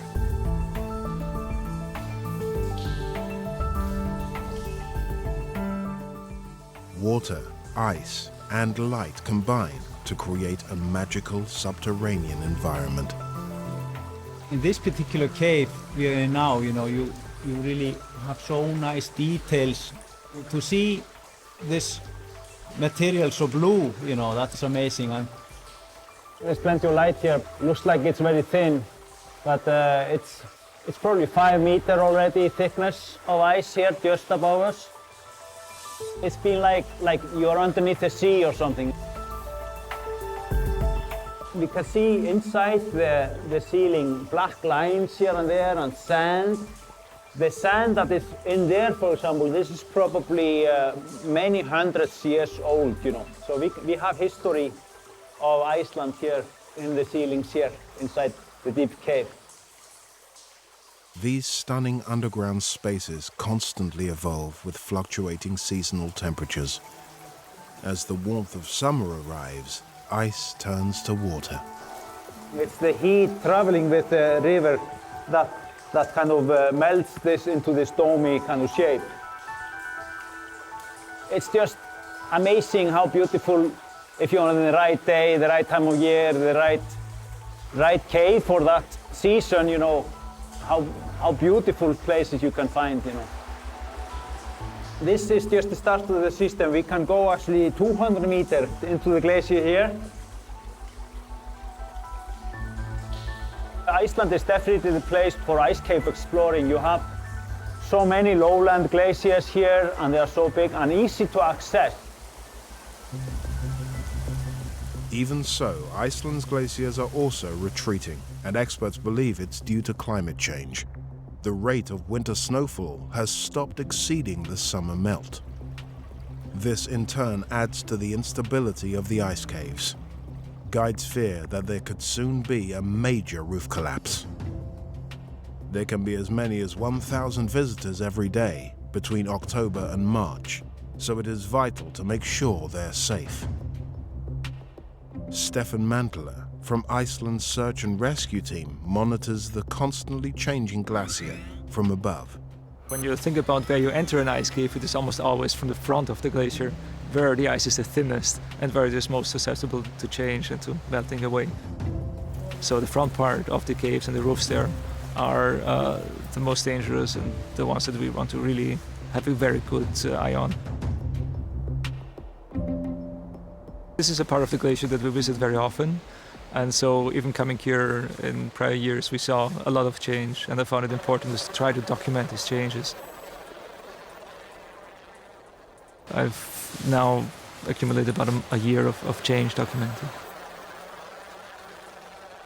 So to actually map the glacier with the drone, I need to tell the drone to take a lot of pictures from a lot of different angles, and then my computer at home combines them essentially to 3D models, so we see really also the shape of the glacier and how that changes. Standing here on the glacier, it looks very permanent to us, but it really is not. It's almost alive and it changes every day. It's important for Stefan to regularly monitor how the glacier and its ice caves are changing. The last image, for example, on Google Maps of this area is, I think, 4 years old. And the last image that I have online is 4 days old. It is important to document these changes because the glacier recedes. It not only removes back from the front, right? It becomes thinner over its entire surface. And so if you think about caves, for example, ice caves, the roof is only a certain thickness. And so if the glacier changes, the roof becomes thinner. By monitoring how the ice changes, you can see that maybe you recognize, okay, there is something that needs to be addressed. Stefan's work with the drone from above means his search and rescue colleague, Sola Svenbjørnsdottir, can investigate what's going on below the surface. There's a lot to think about when you're visiting ice caves like this. We try to look for things, and we have few red flags, if we can say so, that we're searching for, like, do we have cracks in the ceiling? Is it not touching the ground? Is there a lot of water in it? Any weather change, often just from warm to cold, can also make some tension in the ice. So there are a lot of indicators that you're looking for, and it's not just one factor that we can just say it's, you know, it's going to collapse if it goes beyond 10 degrees. It's not that simple, you know. Ice caves are alive, you can say almost. The glacier is alive. They are constantly changing, evolving. It's hard to describe to people without seeing it, you know, because it's so dramatic. Imagine if you visit a place like this, it will never be the same. Like, even if you just visit it tomorrow, it will be a different place. And I think that's what makes it one of the most amazing places you can visit. The entrance to this giant ice cave is accessed via a 7-meter descent down the glacier.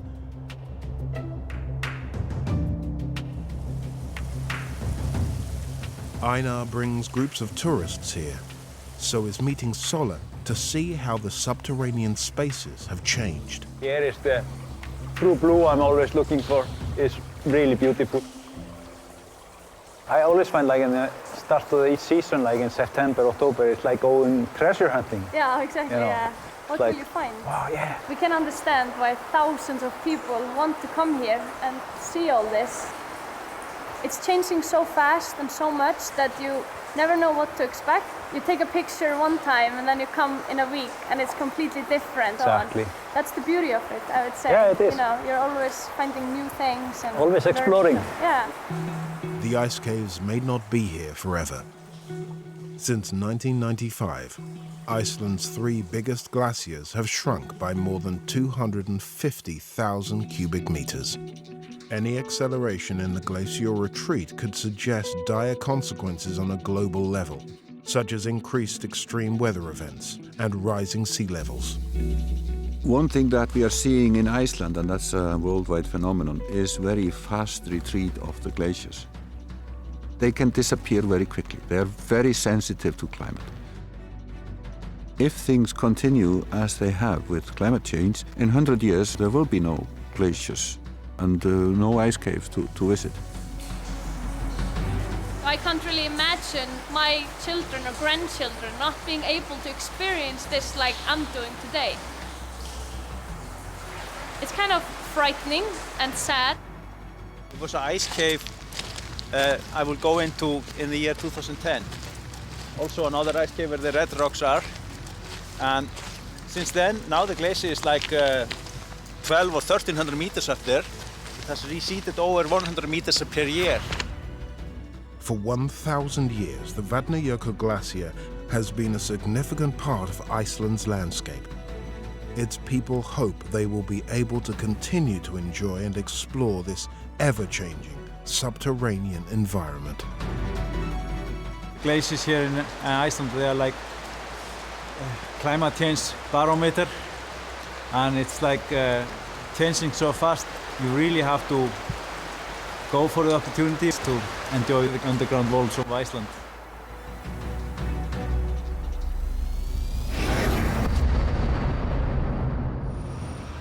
The City of London, also known as the Square Mile, is the center of British finance and one of the world's most influential business districts. Almost 500,000 people commute into this compact area every working day. These people and their employers have huge demands for energy, heating, and air conditioning. Few realize that power comes from within a fascinating network of tunnels and chambers underneath the city. Some are centuries old. Others were created during World War II in London's darkest hour. This huge area was completely flattened, devastated by the Blitz.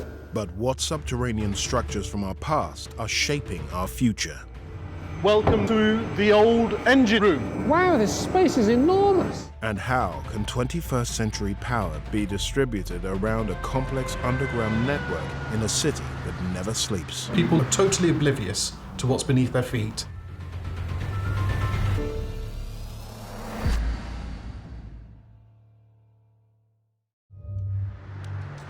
On the outskirts of London's financial district stands a 19th century building that goes largely unnoticed by passers-by. The street-level facade belies a vast system of underground spaces which house the largest urban combined heat and power system in the UK. At the center of this warren sits an impressive 4-story energy station, and John Armstrong is its director of operations.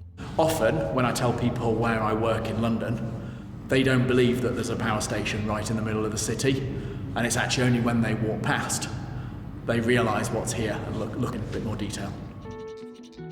So how did a power plant end up in the middle of the centuries-old district of London? The historic Smithfield Meat Market may provide the answer.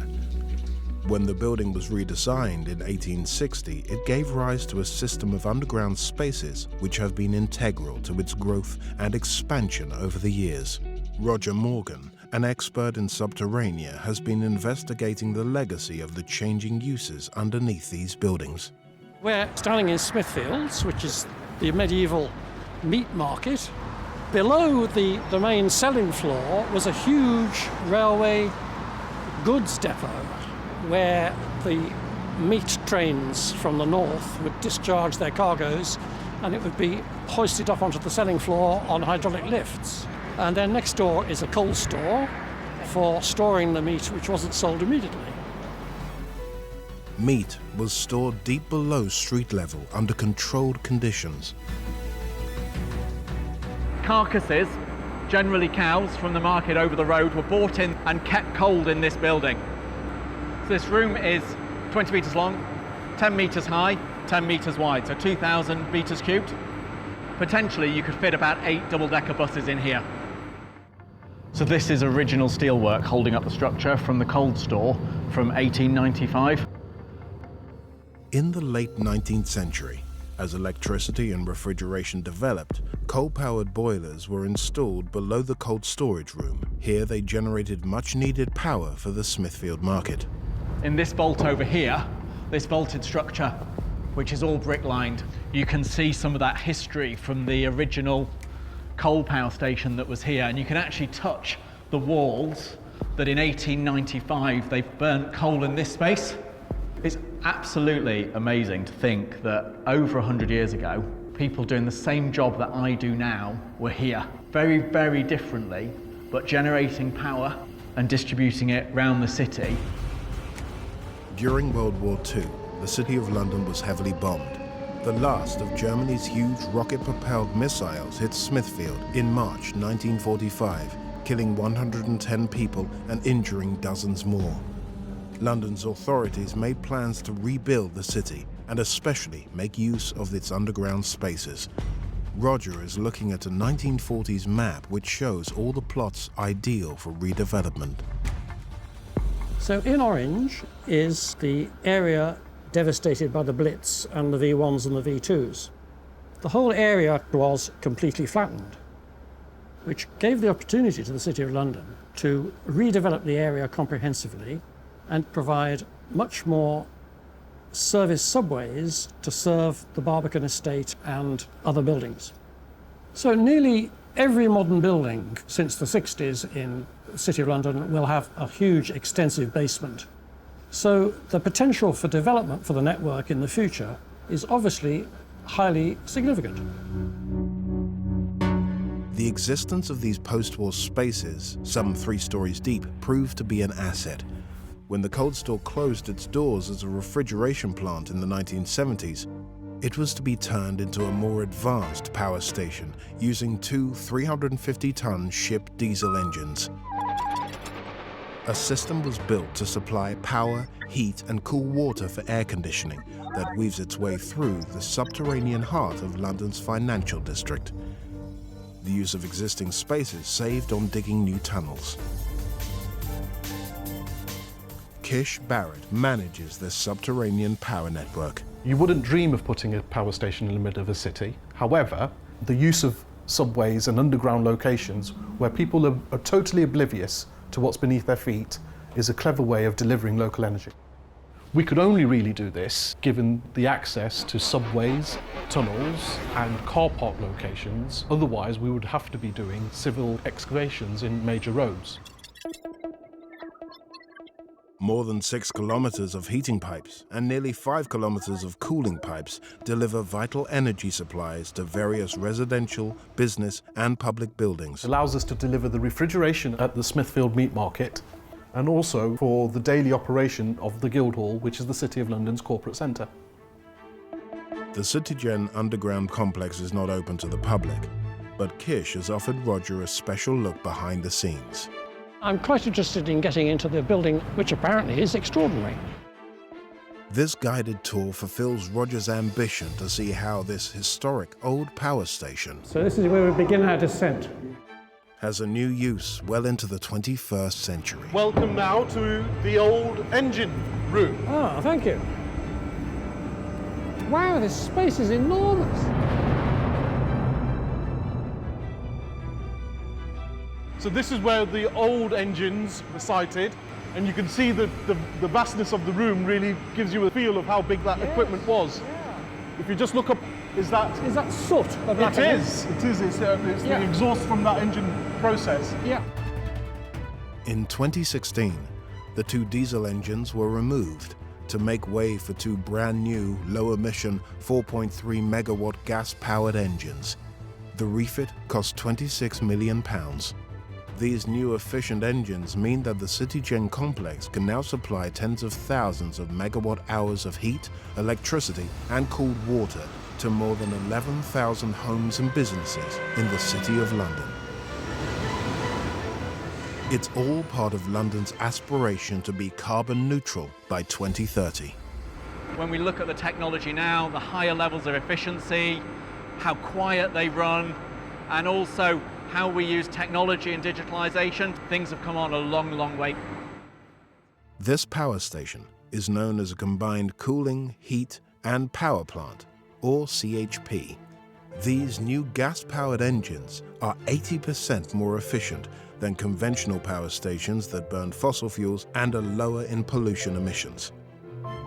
The system has the ability to capture and reuse excess heat at every stage of the energy production process to keep down fuel use. It's all monitored from a central control room by Leke Oluwole. This is Central London's biggest tri-generation facility. Tri-generation is the ability to create heat, chill and electricity from the same source. Up here we optimize the production of heat and chill, which ensures that the CHP is more efficient than a normal gas engine. We store the excess heat in the thermal stores. The thermal store is like a giant central heating hot water tank. This is where we generally store our production of heat. It's full of hot water. First time I walked in here, looking up and seeing the sheer size, it hits you how big the energy center is. The volume of the thermal store is 320 meters cubed. It takes about 2.5 hours to fill it. This is the beginning of the thermal journey where the hot water from the thermal store goes into the pipe and then goes onto the network. Even as the hot water completes a circuit of the network, it remains at a high temperature. Much less energy is needed to bring it back to the boil than to heat it from cold. The whole tri-power system runs a total of 10 kilometers. Manager Kish is now showing subterranean expert Roger how it flows out through the existing subterranean spaces underneath the financial district. So Roger, now we're going down into the basement areas of the meat market. Okay. We're probably about 250 meters from the power plant. Okay. The pipes are running along the length of the underground car park. It's this sort of area or opportunity that we look for to get energy from point A to point B, such that we're not having to do excavations in the road. Yes, which is an interesting feature of the whole system. So what we've got here is 4 sets of pipes. 2 sets are the flow and the return of the heating system, and then there's the flow and the return of the chill system.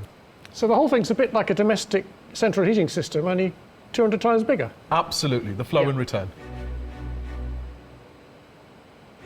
Exploring this space, I would never know what these pipes are, so it's fascinating to find out. One of the beneficiaries of the energy system is the Barbican Estate, built between the 1960s and the 1980s with its mixed use of private homes and a public arts complex. The CityGen pipe network runs right under it. Here's the run of the pipes coming through the building. And again, this is allowing us to use underground space, not only to serve the energy requirements for the Barbican Centre itself, but also take that energy beyond the Barbicanet Centre to other buildings along the network. The furthest destination on the energy chain is London's Guildhall. Dating back to the 15th century, it was badly bombed during World War II. Reconstruction allowed the addition of new basement levels. So I'm deep under the Guildhall. Roger has now reached the final stage of his underground tour. According to my research, we're 3 stories down, 10 metres, and it's the deepest part of the Guildhall. Where we were standing is the southern fringe of the Blitz bombing. So to the north of us, there was complete devastation. There was just rubble at the end of the war. So there was a huge potential for the whole area and to incorporate service subways between all the buildings, which advantages Citygen now in that they can now lay their pipes through them. Even though the energy has flowed through a warren of tunnels, it's clear from the monitors how efficient the tri-energy system is, right up to the extremities. Oh, yes. It's showing the temperatures of the water going in and out. So the in temperature is 93.7 and the out temperature is 71.3. So the water is coming from the hot water store at Citygen, is reduced by 20 degrees and is returned to Citygen, and then they only have to boost it by 20 degrees rather than reheating it from scratch. As our cities expand and our needs for cleaner, more efficient energy grow, innovators strive to meet London's 2030 target to become a carbon-neutral city. Isn't it fantastic that these underground worlds are supplying low-carbon power to the City of London's iconic buildings? What's underground, the subway tunnels, the car parks and basements, allows us to install a network in those locations underground that's benefiting the air quality above ground.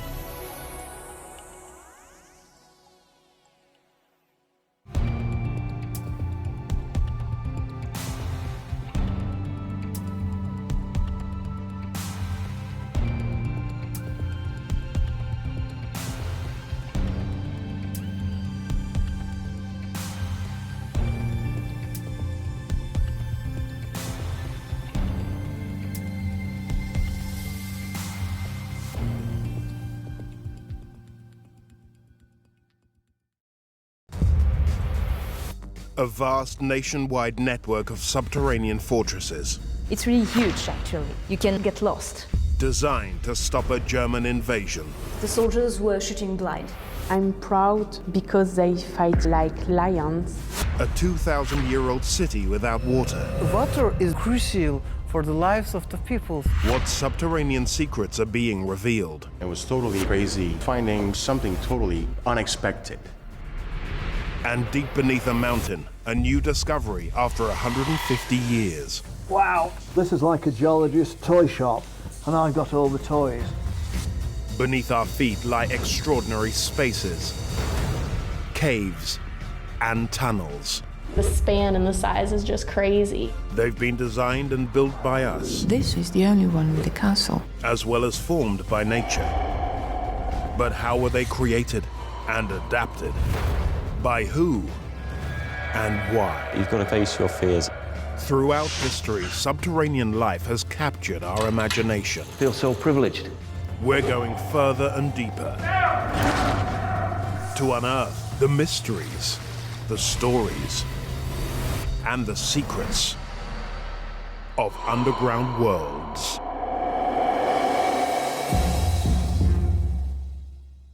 France, a country shattered by many of World War I's bloodiest battles. When the war ended, the French became obsessed with being prepared for future conflicts.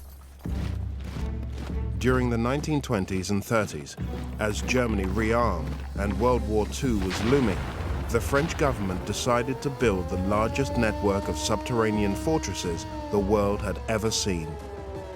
The Hackenberg is called the Monster. It's the biggest fort. It's huge.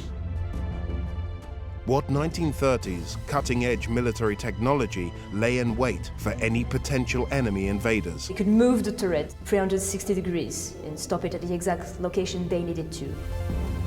And what is still hidden from view to this day? This part is secret.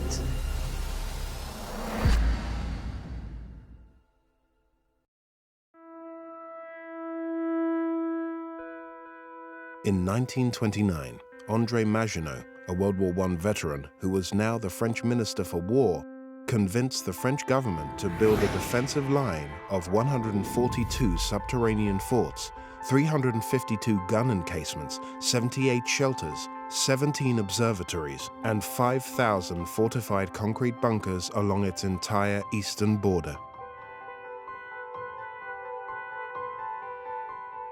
Its construction began in 1930 and was largely completed by 1939 at a cost of 3 billion francs. This state-of-the-art, massive military marvel was designed to deter and slow down any direct German invasion across its border with France. It became known as the Maginot Line. The largest subterranean fortress along France's 450-kilometer border with Germany is at its most northerly point. It's called Hackenberg Fort, or Ouvrage Hackenberg.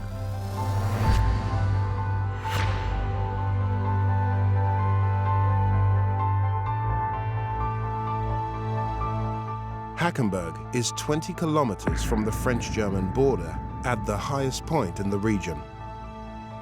Elise David is an expert on Hackenberg's history. The Hackenberg is called the monster of the Maginot Line because it's the biggest fort of all the line. It was one of the first to be built, so they put a lot of effort and money into it. It's more than 80 years old and it's still here. It's huge. 1,800 people took 6 years to build the Hackenberg Fort between 1929 and 1935. This vast 10-kilometer complex of tunnels, up to 90 meters below ground, was built to house 42 officers and 1,040 soldiers. There are two main entrances, one for ammunition, the other for soldiers. It's so large that it has its own train network and stations. The trains were used to carry all the tools, the munitions, water, food, all the supplies for the soldiers, and they used these trains only inside. It works with electricity. You have the trolley here with the catenary on the roof, and we still use it. Around 300 meters from the ammunition entrance to Hackenberg is the main ammunition store, known as M1.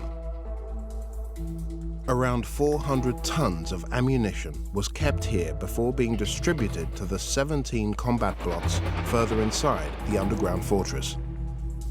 So now you are inside the gallery of the ammunition store M1. It was used by the soldiers to stock all the munitions in the different cells.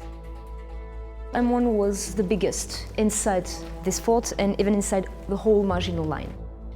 It's really huge, actually. You can almost get lost. The M1 ammunition store was built in a U-shape.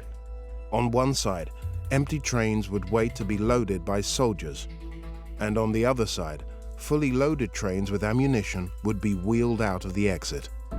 But moving ammunition inside M1 had to be done by hand. The train couldn't work with electricity inside, which was too dangerous in case of any spark. The soldiers had to push the wagons. They were helped by a winch. They unrolled the cables around here to pull the wagons inside, and after to unload the wagons inside all the cells in here. Once inside the store, soldiers used a specially designed ammunition transportation system. This is the monorail system. It's one of the rolling bridge, as we call it in French. Overhead monorail tracks would allow soldiers to lift heavy ammunition from the storage area onto the wagons. Still works. But yes, it works. These are the originals, the same change, the same monorail system. We haven't changed it at all, so yeah, the soldiers touched this and handled these chains 70 years ago and more. M1 was built with safety in mind. Here you have 3 cells only for the gunpowder. They had fire alarms inside here. They had big tanks filled with water. So when the alarm rang, the tanks that were used directly, it was an automatic system to shower all the cells, to flood this area in case of fire. The entrance and exit to M1 were also built with safety in mind. They're curved, so if anything exploded inside the ammunition store, the blast would be directed out of Hackenberg rather than in towards the rest of the complex. When the ammunition left the M1 store, it was destined for one of the 17 combat blocks deep inside the 10-kilometer fortress. Elise is on her way to Combat Block 9 in the western wing, 1 kilometer from the M1 store. We are still 30 meters underground at the bottom of the Block 9, and the firing rooms are just near the surface, so they needed to get everything up. The elevators were used only for the ammunition cages. That's why you have a part of the monorail system that goes directly inside. The soldiers were not allowed to take the elevator. They had to climb the stairs every time. Same for the officers. There are 143 steps to climb. At the top of the tower is one of Hackenberg's big surprises, which is an ingenious feat of engineering. A large counterweight system operates a 163-ton retractable artillery tower. It houses 2 135mm howitzer cannons. Should the Germans attack, 2 soldiers from below could fire 6 rounds each per minute at a range of 6 kilometers. The soldiers were shooting blind. They were waiting for the orders from the command post downstairs. And thanks to the 2 observatory blocks, they had all their coordinates. You could move the turret to 360 degrees and stop it at the exact location they needed to. They had to believe and trust the coordinates. They were here just to fire. The soldiers didn't have any protection for their ears. After a while, they used what they had: papers, tissues, anything. And even for the 2 soldiers that were inside the turret, it's like inside a bell. So they had the vibration, the sound, the smoke when they fired. So it would have been really difficult. Hackenberg was the first and the largest of France's subterranean fortifications. Its construction informed how many other underground forts were to be built and lived in. 95 kilometers to Hackenberg's east is France's second most powerful fort on the Maginot Line, Simserhof. Simserhof is located 4 kilometers west of Bische in the northeast of France, facing the German border. It's built 30 meters below the surface, and like Hackenberg, has separate ammunition and personnel entrances. It has its own power utility plant and main ammunition store, with a capacity of 33,600 artillery shells that served 8 combat blocks. Simserhof took 9 years to build, completed in 1939. On the 21st of August that year, the entire Maginot Line, including Simserhof Fort, was brought to a state of readiness for war. 876 soldiers were now hidden underground.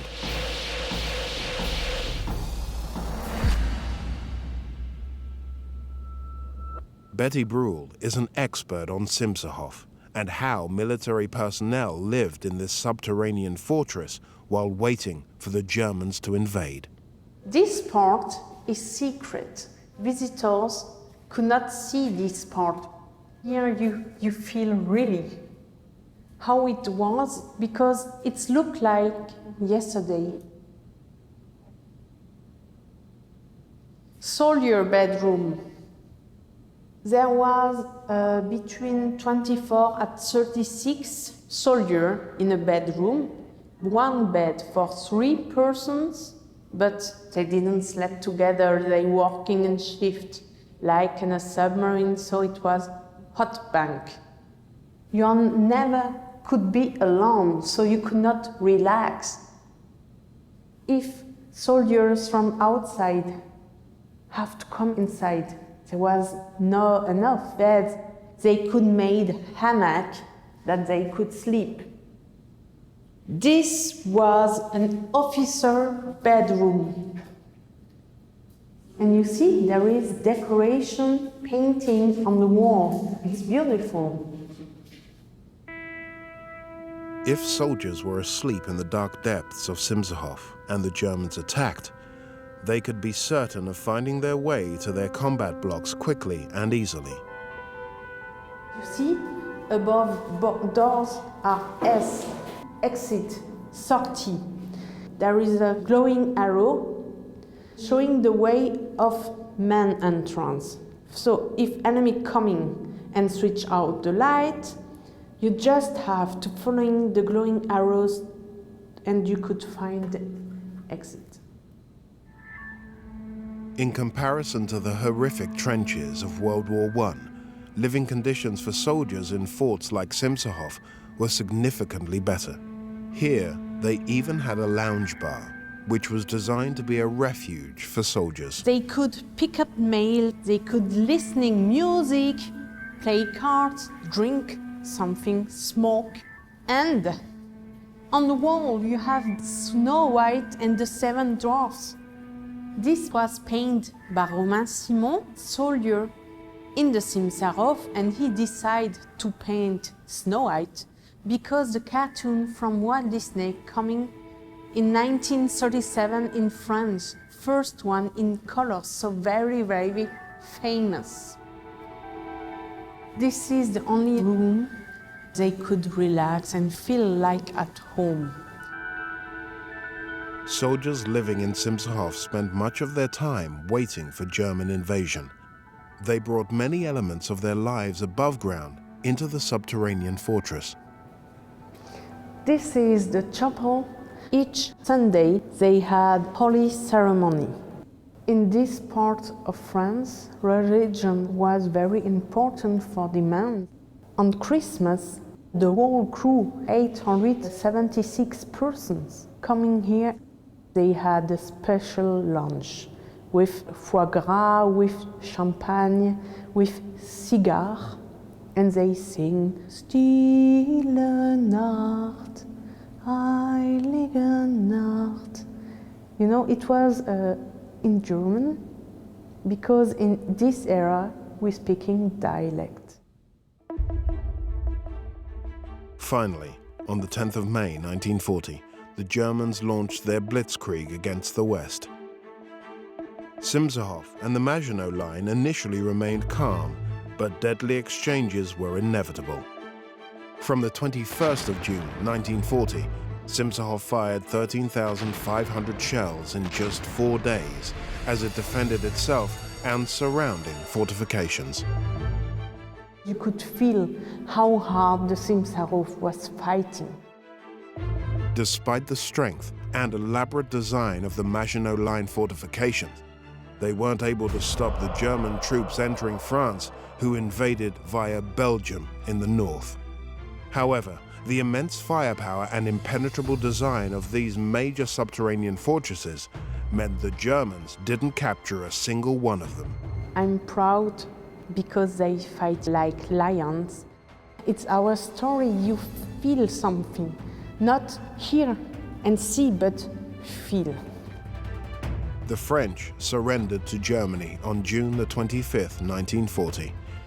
It wasn't until the 30th of June, and only when directly ordered by Commander-in-Chief of the French forces, that Simshof finally relinquished control to the Germans. The underground fortresses that continue to line these borders are a constant reminder of the threat France faced during World War II.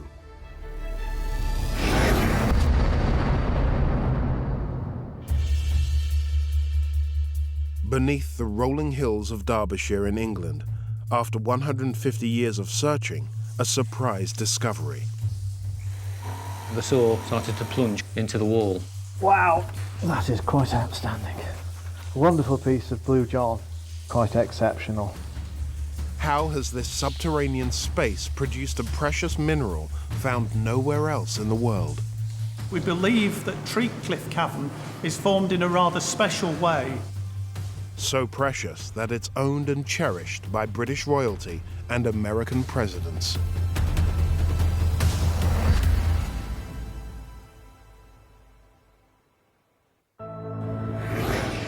Derbyshire, Britain. The small town of Castleton sits in the northern part of the county.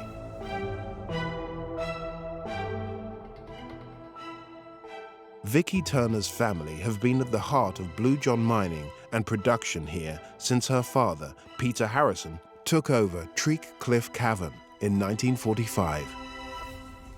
Growing up as a little kid, well, I was brought up here. I used to come up on the winch as a baby in a carry cot, so I've grown up here all my life.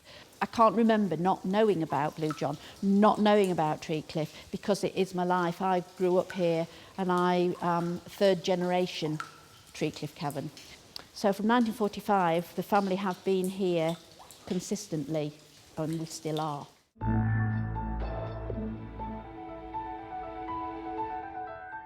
Vicky's son John is also part of the family business.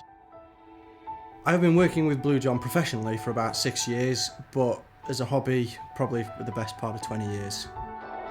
But it's amazing cutting the stone open, seeing it go from raw to the finished product as in jewellery or as an ornament.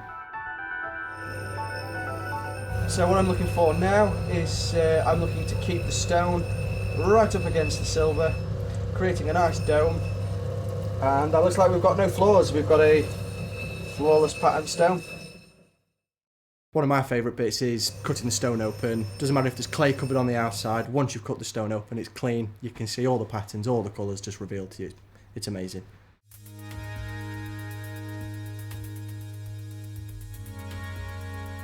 Blue John was formed around 300 million years ago, when this landscape was buried 3 kilometers beneath the Earth's surface. Liquid minerals, at a heat of about 120 degrees centigrade, were deposited and crystallized as veins in the cavities within Carboniferous limestone. Dr. Noel Worley is a geologist and expert on Blue John. Blue John is calcium fluoride, which is a mineral called fluorite. Despite much investigation, geologists remain uncertain of the origin of Blue John's color. One hypothesis suggests that atoms in the fluorite molecules may somehow have been disturbed to create this unique color. We believe that the blue colour here has been produced as a consequence of the irradiation of the layers of fluorite within the cavities. The origin of Blue John's name is also shrouded in mystery. Some believe it comes from when it was exported to France in the 18th century. The colors of the mineral, blue and yellow, when said in French, being bleu, jaune. Wow! Well, this is like a geologist's toy shop, and I've got all the toys. A wonderful piece of Blue John. Beautiful. That is quite outstanding. I can see that this material is going to be quite exceptional. It is believed that Blue John was first discovered by accident in the mid-18th century. Gary Ridley is Treecliff's cavern manager and is a Blue John miner. The original miners that discovered these caves were actually lead miners looking for lead, and when they broke through into these caves, they found very little lead at all. Nowadays, you can see just these empty passageways. Back then, they would have been absolutely full of Blue John, and I would imagine for the first few years, they were hardly doing any mining. They'd just be picking the stuff off the floor and around them. So much Blue John there would have been in these caves. In 300 years of mining on Treecliff Hill, about 2,000 tons of Blue John has been extracted from 15 so-called veins. They all vary in color and form. Most of the Blue John veins are very different from each other, and 9 times out of 10 when you see a piece of Blue John jewellery or an ornament, you can tell exactly which vein it's come from just by looking at it. Treecliff Caverns and its Blue John deposits only run about 150 metres into the limestone rock. Mining here has never been on a large scale, requiring explosives. Each piece of Blue John has carefully been extracted in the same way for centuries. The mining methods would have been called plug and feather. And until quite recently, we used to still use the plug and feather method. You would have had 2 miners, and one would have had a drill bit, quite a long drill steel, and he would have held it on his shoulder. And the other miner would stand behind, and he'd whack the end of the steel, and every time he'd whacked it, the guy in front would twist the steel. And this must have taken absolutely hours to drill these holes. The busiest period of Blue John mining was in the 18th century, when about 20 tonnes per year was extracted. Once the Blue John industry had taken off, of course everybody wanted to get in on the act, especially if you're a local. So you could walk the hills and you might find some of this vein coming out on the surface in little outcrops. So you could dig some of the Blue John out from there. Probably at its height, there would have been as many as 20 little operations going on this one little hillside. Today, there are only 2 working Blue John mines. When Treecliff was taken over by the Harrison family in 1945, the previous tenant, John Royce, who was unwell at the time, showed Peter Harrison around the Witch's Cave and suggested he had discovered an unmined part of the upper Treecliff Blue vein.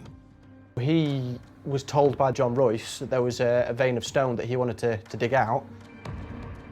But John Royce died before Peter found out any more. Grandad was never told whether it was a vein still in the wall or loose rock ready to be carried out. Despite huge efforts, Peter couldn't find the mysterious Blue John deposit. It became known as the Lost Vein. But then, 68 years later, in 2013, Gary Ridley was showing Peter's grandson John how to search for new veins using hand tools on the soft clay, when they stumbled across something exciting. About half an hour into digging, I discovered this vein in the wall, which was telltale signs of hidden vein. There was carpet, sticks, stones to hide it. They rediscovered the lost Blue John deposit. He hid it, and he hid it a little bit too well. And yeah, we had about 4 or 5 tons of stone out of it. 2 years later, in 2015, Gary was testing out a new way of mining, using a stone chainsaw in an area of the cavern he'd never dug before. At first, I was drilling into limestone. It was quite hard to drill, and the water that was coming back from the chain was very white, so I knew we were in limestone. And then after a few minutes, the colour of the water started to change, and the saw started to plunge quite quickly into the wall. So I knew we were in Blue John. Unlike the discovery of the lost vein, Gary had found an entirely new variety of Blue John, and the first for over 150 years. I then thought, well, how much is this? Well, we brought a jet wash in and we started cleaning the walls down, and then we could see that the vein itself was travelling into the rock and it was twisting up and around the corner. So there's a fair bit to go at, and it should keep us going for quite a few years. And once I got a piece outside and cleaned it up, we realised what we got was a completely new vein. And Vicky, the owner, decided to name it after myself.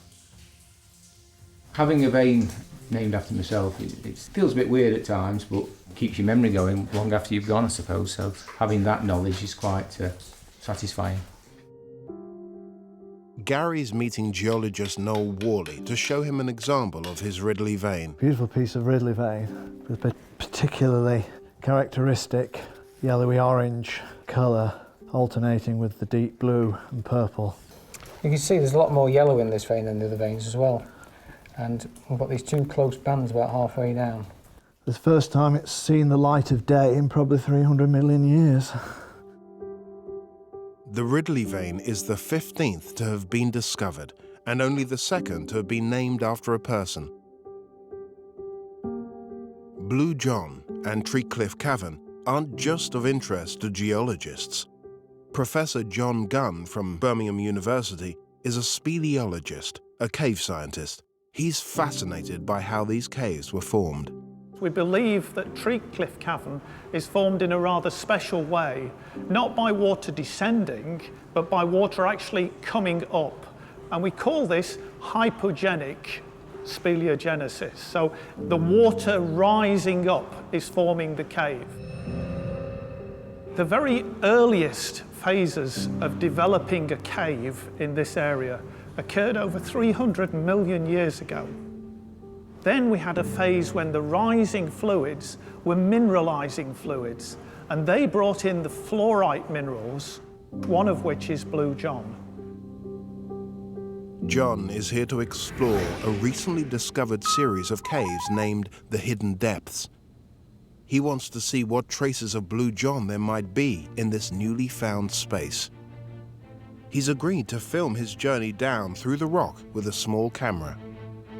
There was always a thrill in going into somewhere that very few people have been in, some newly discovered cave. From a scientific point of view, I was particularly interested.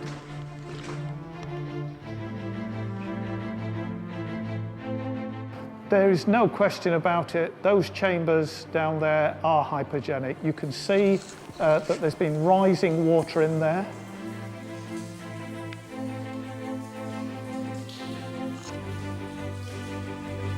They're also really interesting because they've got the Blue John mineralization. So this is some of the lowest elevation Blue John mineralization we've got in the area. Great. So it's absolutely pristine down there, absolutely beautiful. You know, one of the really amazing things about a place like this is how few people have been down there. And we reckon that less than 20 people have ever been down in that part of the cave. More people have been to the moon.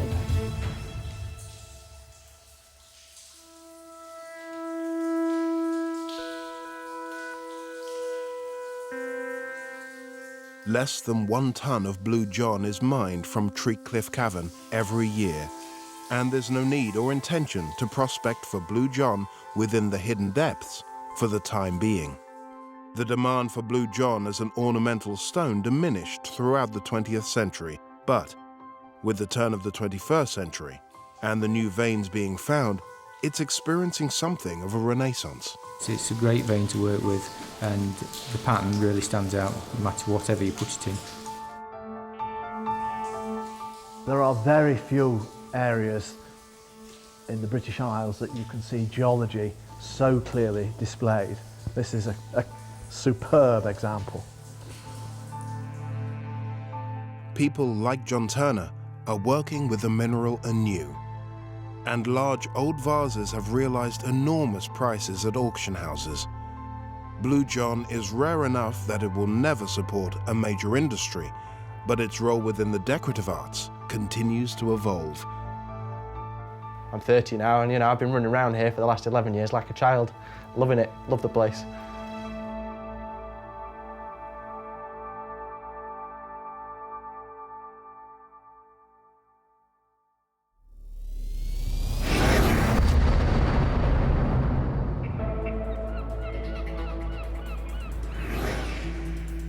Istanbul, Turkey. A transcontinental city straddling the Bosporus Strait where Europe and Asia meet. For more than 2 millennia, its location has been strategically important. But without one thing, it couldn't survive. Water is the key strategic point in the surviving of the city and crucial for the lives of the people, and there is no freshwater sources. What extraordinary feats of underground engineering meant this city could thrive for nearly 2,000 years. I'm looking at it like, wow, how the hell did they think about this? We're sitting on top of history. And what subterranean secrets are still being uncovered today? It was totally crazy finding something totally unexpected. In the year 395 AD, Istanbul, then known as Constantinople, was the capital of the Byzantine Empire. But this was a city with no fresh water source. With people flocking here from all over Europe and Asia, an ingenious solution was needed. In the 6th century AD, during the reign of Emperor Justinian, water was transported 19 kilometers by a series of aqueducts from the Belgrade forest and stored in underground cisterns in the city center.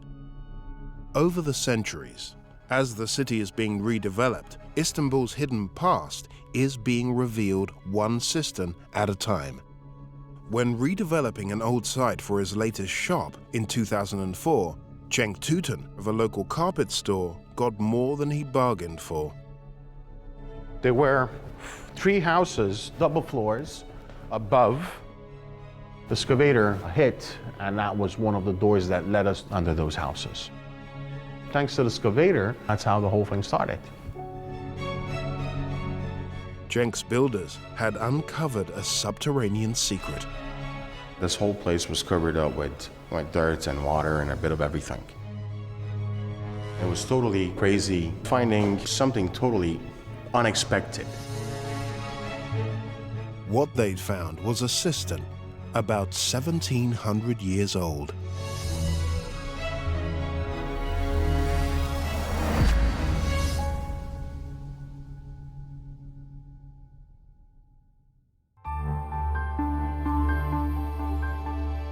Cenk's carpet shop is on the site of a very important ancient palace. This was the water for the upper class. They were using it to shower, they were using it to cook their meal, they were using it to drink it. This cistern and its 18 marble columns would have provided water to the great palace of Constantinople during the reign of Emperor Justinian. Can you imagine the water that was preserved in here was actually drank by the royal families? He has invited Dr. Kerem Altug to his carpet shop's restored subterranean secret to see if he can reveal anything more about it. Dr. Kerem is an archaeologist and historian and has been researching Istanbul's cisterns for more than 20 years. This is the original staircase. You can still see the steps. That's the one. Yeah, so that was the entrance. What's the stone made out of? This is a brick-built structure. Okay, brick. Brick and mortar. Okay. You can see a thick layer of plaster. This is the waterproof hydraulic plaster, original Byzantine plaster. When the plaster ends, this indicates the maximum storage level for the cistern. Okay. These are monolithic marble columns, and these are reinforcements built during the later period, in the Ottoman era. Okay, so this is not the actual original one. No. That's the original one. That's the original, exactly. Okay, fantastic. I find this cistern beautiful. To me, it's an art. To me, it's history. I'm looking at it like, wow, how the hell did they think about this? And what made them do this? But whoever did it, I'm happy, because this is history. Beneath the city of Istanbul, there are reportedly a staggering 200 ancient subterranean cisterns. Professor Feridun Özgürmez is an archaeologist and Byzantine expert. He was charged with restoring the oldest cistern ever discovered. It's called Theodosius cistern.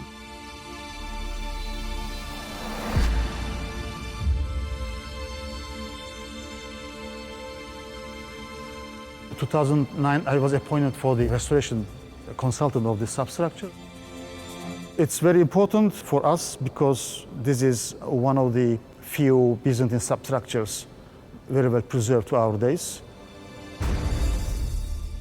Theodosius cistern was discovered under a 20th century mansion and a municipal building that was constructed in the 1950s. It is 45 meters by 25 in size and has 32 marble columns, 9 meters in height. So, how were these robust subterranean structures built? Before the construction, Engineers dug the ground, and all the height and the width and the length of the structure fixed by the engineers, and then they put these column shafts. The walls of cisterns were typically made from brick, 4 meters thick. Builders then needed to guarantee they were watertight. They plastered the walls. Those plaster is waterproof. And if you look at the corner there, you can see the corner is rounded. If the corners of cisterns were not like this, the water itself could go out of the cistern easily through the joints of the walls. When we excavated big, empty space like this, if we see the corners rounded, then we assume that this must have been a cistern, water cistern once used in antiquity. The 8-year renovation of Theodosius has been true to its original design. The plaster on the walls, the restoration plaster from 2016, it has the same ingredients in it. Lime and ground bricks, that's it. The lime gets solid in 15 days, but it can stand 5,000 years maybe. If you use cement, it gets hard 3 hours, but that destroys the fabric of the wall because it has salt in it. That one has no salt. Across the ceiling are holes leading to the surface above, meaning water was available to everyone. Those holes are used for taking water by buckets from the cistern. Some of the cisterns have fountains outside the building, and this was the main source of water for the public use. The people of Constantinople had perfected the design and construction of cisterns. There are remarkable similarities between all of them.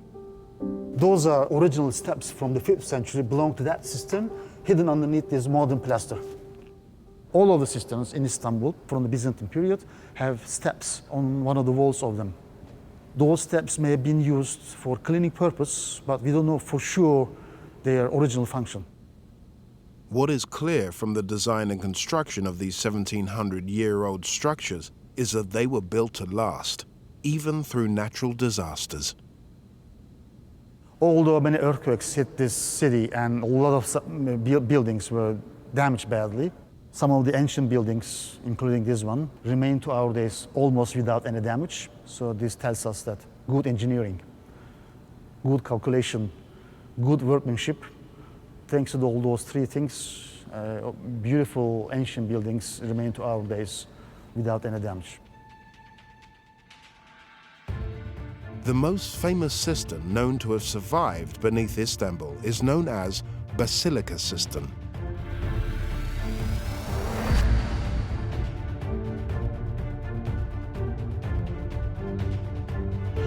The Wieliczka cistern is the biggest of the cisterns in the city, and it's an enormous engineering achievement. It was built in the 6th century to supply water for the Great Palace and the nearby buildings during the reign of Justinian. It is a very sophisticated system of water supply. It's definitely one of the most important monuments of Byzantine Constantinople.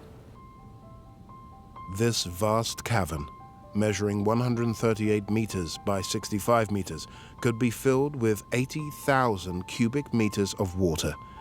Its ceiling is supported by 336 marble columns, each measuring 9 meters high. Many were recycled. Here we can see one of the reused architectural elements here, a stylized wood trunk manufactured in the 4th century.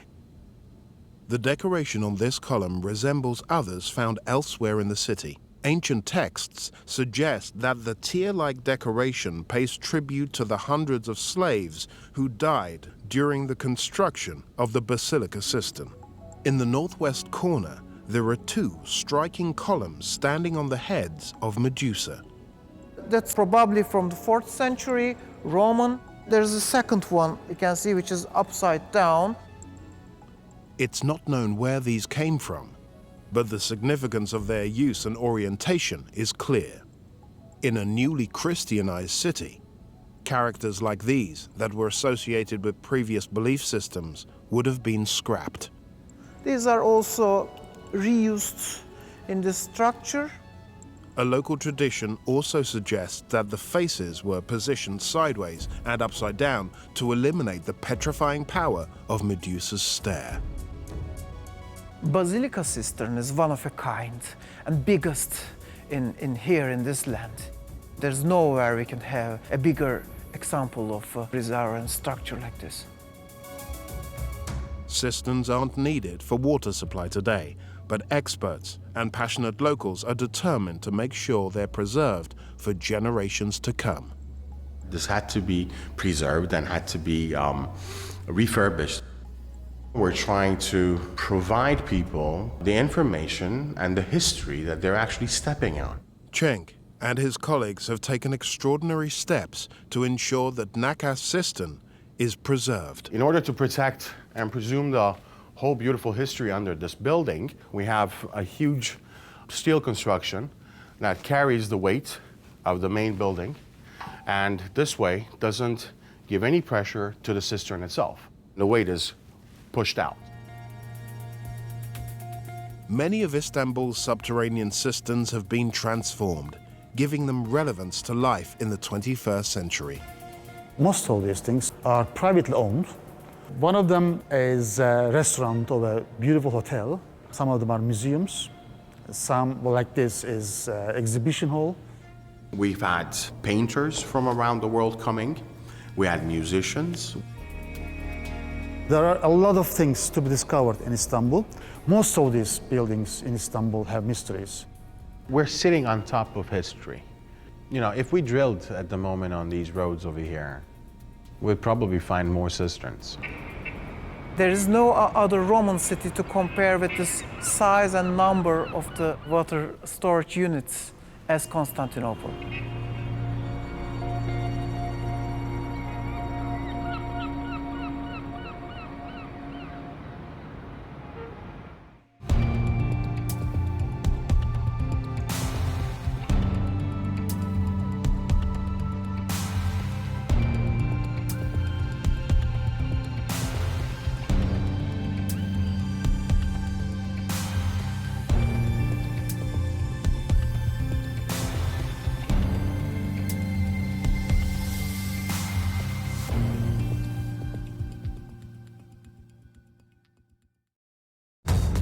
How does the world's most peaceful nation explain its obsession with nuclear bunkers? This is the Swiss concept. We have chocolate, the Alps, and we have our bunkers.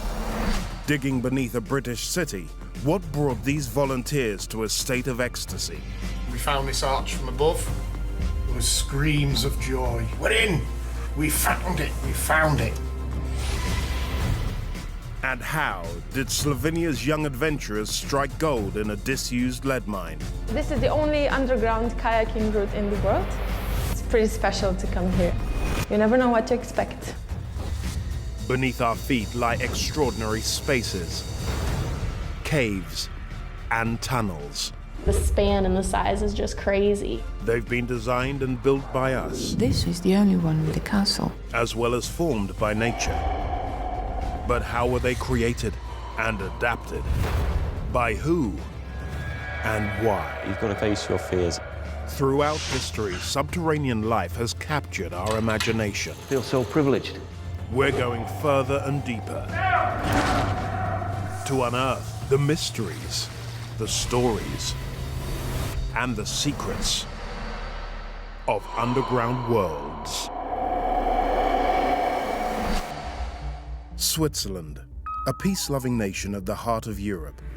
All its neighbors, Germany, France, and Italy, have been dragged into military conflicts over the last century, while Switzerland always stayed neutral, never engaging in war. The country has also fiercely defended its independence. Its government has a master plan to protect every citizen in the event of a nuclear war, which involves going underground. Even if you are neutral to a war, you still need some protection. Swiss law decrees that every citizen must have a place in a fallout shelter. These buildings just demonstrate how massive the threat perception must have been. There are now 300,000 of these shelters in Switzerland, ample room for the entire population. Underground you're safe. but it's not an easy life.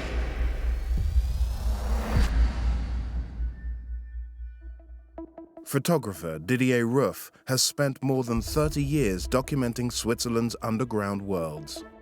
In Switzerland, the bunkers are everywhere. In the private house, in the schools, in factories, in the hospitals, everywhere. Throughout the 20th century, Switzerland feared military aggression. During the Cold War, the threat was nuclear attack. In the child of the 60s, the threat was atom attack, and in that case, it was needed to have the shelter. This protected underworld bunker, and this is where it's all started. However, the Swiss were digging underground way before the nuclear threat. In 1939, just before World War II, Switzerland strengthened its border defenses along the River Rhine. The threat of German invasion here was all too real. So the Swiss built the mighty Festung fortress. This vast fortified bunker was the first line of defense and is sunk 20 meters into the hillside. As part of his research, Didier has come to the fortress to meet historian Walter Loy. We are right there on the border, about 500 meters further down. You will come to the River Rhine, and the other side is Germany. Yes. Walter has been caretaker for the last 20 years and is an expert on its military history. Well, it was originally planned and built for 90 men. Then we had decreased up to 160. Now we are entering the main galley. We are here about 15 meters underground, and it's getting deeper and deeper. The main tunnel is 210 meters long and provides access to the 4 observation towers, 2 of them armed with 75mm long-range rapid-firing guns. So it closes automatically. Here. So the empty shell out, next one goes in, and so on. These semi-automatic guns had a range of 11 kilometers and were capable of firing up to 20 shots a minute. Soldiers would train them on their targets using numeric charts that were advanced for the era. You look through there and you see points. Each one has a number. And he turns the wheel till he has it, and then he's ready. That's, for the time, one of the most modern guns which exist. Festung was ready by 1939 and used to monitor the German border throughout the Second World War. The Swiss Army only decommissioned the fortress in 1988. At the height of the war, up to 100 soldiers would be stationed underground here for up to 1 month in a state of constant alert. Their living quarters included basic wooden bunk beds, a large kitchen, and a hospital with a surgery. Underground you're safe, but it is depressing if you stay for days and days and you never come out of it. You are losing the sense for day and night. It's not an easy life. That's been terrible. To be here locked inside like mouses with no sun, no, terrible. At the center of the fortress are the vital amenities needed to keep the men alive during each month-long vigil. There are 2 diesel generators, one acting as a backup, along with water tanks and air purifiers. I had 2 sets of filter, one running, one standby. And then the air goes into this distribution, and throughout the floor it's distributed. The air supply had to be heated to 30 degrees to stop the gunners' glasses and gas masks from steaming up. Water, we had 60,000 liters. That would have lasted for about 6 weeks. Food, well, we had about 3 weeks. But air, that's crucial. That's crucial. The deepest tunnel ran 20 meters into the mountain and offered soldiers an escape route if needed. So, and that leads us to a bunker. It's also used as emergency exit. You want to go. There's a lot of noise. That is the engine. This deepest tunnel is 290 meters long. To me, this place is like a submarine. It's a place where you lose contact with reality, with time, and you're totally closed in a cellar. I'm a bit lost in this underground alley now. I don't know exactly where we are anymore. It's confusing. You can get lost. I see this place as a sign of the past. Swiss has always been fighting to protect this small territory, and the bunker would be the way to protect the population. Thanks to military defenses like the Festung fortress, Switzerland was not invaded during World War II. The Nazis resorted to a war of words, calling Switzerland a medieval remnant. But the Festung installation proves how modern and efficient the Swiss capabilities were. When the war was over, the threat of Nazi invasion was replaced by fear of nuclear attack during the Cold War arms race. Historian Dr. Michael Olsanski explains how the Swiss love affair with underground bunkers grew more passionate as a result. The Swiss authorities finalized the plan that every Swiss citizen should have his own safe place in the case of war. Every community in Switzerland has to have this kind of protecting installations. At the height of the Cold War in the 1960s, plans to improve the motorway network around the city of Lucerne paved the way for an incredible engineering project, directly underneath a normal-looking road tunnel.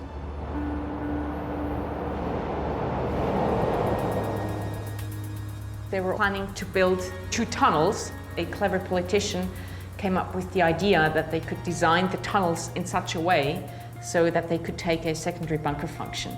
Over 10 years, Zora Schellberg has got to know every inch of this place, the Sonnenberg bunker. Zora's going to show Didier how a massive public bunker like Sonnenberg is organized. In here, you get a good idea of the whole height of the building, which is 20 meters. 20 meters high, yes. In the build-up to an attack, the tunnel doors would close. 700 staff would transform this underground facility into a supersized bunker for 20,000 people. It's the ultimate example of Switzerland's commitment to protecting its citizens. As with the World War II fortress, air supply is vital. But while Festung had 2 filtration units, the Sonnenberg bunker has 120. All of these filters here were designed to filter any then known nuclear, biological and chemical agent so that the 20,000 people in the 2 tunnels could have been provided with fresh air if everything had been contaminated outside. This reminds me a lot about the filtration system that we have in the private bunkers. So it's just the scale is just massive. Yes, because it was designed for 1/3 of our city's inhabitants. Those 20,000 citizens would have been divided up into groups of around 750 people, occupying different zones underneath the motorway tunnel and inside the central 7-story facility that's hidden underground. 450 tons of flat-packed furniture still lies in wait for them. So this room you would have been sharing with another 63 people. Imagine 30, 40 people tossing, turning, snoring, coughing, crying. Unimaginable. The sanitation facilities are basic, with no showers, and would have been shared by hundreds of people. Water would have been taken from the communal water supply, from purified groundwater and the city river. And if these 3 options had failed because of contamination, they would have had water tanks in place. Water tanks, okay. But it would have been rationed to 4 liters per person a day. They thought half of it for hydration and the other half for hygienic purposes. And after 2 weeks, well, 2 weeks is just as far as the plan went. Went, yes. The logistics center is in the heart of the structure. It contains everything needed to run this enormous underground bunker. This is the top level, which used to be the security station with prison cells for potential tunnel troublemakers. Provision was made in the prison wing to keep only 16 people locked up out of 20,000 inhabitants. And the color, by the way, is still the original paint.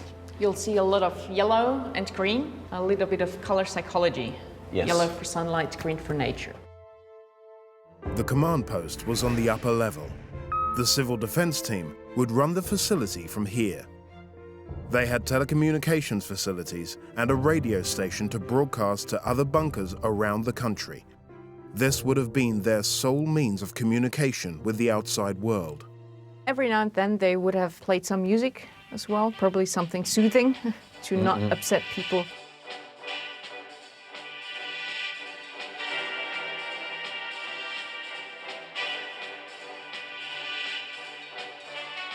Obviously also they would have chosen any news very wisely. Of course. Things that would keep their hopes up. Hidden away in the facility is an underground hospital spread over 3 floors with 2 operating theatres. This room in here is the only room that is not painted in green or yellow, but in this salmony orange. Salmon. Do you have any idea why? Why this color? For whom? No idea. It was the nursery. Nursery. Apparently it's a soothing color. Nursery. Yeah, because even during 2 weeks there would have been Some babies were born. pregnant women, giving birth. As an architecture, it is amazing. We could almost say it's an underground city. You have a hospital, you have the bed, accommodation, police expect also a maternity. People could be jailed, could give birth, and life would go on, but only 14 days. From the logistics center, there is only one way of accessing the tunnels themselves. So the noise is... This is traffic in the West Tube.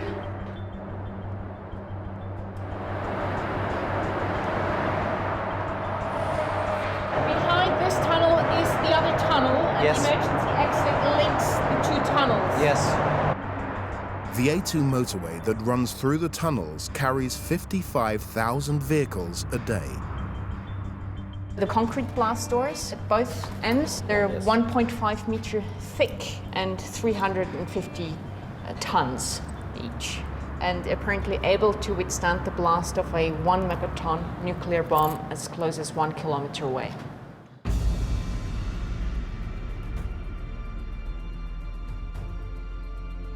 When the Cold War came to an end in the early 1990s, the costs of maintaining an underground nuclear shelter were too high. The bunker's role as a shelter for 20,000 people was finally abandoned in 2006. But the ever-cautious Swiss have maintained the central areas with a capacity for 2,000 people, just in case.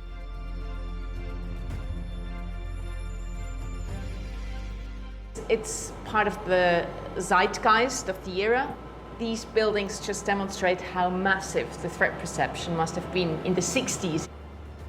Is this nice idea, utopia, that we could protect the people by putting them in a shelter. It was unique, and it was saying something deep about Switzerland and its culture and its history.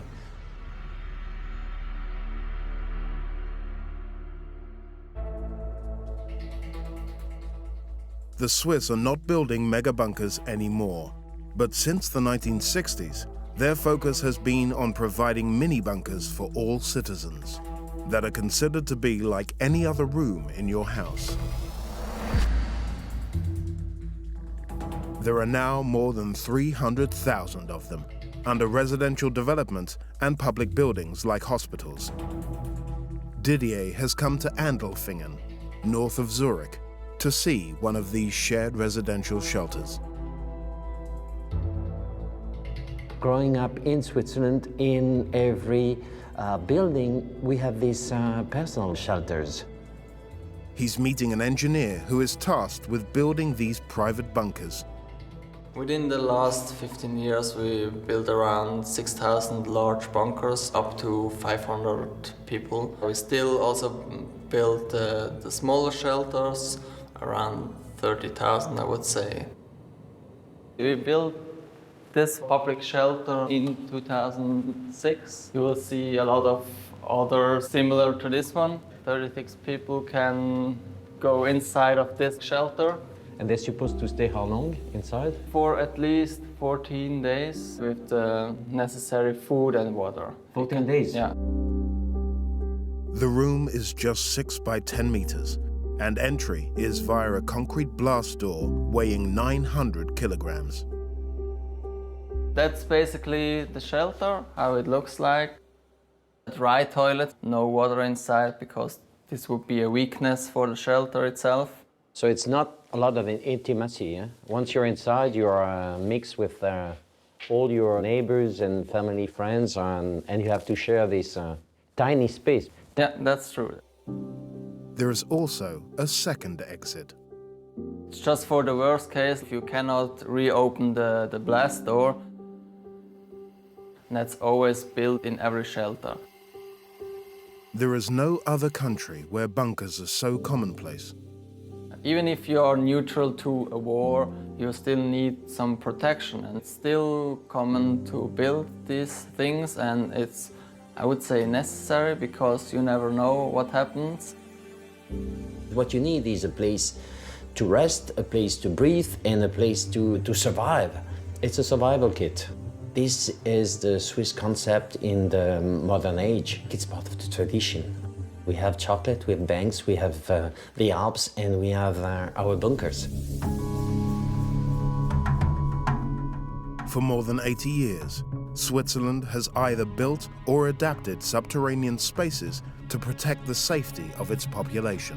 What's special about the Swiss underground world, be it military or for the protection of the civil population, it's the only country in the world that has a safe place concept like this. The threats may have changed over time, but the demand for protection remains. Now, with access to more underground bunkers than ever before, the Swiss are ready for every eventuality.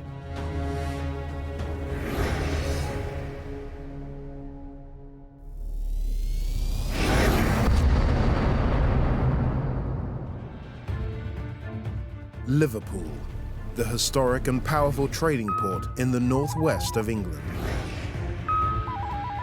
Iconic buildings line the waterfront of a city steeped in maritime history. In the east of the city, beneath the streets of Edge Hill, lies an underground world that's shrouded in mystery. Like the span and the size is just crazy. But how did it get here? Finally reached the bottom and found ourselves 60 feet below ground. And who built it? He was so secretive, burrowing away for 35 years. A group of determined volunteers are slowly revealing this extraordinary creation in a search for answers. Keeps us going, it's a good hobby. Mad, aren't we?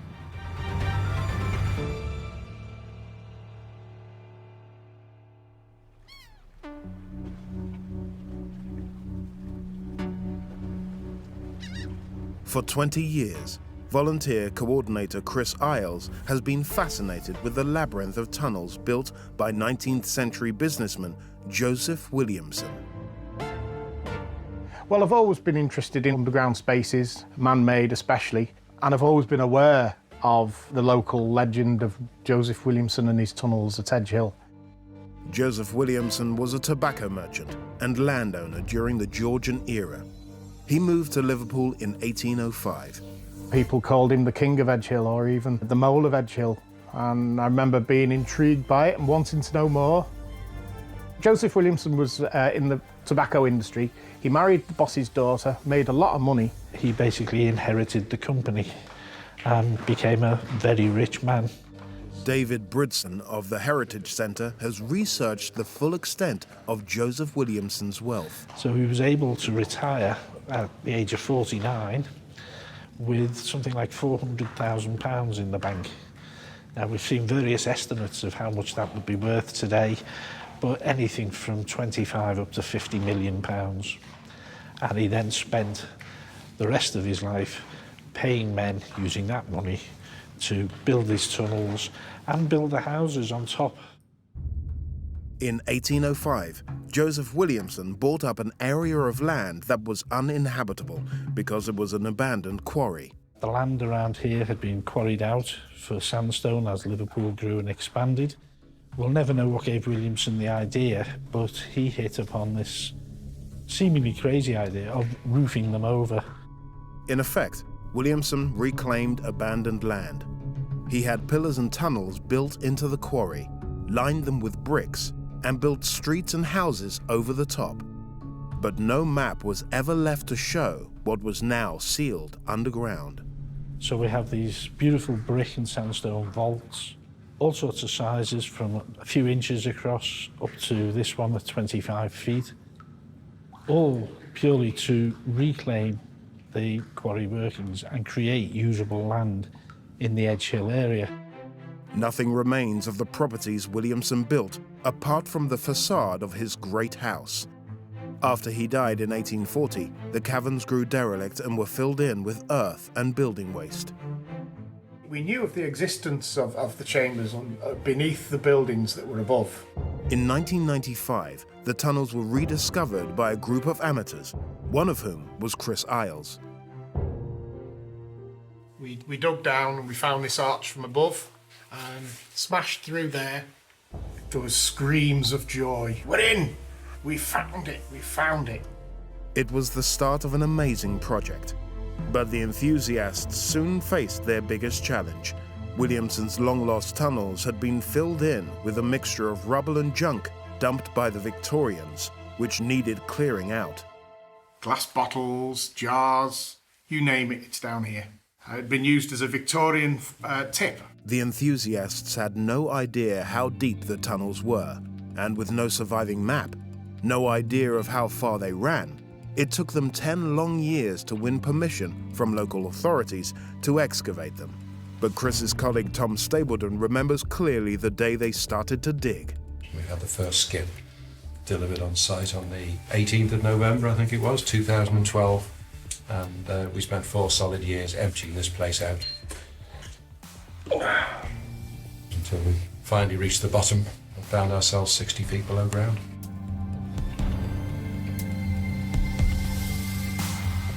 There was spoil piled right up to the roof, virtually, to the end of that chamber. You couldn't have climbed over the top of it, and we had no idea what was beyond. In among the spoils, the volunteers were excited to discover treasures from the Victorian and Edwardian eras. One of the things I always pick on is that little mug there. It's definitely a coronation mug because it says 1902 on it. That we know would be the coronation of Edward VII. And one day somebody chose to clean it out for some reason and found there was something in the bottom. We didn't know what it was. And for no apparent reason, somebody thought to hold it up to the light. And that's what appeared. That is King Edward VII, and is embossed into the china clay before the pottery's been fired. Since found out that it's called lithophane work. It's a rather nice little thing, and it always terrifies me every time I pick it up, in case I'm the one who drops it. Though the excavation is still underway, so far the team has discovered around 3 kilometers of tunnels with 3 access points. But there is still so much to discover about why some of the brickwork is even here. This is the Arch to Nowhere. We call it the Arch to Nowhere because essentially as you come in you think, oh, it's a tunnel entrance going off to the left, but in reality it's not. I wonder whether it might have been a practice piece for apprentices, or maybe there was going to be another tunnel going off into the quarry wall, but for whatever reason it never happened. Joseph Williamson was highly secretive about the tunnels. And why were these underground spaces created with so much meticulous brickwork? There is a lot of mystery to Williamson because Williamson, as far as we know, never left any paperwork to say why exactly he did what he did. He was so secretive. Yeah. He didn't boast about what he was doing. He didn't talk to many people about what he was up to. It was just him and the men who worked for him, burrowing away for 35 years. In the early 19th century, the UK was rife with unemployment. Some people in Liverpool believed that Williamson acted out of a spirit of philanthropy, offering work to men in need of a job. Through Williamson and his tunnels, they were able to gain meaningful employment. They were able to take a wage home. They kept their pride. They were able to feed and clothe their families. As the excavation continued deeper, the brick vaulting gave way to the raw rock face of the original quarry, which showed the sandstone was laboriously cut by hand. You can see in certain places where the men have been hacking out with the hammer and chisel. And you can see it goes in different directions. That could be somebody who was left or right-handed doing the different angle. It took the volunteers 4 years to clear out the northern section of the tunnels beneath an area known as Paddington. In 2016, they reached the bottom. I'm standing at about 60 feet below ground level here. By the time we finished, it felt like a brilliant achievement to have emptied this place out. At the same time, for all of us, there was a serious disappointment that we didn't find any tunnels leading off this, which we hoped would have connected up with the rest of the Williamson Tunnel system. But their disappointment was short-lived. Just around the corner stand the remains of the house where Williamson lived with his wife, Elizabeth. The volunteers have made some tantalizing discoveries beneath it. This is Williamson's house, or what's left of Williamson's house. It's the last remaining above-ground structure that was built by Williamson that we know of. We've been uncovering what's below ground because there's nothing left above ground to be seen.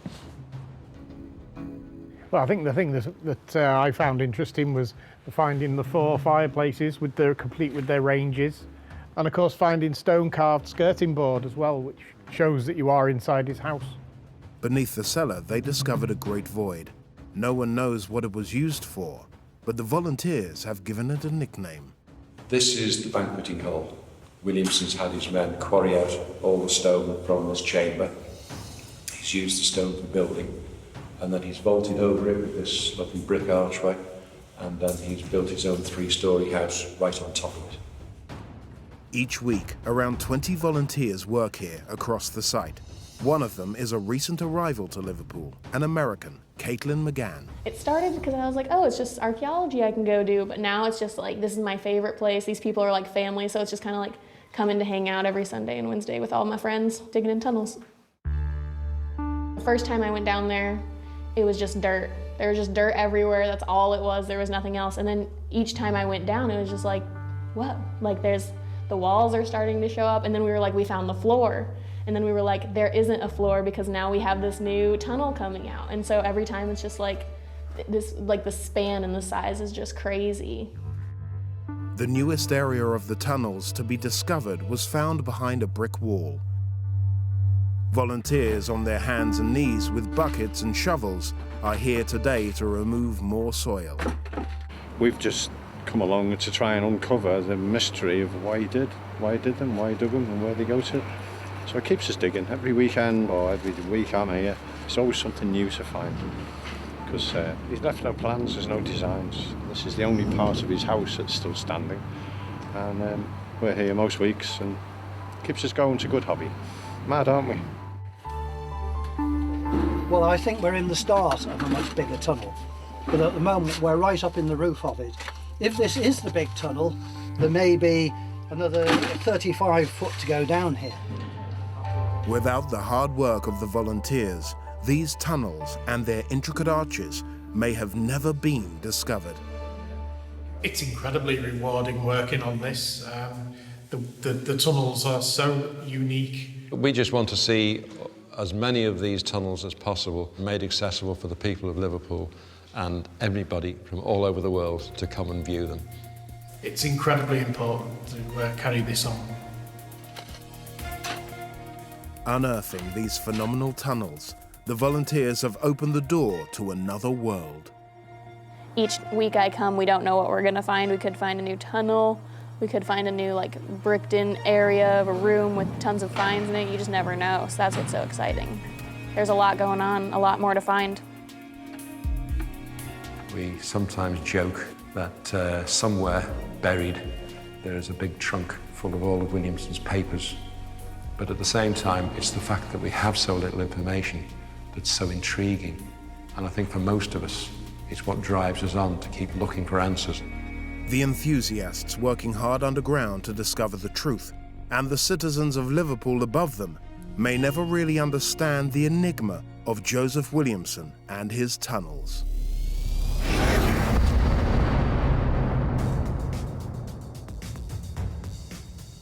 Slovenia, a Central European country known for its soaring peaks, descending into thousands of natural caves. Beneath its beautiful landscape, on its northern border with Austria, a network of tunnels created by man unveils a rich history. They fill it with explosive and they just blasted it. But out of the darkness, you know, when one thing died, the second thing is born. Comes a new world of exploration and adventure. We are really, really deep, 750 meters down in the mine. To navigate one of the largest man-made underground worlds by torchlight. It's the only underground kayaking route in the world. Why would mountain bikers want to venture into the mine? It's not for beginners, super technical, super steep. And how was their access made possible? The cave rescue team of Slovenia, they came and helped us with some explosives.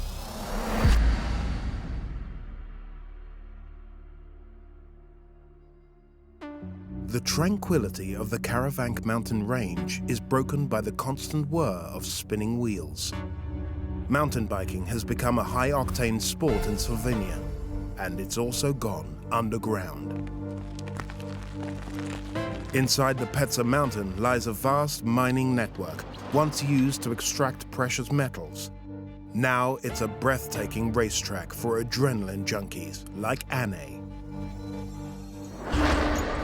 It's not for beginners, this is for advanced and expert mountain bikers. This is not a place to try out your skills. Super technical, super steep sections, going down with some small drops. Anne's family has direct links to the history of the Mezica mine. His grandparents toiled in these tunnels before it was closed.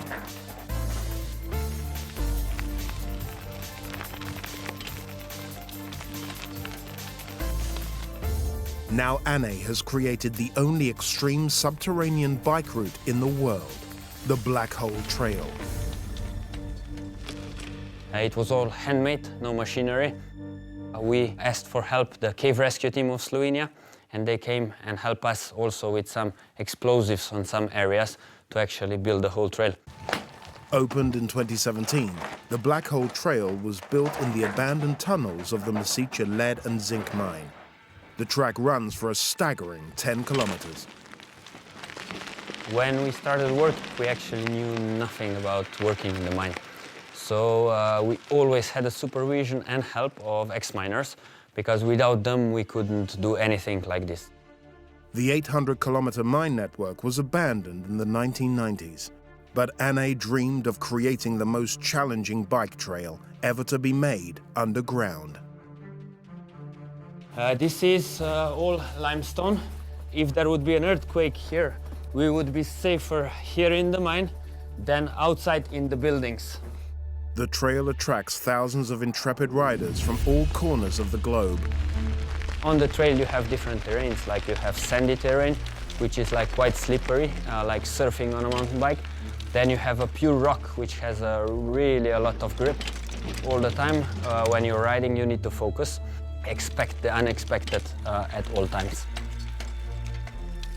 These chambers lay untouched for 25 years, but there are still many tunnels that are too dangerous to ride. You have chamber by chamber, tunnel by tunnel. I think after that ridge, you have quite a free fall. And it keeps on falling. If you don't know where to go, it's pretty easy to get lost. The trail drops underground from one valley to another, through 5 levels, to a depth of 150 meters. In Slovenia, this trail is the only trail, going from one point to another point without going on it twice.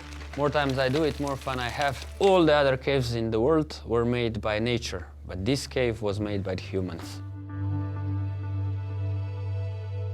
When the bikers leave and the sounds of racing tires subside, the last vestiges of the mining equipment sit in silence and darkness. The mine dates back to the 1600s and was a rich source of lead and zinc. More than 800 kilometers of tunnels were excavated for its precious metals. For decades, geologists like Uroš Helec have continued to explore the mine's network to better understand the makeup of the bedrock. They've discovered just how stable the tunnels and shafts are.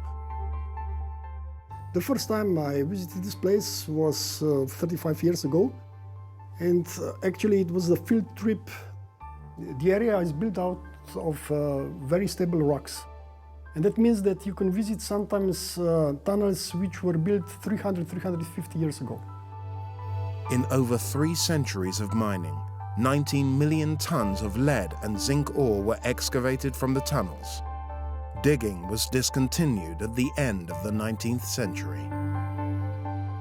The most important mineral in this area is this dark mineral with metallic luster, which is lead sulfide. This is zinc sulfide. It's a little bit brownish, sometimes greenish, yellowish.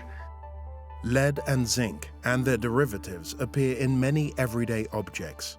Lead can be found in roofing materials, car batteries and ammunition, while zinc is often used in alloys, paints, cosmetics and plastics. Massive effort was required to extract these minerals from the rock walls. They had to drill a hole for, let's say, to half a meter, 1 meter deep. They fill it with explosive and they just blasted it. By the early 1960s, the Mezica mine employed more than 2,000 people. Whilst he was still at school, Miran Prost worked here 2 days a week. So here you see the different roads, the different tunnels in the different ways. And this is because we built these tunnels for researching. So we search for lead with the tunnels. It was a very interesting job. And each time when I came to the work, it was not the same place, not the similar place. Each time was something different, you know. A temporary drop in world prices for metal and rising mining costs brought production to an end in 1994. On the last day when we work in the mine, the workers were sad because we shut the pumps down, the mine started getting flooded with water and that kind of stuff. And of course it was sad, but you know, when one thing is died, the second thing is born. Miran is proud of the mine and its achievements. He takes great pleasure in showing visitors around the extensive tunnel system. It's interesting for the people who visit us because they don't expect to see something like the mine. In Egypt, they built the pyramid, but we built the mine over here. Following the closure of the mine, the local community began developing another industry, geotourism. At the 1997, we opened the first part of the touristic mine and museum. Now, around 40 kilometers of the mine can be visited by tourists. Exploring by miners' train or on foot, they can see the great caverns excavated by hand. This mine is all-time alive. Relics from the mine's industrial past evoke memories of a bygone era. After the Mezica mine was closed, water was no longer pumped out, allowing the lower chambers to flood, creating magical underground lakes.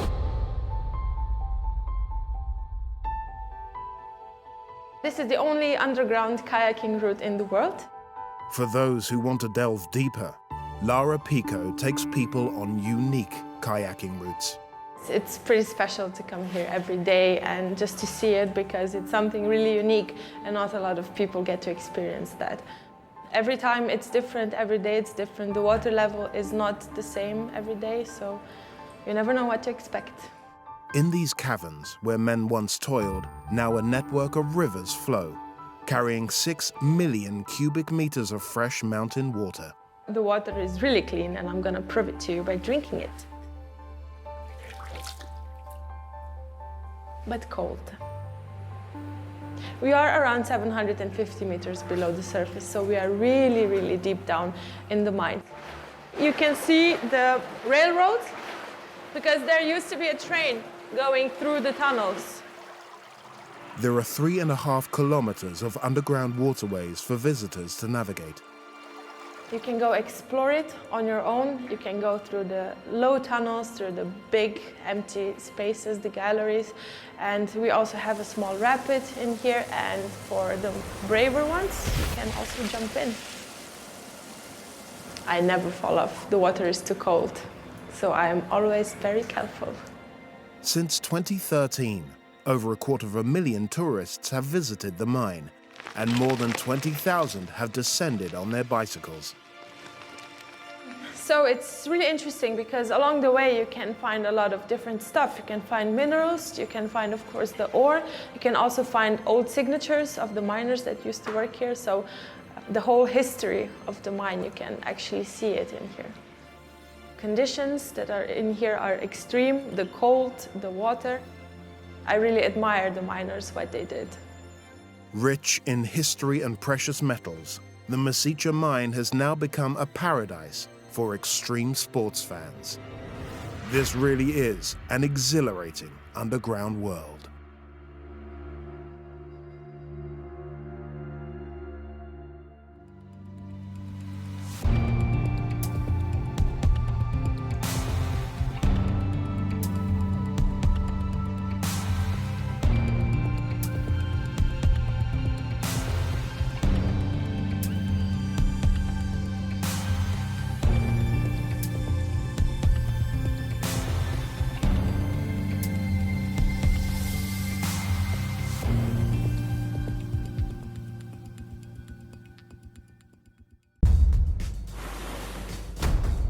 On England's coast, how did a secret wartime bunker save thousands of soldiers? And it was only in the 1980s that we realized what an extraordinary history they have. In these Dutch tunnels, what spine-chilling discovery shocked the miners? All of a sudden, you find this terrifying skull, and they were frightened, these people. And in Eastern Europe, the world's biggest labyrinth, what secrets are now being revealed? They didn't want anybody knew about the truth, what happened to heroes of the war. Beneath our feet lie extraordinary spaces, caves, and tunnels. The span and the size is just crazy. They've been designed and built by us. This is the only one with a castle. As well as formed by nature. But how were they created and adapted? By who? And why? You've got to face your fears. Throughout history, subterranean life has captured our imagination. I feel so privileged. We're going further and deeper to unearth the mysteries, the stories, and the secrets of underground worlds. The United Kingdom, an island nation that's always kept a tight grip on its borders. During World War II, the White Cliffs of Dover on England's south coast were on the front line in the face of a likely Nazi invasion. Underneath Dover Castle and behind the cliffs, an extraordinary underground world was created to protect the UK from the Nazis, with this bunker becoming the control center for the Allied evacuation from Dunkirk. This is as good as it got for a bomb-proof headquarters. What made the Prime Minister Winston Churchill order the construction of these secret underground coastal defenses? And why did Adolf Hitler order his bombers to spare Dover Castle even as they rained destruction on the town?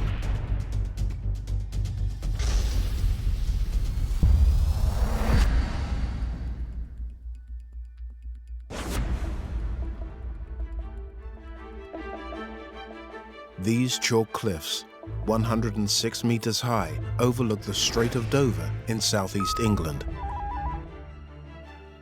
They form arguably the most famous stretch of British coastline facing out towards northern France, which is just 35 kilometers across the English Channel. There's a long history of tunnels at the White Cliffs, mostly under the famous Dover Castle, a significant defensive landmark since the 11th century. Historian and author Jonathan Code has spent more than 40 years researching the castle and its underground worlds. Dover Castle has a very long history as a garrison fortress, since 1066 right through to 1958. The castle has a three-story complex of tunnels beneath it. Two of those date from World War II, but the earliest level to be built was casemate, 15 meters below the surface. It dates from the late 18th century, when the UK feared an invasion by the Emperor Napoleon's French army. Dover's garrison of soldiers was increased, and because the castle ran out of space, the extra barracks were built underneath it. These original tunnels were begun in 1797 at the peak of the Napoleonic Wars, when there were about 2,000 troops. Men could have lived down here for months. Once those British troops defeated Napoleon in 1815, the casemate barrack tunnel was no longer needed. It lay abandoned for more than a century. In 1938, with World War II inevitable, the Royal Navy brought it back into use as a command center. 15 meters below ground, these tunnels would be able to withstand any German aerial bombing raids. It would be a very, very difficult target, so this was as good as it got for a bomb-proof headquarters.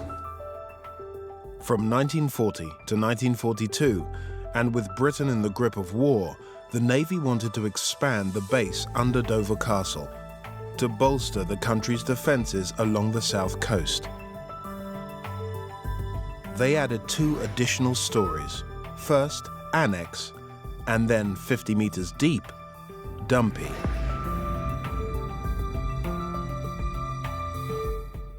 The Prime Minister Winston Churchill wanted the best man possible to run the whole operation. He persuaded a respected First World War veteran out of retirement, Vice Admiral Bertram Ramsay. Admiral Ramsay was an extremely good organizer and the ideal person for getting this naval headquarters running again. During May and June 1940, Ramsay's staff often found themselves working 36-hour shifts as they tried to organize and direct one of the most daring rescues in history, Operation Dynamo, better known as the Allied retreat from Dunkirk. This is a very important part of Britain's 20th century history. The evacuation from Dunkirk was planned and operated from here. The work here was absolutely vital. Operation Dynamo witnessed the emergency evacuation of 338,000 British and Allied troops from the French coastal town of Dunkirk after they were surrounded by the advancing German army. 933 ships were involved. The Dover control room was vital, with hundreds of staff involved in directing the evacuation fleet. In adjoining rooms, extra staff were tasked with telephoning defense instructions to soldiers along an 80-kilometer stretch of British coastline, with their orders for our artillery defenses. We're now standing in the Coastal Artillery Operations Room here, which controlled gun batteries from as far west as Hastings right round to the South Foreland. But with the advent of radar, with good radio and telephone communications, you get, for the first time, you can get a whole sequence of coastal defences taking their orders from one central point. Early in the war, Adolf Hitler let it be known that he wanted Dover Castle to be his headquarters when he conquered Britain. He instructed his army to avoid bombing the castle, but the town below was not so lucky. But following Dunkirk, from July 1940 onwards, German gun batteries in France started shelling the English coast. At the same time, the German Air Force, the Luftwaffe, began its fight with the RAF for control of Britain's skies. This 5-month bombing campaign became known as the Battle of Britain. Dozens of British towns and cities were bombed during these German raids.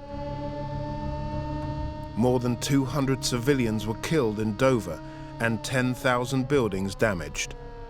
The additional annex and dumpy levels at Dover were built because of these new hostilities. The annex was meant to provide emergency services to the townsfolk. This annex was constructed in 1941 to provide an underground hospital, and there was a very real fear that saturation bombing and possibly cross-channel shelling would have led to very high casualties in the area. The annex is just 10 meters below the surface. The hospital contained an operating theatre, and there were also mess facilities and a kitchen. We are actually standing in the reception area here, where you would have had ambulances able to bring the injured people here. You can see it's very much more utilitarian than the casemate level below, but they were built for reasons of economy and speed. The lowest level of the Dover complex is called Dumpy, supposedly an acronym for Deep Underground Military Position Yellow, and any significance in the colour yellow is now unknown. Jonathan has been granted privileged access to Dumpy, which is currently off limits to the public. We're now down in the deepest of the 3 sets of tunnels here. This is Dumpy level and approximately halfway down the cliffs in terms of depth.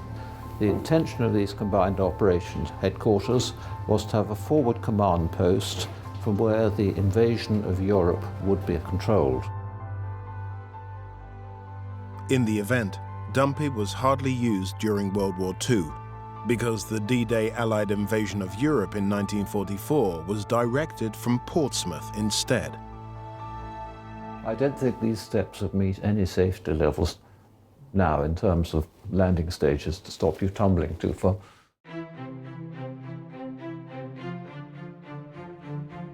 With the exception of the Dumpy level, the Dover Castle Control Centre has been restored to look just as it did in the 1940s. There's another wartime shelter nearby that has undergone restoration without period fixtures and fittings. 8 kilometers east of Dover Castle at Fan Bay stands the remains of a gun battery. In the 1940s, it would have looked something like this German-built gun battery on the Channel Islands. There was a group of concrete platforms on the cliff top, each with a 6-inch anti-aircraft gun at its center. But the Fan Bay site was demolished and buried nearly 50 years ago.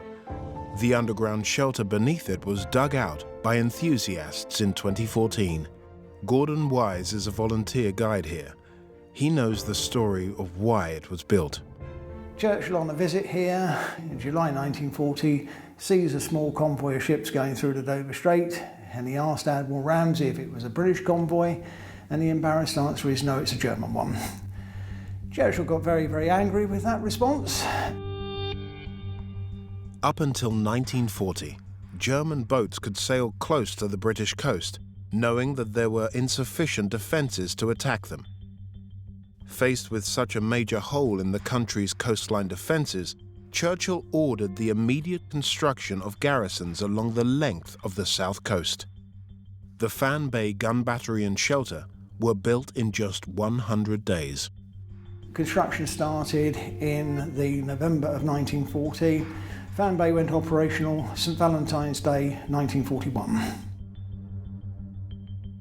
The Clifftop Battery would have been manned by a garrison of 185 men and 4 officers. They were billeted in the deep shelter 23 meters below. From gun batteries and pillboxes like these all along the south coast, soldiers scanned the horizon and targeted enemy planes and boats.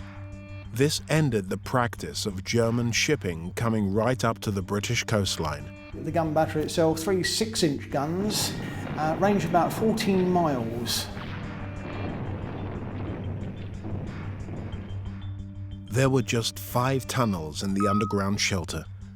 The main one was 50 meters long and packed solid with double bunk beds on either side. The hard-working soldiers would have had just a narrow space to walk along the center. This must have been the absolute smelliest tunnel going. The fan bay site was chosen because there was already a tunnel here. It dated from the First World War, around 1916, going 20 meters into the cliff. It was quicker for the Army's tunnelling squad from the Royal Engineers to extend the original passage than dig a new one. If you have a tunnel that's already started, that's where you start. And that's exactly what the 172nd Tunnelling Company did. They dug their way into these and then they widened them out to become living chambers. So this World War II base was built quickly thanks to the pre-existence of a World War I tunnel.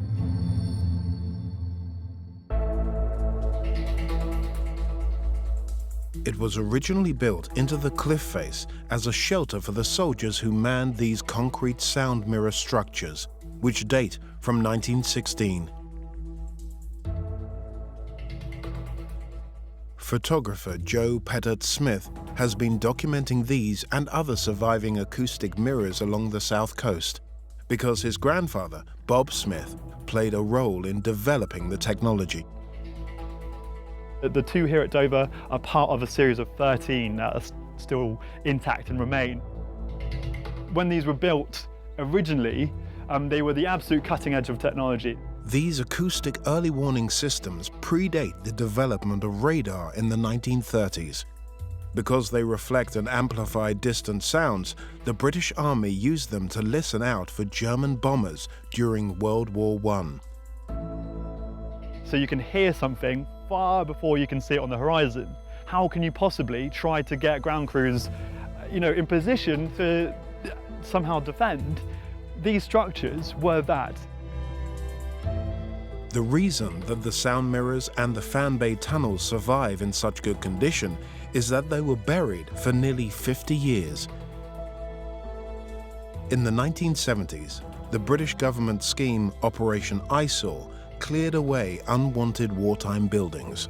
Underground structures had to be sealed up so that nobody can get access into them, and overground structures had to be knocked flat and removed. And a lot of the spoil from the overground structures was actually pushed into the underground structures to try and seal them up. But Fan Bay actually remained one of the best preserved of all of the deep shelters. Each of these underground worlds in Dover is a testament to man's ingenuity, reviving the disused tunnels of past eras and giving them new purposes in times of great national need. It gives Dover a wholly unique feature which you cannot parallel in any other British military fortification.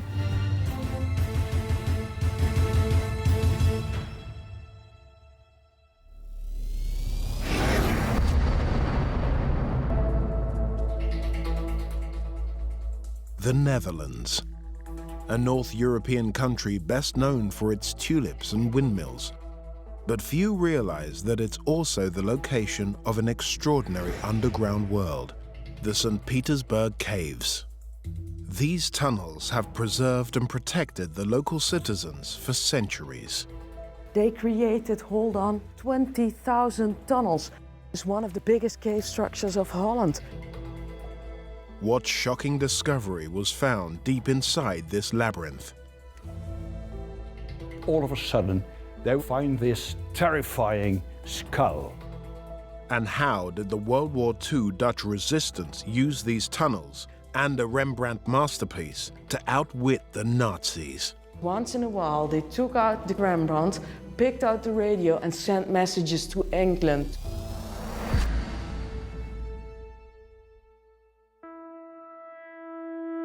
Around a third of the Netherlands sits below sea level. In a landscape this flat, there's one landmark that stands out above them all, Mount St. Peter on the outskirts of Maastricht. It lies 200 kilometers south of the capital Amsterdam, on the border with Belgium. There's an 18th century fort on top of the mount, and beneath it lies an underground world that spans 2 countries.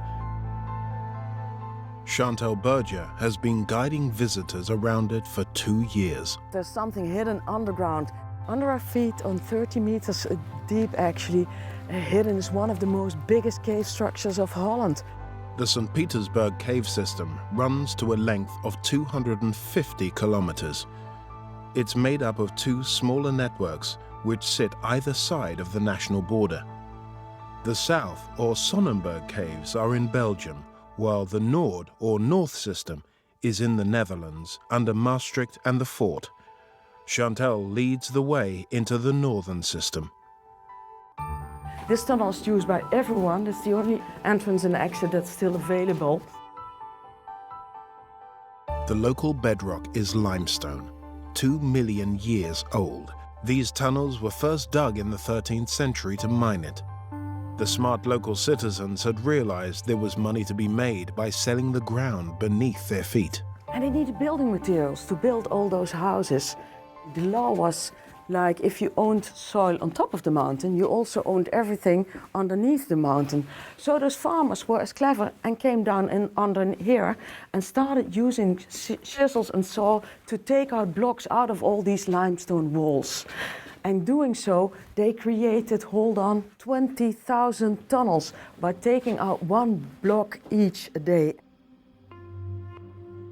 By the 1700s, the French wanted to invade the Netherlands and exploit the local wealth. By building their tunnels, the Dutch had actually created an ideal hiding place. They built a fort on top of the cave system for added protection. But in 1794, the French managed to make their way into the caves. They wanted to blow up the fort. If you want to see where it collapsed, have a look. This is what explosions from the French have been created in tremendous areas. Look, it's massive, massive, impressive actually. The French army had mistakenly detonated their charges around 150 meters off target, and the fort was undamaged.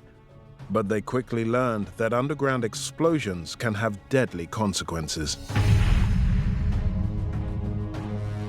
If you create a big explosion in a tunnel system like this, the power of the explosion divides in all the separate tunnels. So the power going up is not enough to blow away 30 meters of limestone. The French soldiers were killed by the blast that funneled back at them along these passages. Can you imagine an explosion like this creating a tremendous power of air? So surely the soldiers in here must have felt the explosion back in the caves there, so must have been a tremendous, powerful explosion. With the French discouraged, the limestone mining continued as usual. But in the 18th century, there was another seismic event in the Noord Caves. Engineer and scientist Wieliczka has studied the mining history here for more than 2 decades. The working conditions were very, very bad. It was dark, people had only little light, it was cold, it was humid, it was very dangerous to work here. So just fancy, you are here cutting blocks, sawing blocks, and all of a sudden you find this terrifying skull. The miners had dug up a monster skull, nearly 2 meters long and 1 meter wide. It was the skull of a Mosasaurus, a long-extinct giant sea lizard nearly 15 meters long. The skull was more than 66 million years old. They had the bite of a T-Rex. They were able to swallow a turtle or a shark in one go. The skull was found in 1766. It must have dropped to the seabed millions of years ago, and then sediment would have buried it, creating the limestone bedrock which runs under the countryside, and which the Dutch miners were slowly digging up. And they were frightened, these people. And as they were superstitious, they didn't know how to handle. It was in the early 18th century. Nobody was occupied with fossils or geology or paleontology. The skull was a challenge to centuries of religious teaching. After all, the Bible makes no mention of giant creatures like this. Scientists in France demanded that the Maastricht skull should be confiscated for them to use, as evidence of a new evolutionary story to challenge the religious order. The church was very powerful as a political power, and these French people wanted a scientific way. They wanted to bring it to France in order to improve their science activities. And for that reason, they brutally confiscated it here from the owner and brought it to Paris. A piece of cultural heritage of La République Française. The skull is still in Paris, on display in the Museum of Natural History. The citizens of Maastricht have campaigned for the return of their mosasaur skull, but the French are in no hurry to comply. This mosasaur became the very symbol of evolution throughout the world. The very fossil of an animal that proved evolution right. And it was amazing that it was found here, while people were working underground just to collect blocks. In the folklore of the St. Petersberg Caves, the prehistoric mosasaur lives on. Local artist Jules Sondijker was so gripped by the cave space that, in 1900, he turned the monster into a tourist attraction. As part of an art installation he helped to create in the Nord Caves. 4 generations later, his great-grandnephew Jean-Jacques Spizers is a guide here, proud to show off his ancestors' work. This was made in 1900, and it maybe looks more like a crocodile than a mosasaur, but still it's a very amazing piece of art here. No one had discovered a complete mosasaur skeleton by 1900. So to tantalize the tourist, Sondijker imagined what the body might have looked like. He added feet and legs, not realizing that mosasaurs didn't have them, but swam with fins instead. Sondijker wasn't only a sculptor. These chambers are full of charcoal drawings that he helped to create on areas of rock wall that were specially cut and smoothed for the purpose. He made drawings with charcoal for attracting tourists. They were mostly wealthy people. They could afford to travel in that time. And one of the main paintings was a reproduction of the famous Night Watch by Rembrandt. Rembrandt van Rijn is a renowned Dutch artist, and his 1642 painting, The Night Watch, was carefully reproduced in charcoal by Sondijker on these tunnel walls. Though sadly, his work has been damaged by vandals over the last 50 years. Jean-Jacques' family still has the original copy marked up with grid lines that Sondijker used to scale up his own charcoal version onto the tunnel wall. He had a replica of the Night Watch, and he made some squares on that. And these squares he put on the wall, and then he filled them. The original Rembrandt's Night Watch was oil paint, and this is black and white. Imagine that's done with very poor lighting.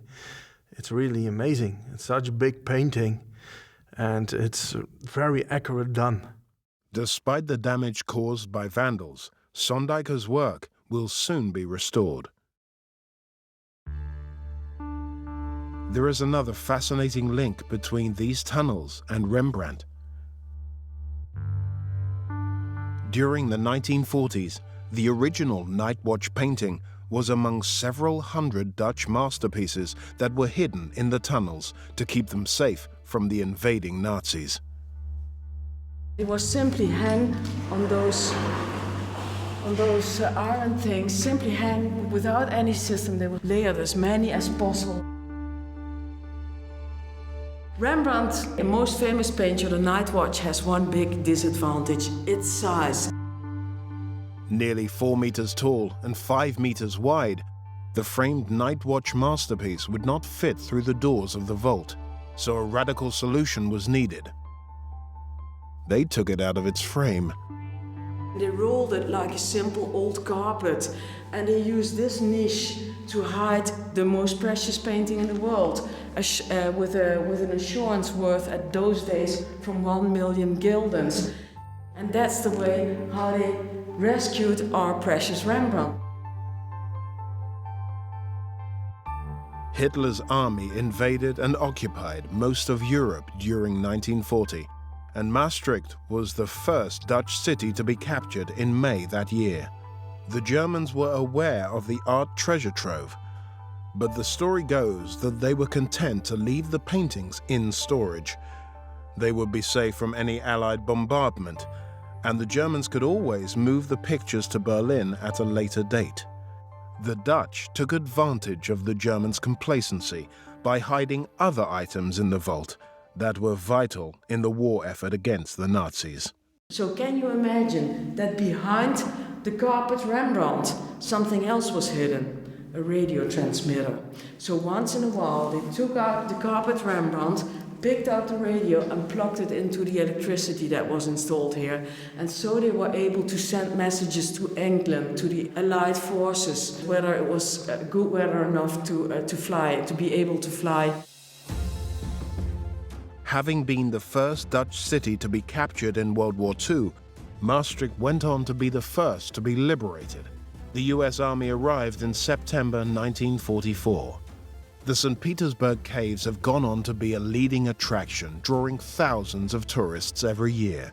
It's like diving into a total different world. From the days of protecting limestone miners from invading armies to preserving masterpieces of art, this remarkable underground world has played a vital role in the Netherlands for centuries. So it's one massive block of history, actually. That's adorable. It's always a mystery to walk in here.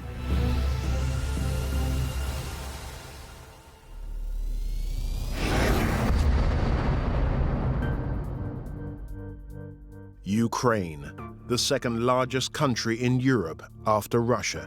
It has a population of nearly 44 million. The Black Sea coastal resort of Odessa is the location of one of the world's most extraordinary tunnel networks. We are inside the biggest underground system in the world. Lying 60 meters underground, these Odessa catacombs are an incredible 2,500 kilometers long. For centuries, through all kinds of wars, they've protected the local people from danger. Yet these very tunnels have also been the scene of tragedy. Just to stay sane in this condition, it's quite a sad story. All of them died eventually. It's such a big network that dozens of people have set foot here and never come out again. If you scream, nobody can hear you just 10 meters away.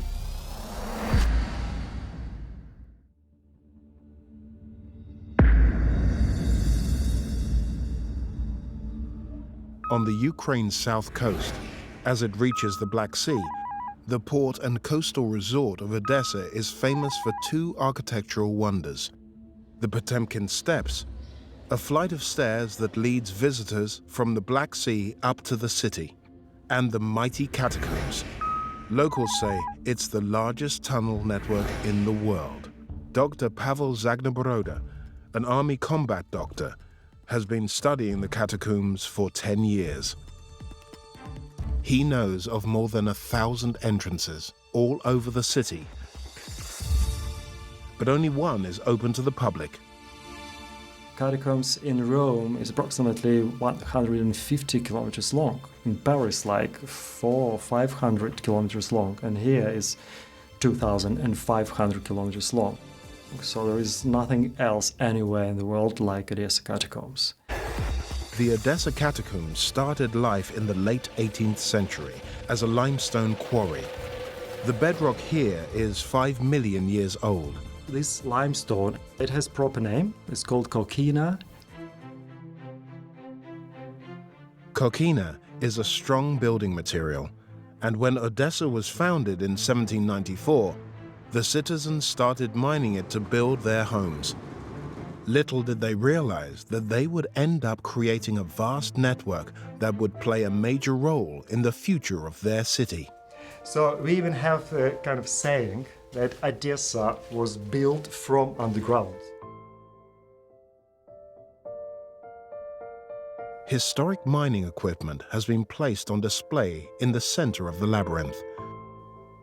And Yulia Pelavina has been guiding visitors around these exhibits for 2 years.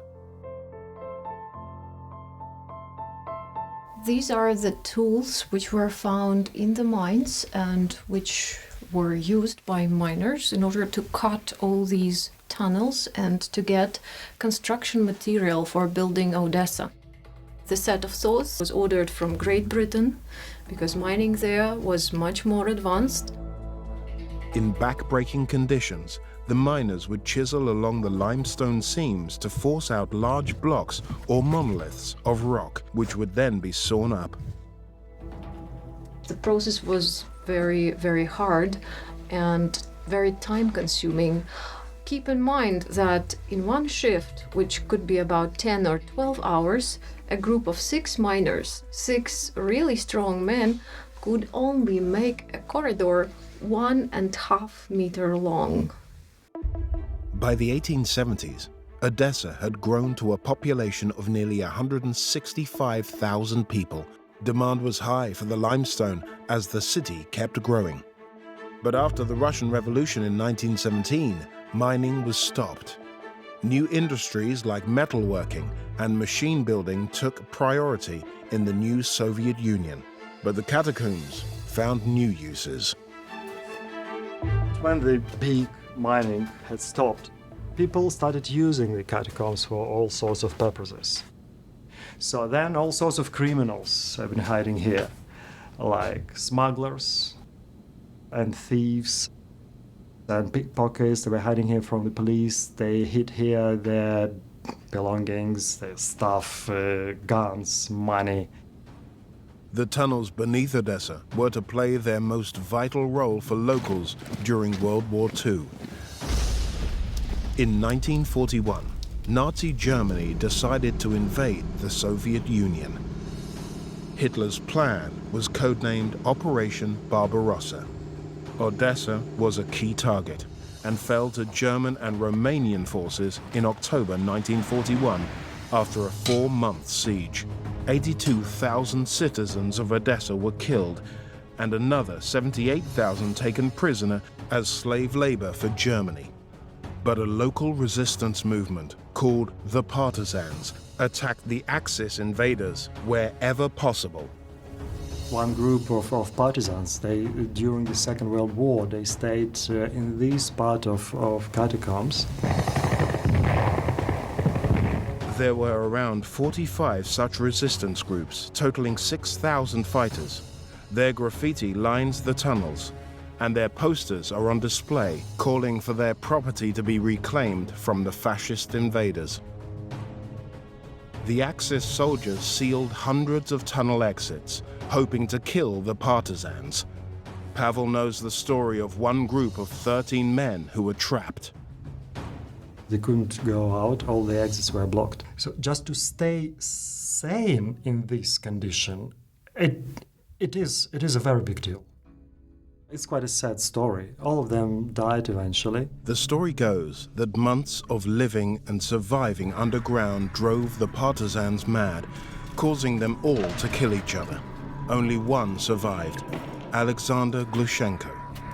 He spent another 1 year on his own underground, and then he managed to get to his home just nearby, and his wife hid him in the catacombs under their house for another year.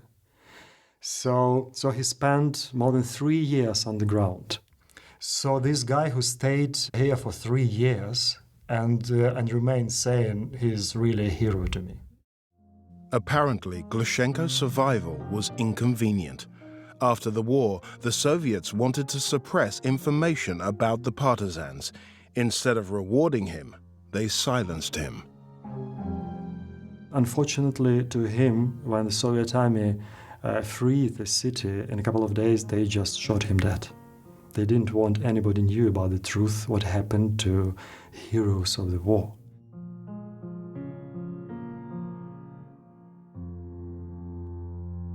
Some partisan groups had set booby traps to kill any Axis soldiers who came looking for them.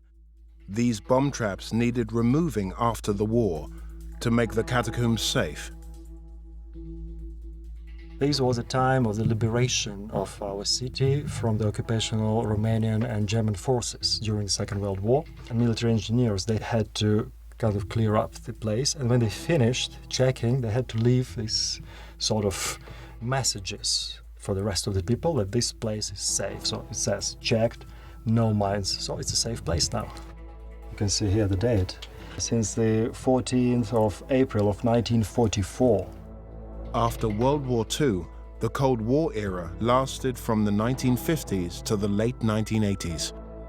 The Soviets converted large areas of the catacombs into atomic bunkers, each of which could house several thousand people in the event of a nuclear attack. It was a constant fear of possible nuclear war, which could start at any time. They built around 80 anti-nuclear bomb shelters in Odessa. You can see how builders changed the catacombs for their purposes. They didn't have to dig anything, they already had a big space underground. But they needed to fortify here some walls and ceilings. As part of the natural geology, these rock layers are riddled with cracks. It would have been impossible for engineers to seal them up against the shockwave of a nuclear blast. So they came up with an ingenious solution to keep the shelters pressurized. It was supposed to withstand very big pressure from outside. So what they did, they used their air pump system and they created positive overpressure inside of the shelter. This pipe, the big pipe for air, it's the same system works in submarines, in planes. So this way you create kind of air tightness, so nothing can get through from outside. So that is why air filtration and air ventilation system was so essential. Power for high air pressure and other life support systems came from vast engines. They were lowered down vertical shafts, which were then sealed. This place is really big, and it was designed for more than 5,000 people. So they needed a lot of electricity, a lot of power to keep this place in proper condition. When the Cold War ended in the late 1980s and the military powers withdrew, the bunkers were abandoned and their contents looted for scrap. Only 1/3 of the catacombs has been mapped. 2,500 kilometers of tunnels are impossible to monitor. A handful of urban explorers ventures down into these catacombs without realizing the dangers. People just come down here, they just get lost. It's really easy to get lost here. At least one person goes missing in the catacombs each year. Fortunately, the city has dozens of amateur explorers who team up to find them.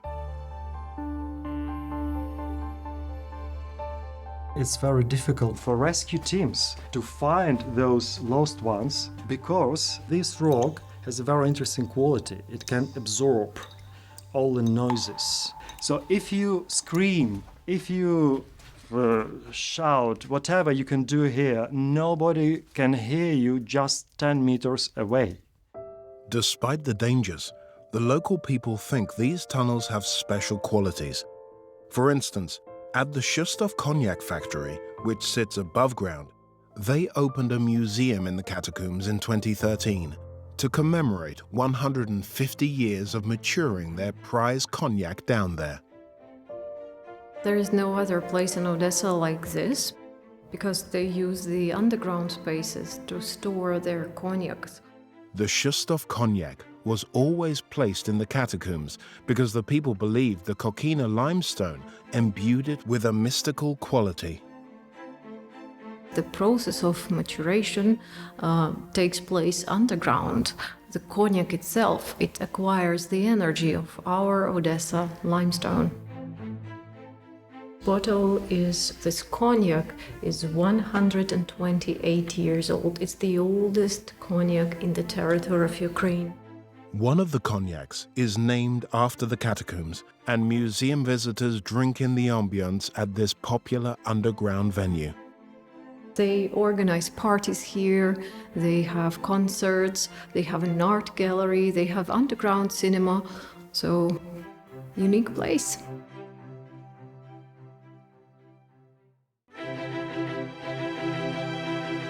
From the Kokina mine, which provided the limestone to build the city, to the bomb shelters, which would have kept the citizens safe, these catacombs have played a vital role in this city's history. Catacombs is a big thing for Odessa and for our people. So we have buildings, safe houses above, and we have safe places underneath. We are happy to share this experience with all those who come to our city, who visit our catacombs.